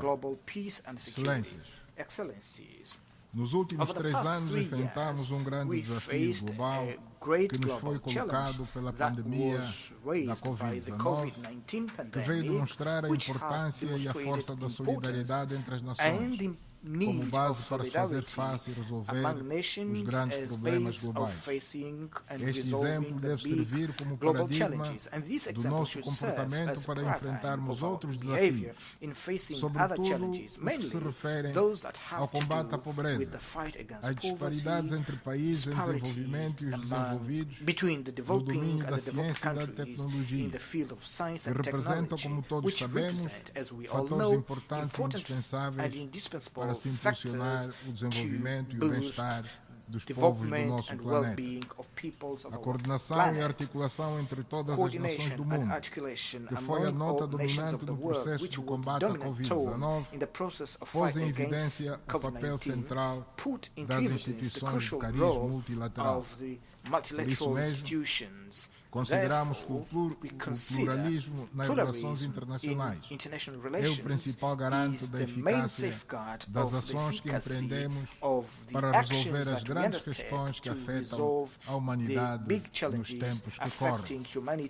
É evidente que, na perspectiva do multilateralismo, as Nações Unidas têm de se capacitar para assumir um papel efetivo no cumprimento das suas atribuições, impondo-se com urgência a necessidade da reforma do Conselho de Segurança, de forma que este órgão reflita a realidade dos tempos atuais, total e profundamente diferente da vivida imediatamente após o fim da Segunda Guerra Mundial. A República de Angola defende por isso a necessidade da revisão da representatividade das diferentes regiões do mundo no Conselho de Segurança.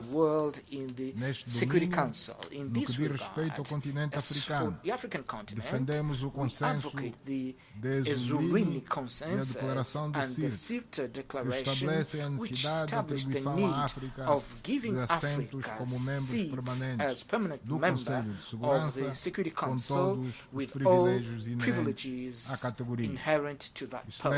Excelências. As Nações Unidas vêm lidando ao longo de décadas com uma série de situações a respeito das quais tem sido adotado um conjunto de resoluções que são simplesmente ignoradas e desrespeitadas, sem que isto produza alguma consequência para os seus protagonistas. Penso ser necessário refletirmos juntos sobre a necessidade de procurarmos criar mecanismos que reforcem a autoridade das Nações Unidas para que não a desacreditemos e nem fragilizemos o seu papel decisivo na construção de uma arquitetura de paz e segurança mundial eficaz, a qual todas as nações do mundo se devem sentir vinculadas com um forte sentido de comprometimento, independentemente do seu poderio econômico ou militar. É por isso oportuno salientar a importância do cumprimento das resoluções vigentes a respeito do embargo contra Cuba e do conflito que perdura no Médio Oriente há décadas entre Israel e a Palestina. Importa recordar que no ano 2021 participei nesta cidade numa reunião do Conselho de Segurança com o propósito de discutir a questão do levantamento do embargo de fornecimento de armas à República Centro-Africana, não tendo-se registrado desde então algum progresso sobre esta matéria, o que afeta seriamente o exercício de um direito fundamental dos países de terem o seu próprio exército nacional para garantir a defesa da independência, da soberania e do normal funcionamento das instituições do país. Reitero uma vez mais a pertinência de se colocar a abordagem deste tema na agenda do Conselho de Segurança das Nações Unidas, para que se tome uma decisão que permita à República Centro-Africana cumprir cabalmente com o seu papel como Estado independente e soberano, não tendo a necessidade de recorrer à contratação de forças paramilitares estrangeiras por tempo indeterminado. Excellencies, a República de Angola preside a Cimeira dos Chefes de Estado e de Governo da Organização dos Estados da África, Caraíbas e Pacífico, o que nos confere a responsabilidade de abordar alguns aspectos relativos a esta organização. Concluiu-se com êxito a negociação do acordo de parceria entre a Organização dos Estados da África, das Caraíbas e Pacífico com a União Europeia, cuja cerimónia da assinatura deverá acontecer brevemente, marcando assim uma nova fase desta cooperação adaptada à realidade atual e às aspirações dos Estados-membros de ambas organizações.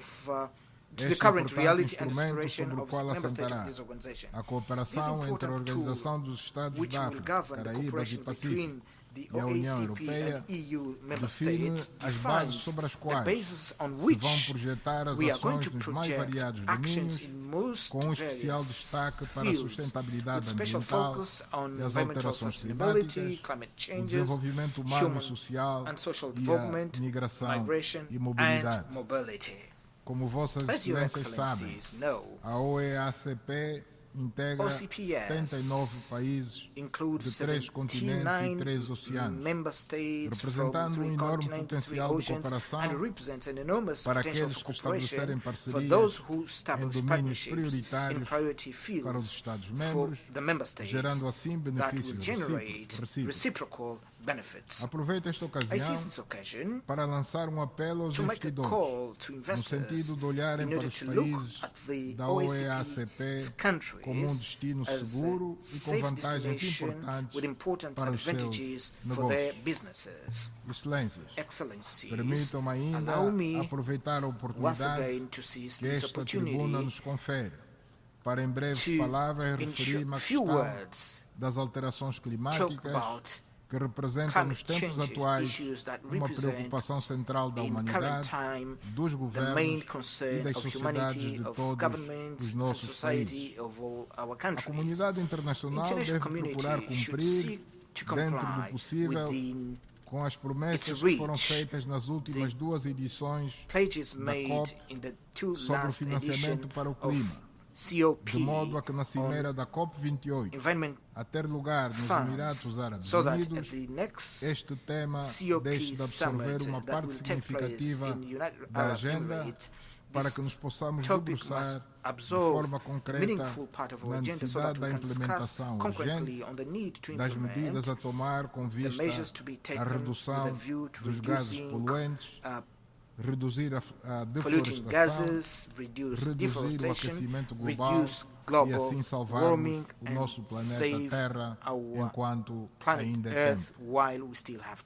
Permitam-me aproveitar esta ocasião para, em nome do Governo e do povo angolano, exprimir os nossos profundos sentimentos de pesar our deep condolences to the authorities and peoples of Morocco and Libya for the loss of thousands of human lives and valuable national heritage as a consequence of natural disasters.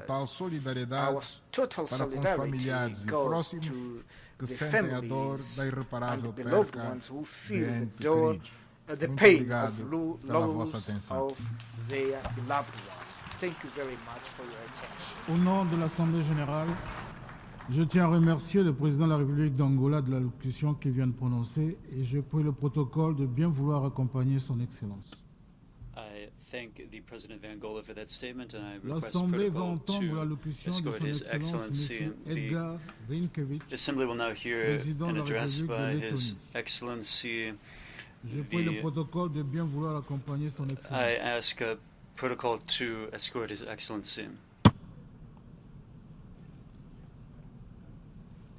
Au nom de l'Assemblée Générale, j'ai l'honneur On behalf of the General Assembly, I have the honor to welcome His Excellency Mr. Edgar Venkovic, President of the Republic of Latvia, and I invite him to address the Assembly. Mr. President, Excellencies, distinguished delegates, first of all, I wish to congratulate Mr. Dennis Francis of Trinidad and Tobago on assuming the post of President of General Assembly.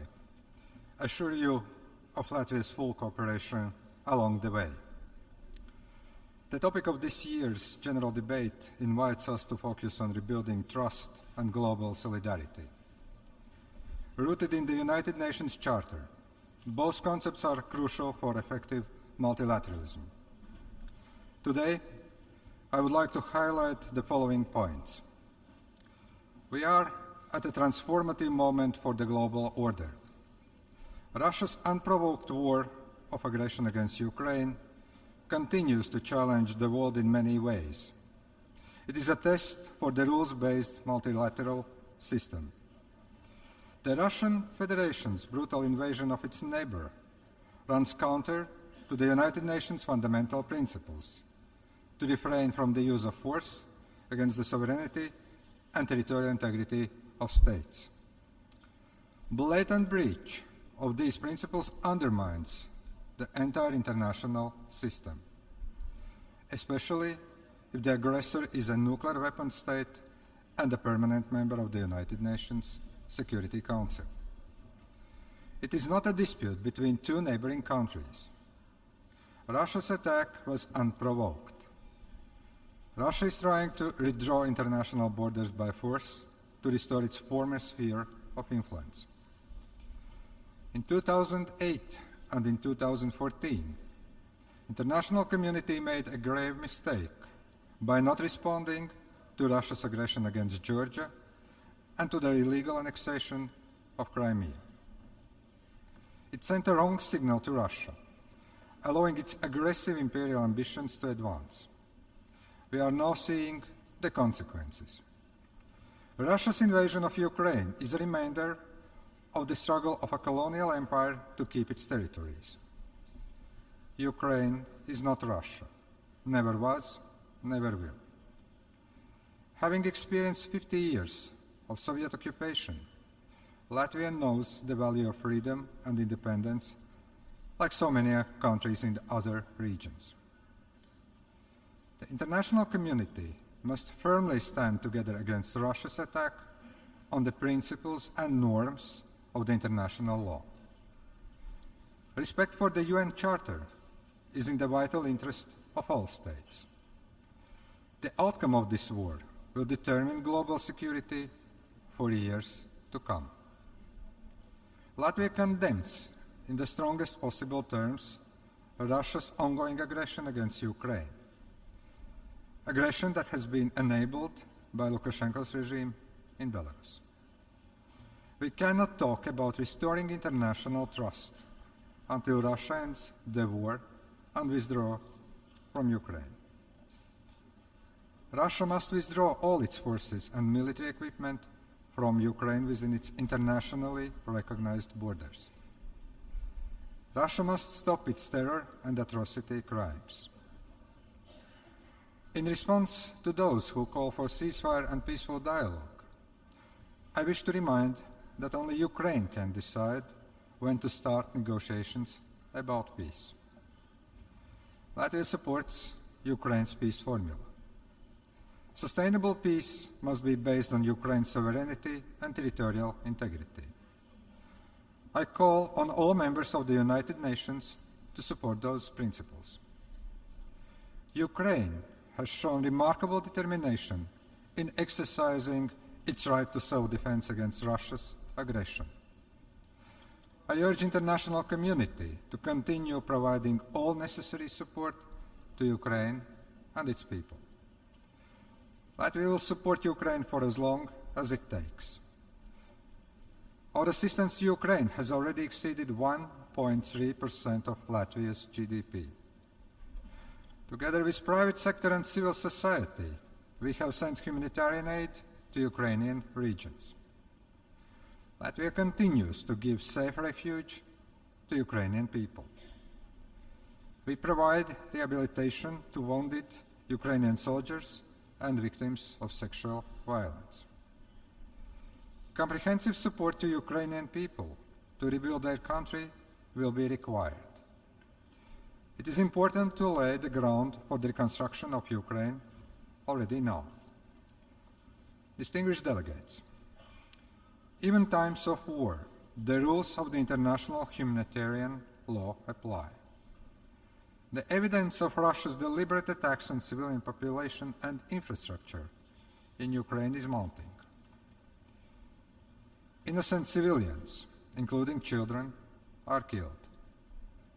More than 11 million people have been forced to leave their homes. Forcible deportations and illegal adoptions of Ukrainian children to Russia are of serious concern. We call on the United Nations to take a more active stand on this issue. Latvia knows all too well the heavy toll deportations and repressions of the occupying regime have brought upon generations. Russia must bear full legal and financial responsibility for its aggression. We must ensure complete accountability for all crimes committed in Ukraine. It means responsibility of Russia as a state for violations of international law. And it means individual liability for the most serious international crimes. I commend the steps taken by the International Criminal Court to investigate atrocity crimes in Ukraine. Latvia has provided financial contribution to ICC, including to the Victim Support Fund. We support other international mechanisms documenting and investigating Russia's violations. However, the International Criminal Court or any other existing mechanism cannot exercise jurisdiction over the crime of aggression against Ukraine. Every effort should be made to hold Russian leadership and military personnel accountable.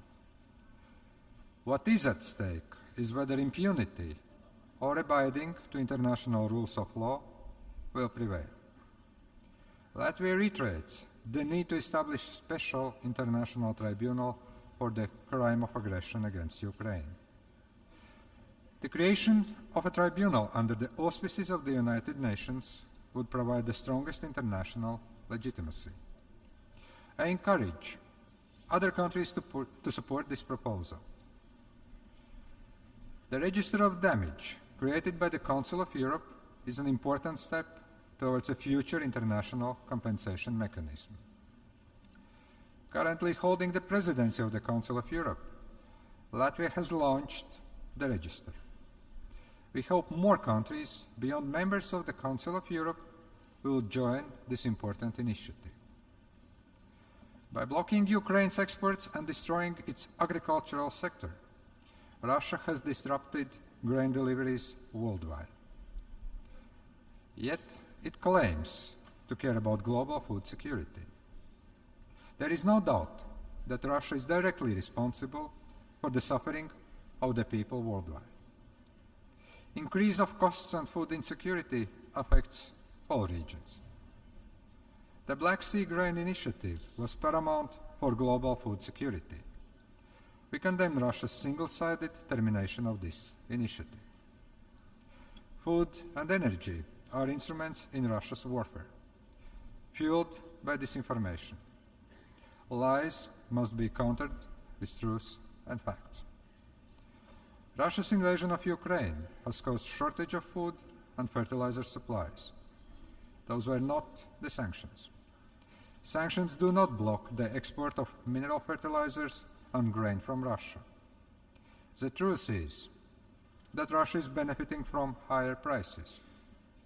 Access to food is a human right, and hunger must never be used as a political tool. International efforts to facilitate Ukrainian exports for global food security must continue. Latvia cooperates with the World Food Programme to improve food security worldwide. I urge the United Nations to resolve the removal of the remaining Russian-owned fertilizers from the territory of Latvia, so they can be delivered to the countries in need as soon as possible.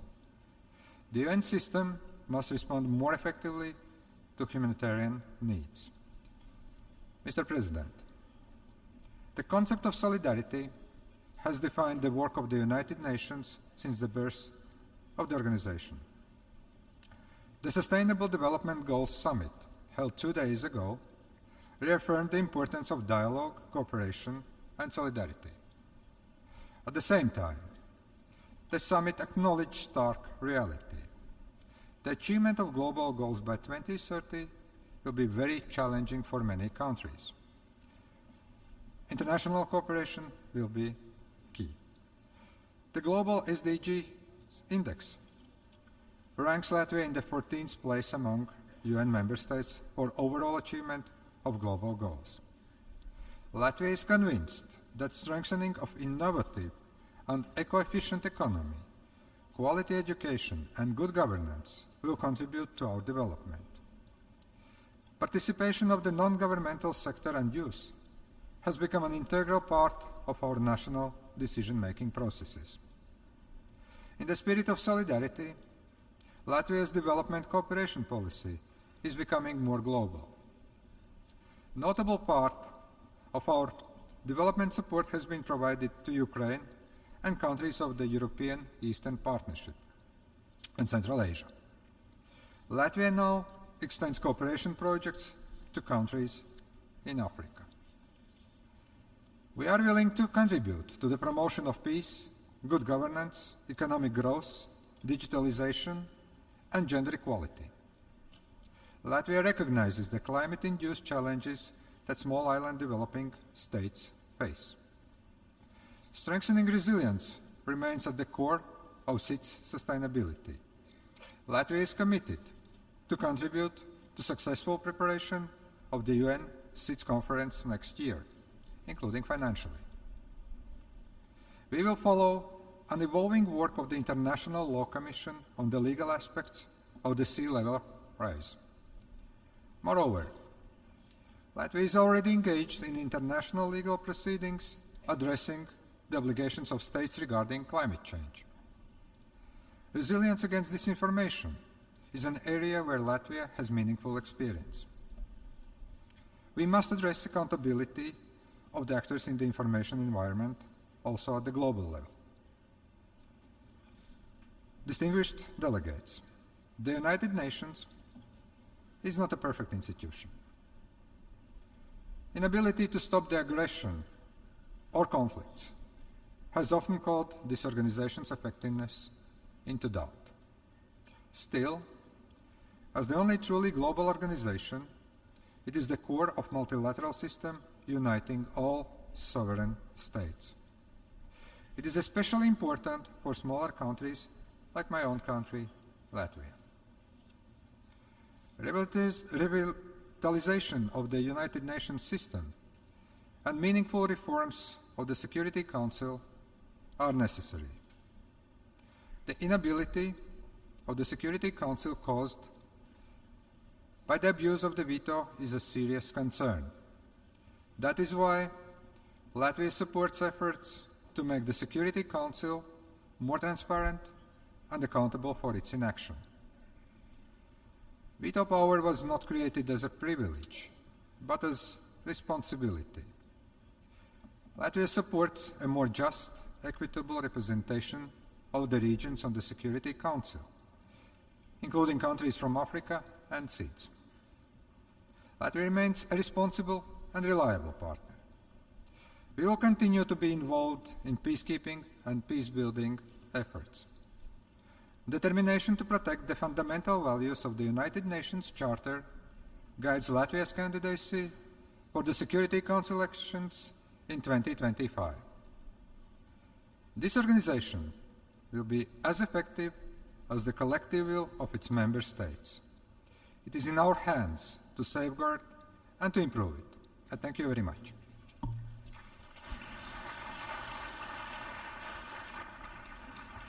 On behalf of the General Assembly, I wish to thank the President of the Republic of Latvia for the statement just made, and I request protocol to escort His Excellency. The Assembly will now hear an address by His Excellency Mr. Yoon Suk Yeol, President of the Republic of Korea.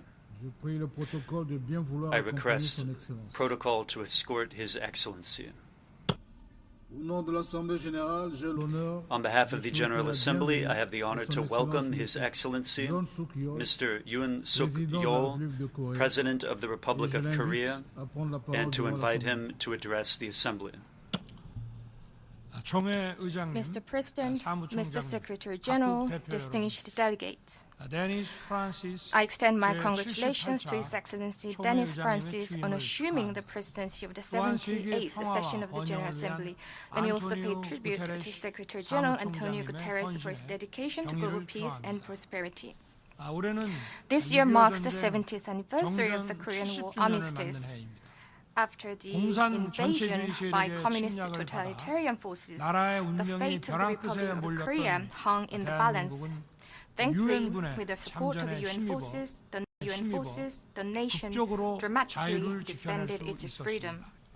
The determined decision of the first UN Secretary General, Wavel, who viewed the armed invasion against the Republic of Korea as a challenge to world peace, led the efforts to convene the Security Council to adopt the resolution intervening in the war, remains deeply ingrained in the minds of the Korean people. Over the past 70 years, Korea has risen from the ashes of war to blossom into liberal democracy and a market economy. Now, Korea intends to responsibly contribute to the international community with the goal to promote social progress and better standards of life in larger freedom as championed in the UN Charter. The theme of the 78th session of the General Assembly is rebuilding trust and reigniting global solidarity. The war in Ukraine that has been going on for 2 years has deepened the division in values and ideologies within the international community. Additionally, the economic repercussions of the COVID-19 pandemic have been exacerbated by the war in Ukraine, causing a contraction in the global economy and leading to food and energy crises in many parts of the world. In difficult times, it is the vulnerable who suffer more. In the face of today's multifaceted global crisis of an unprecedented scale, divides among countries are widening across various areas, including security, economy, technology, health, environment, and culture. To narrow these divides and ensure harmonious coexistence among all nations, the international community must stand united with the United Nations at its core. Today, I wish to address the divide issue in 3 key areas: the development divide, climate divide, and digital divide. Many countries around the world still lack the essential infrastructure necessary for everyday living.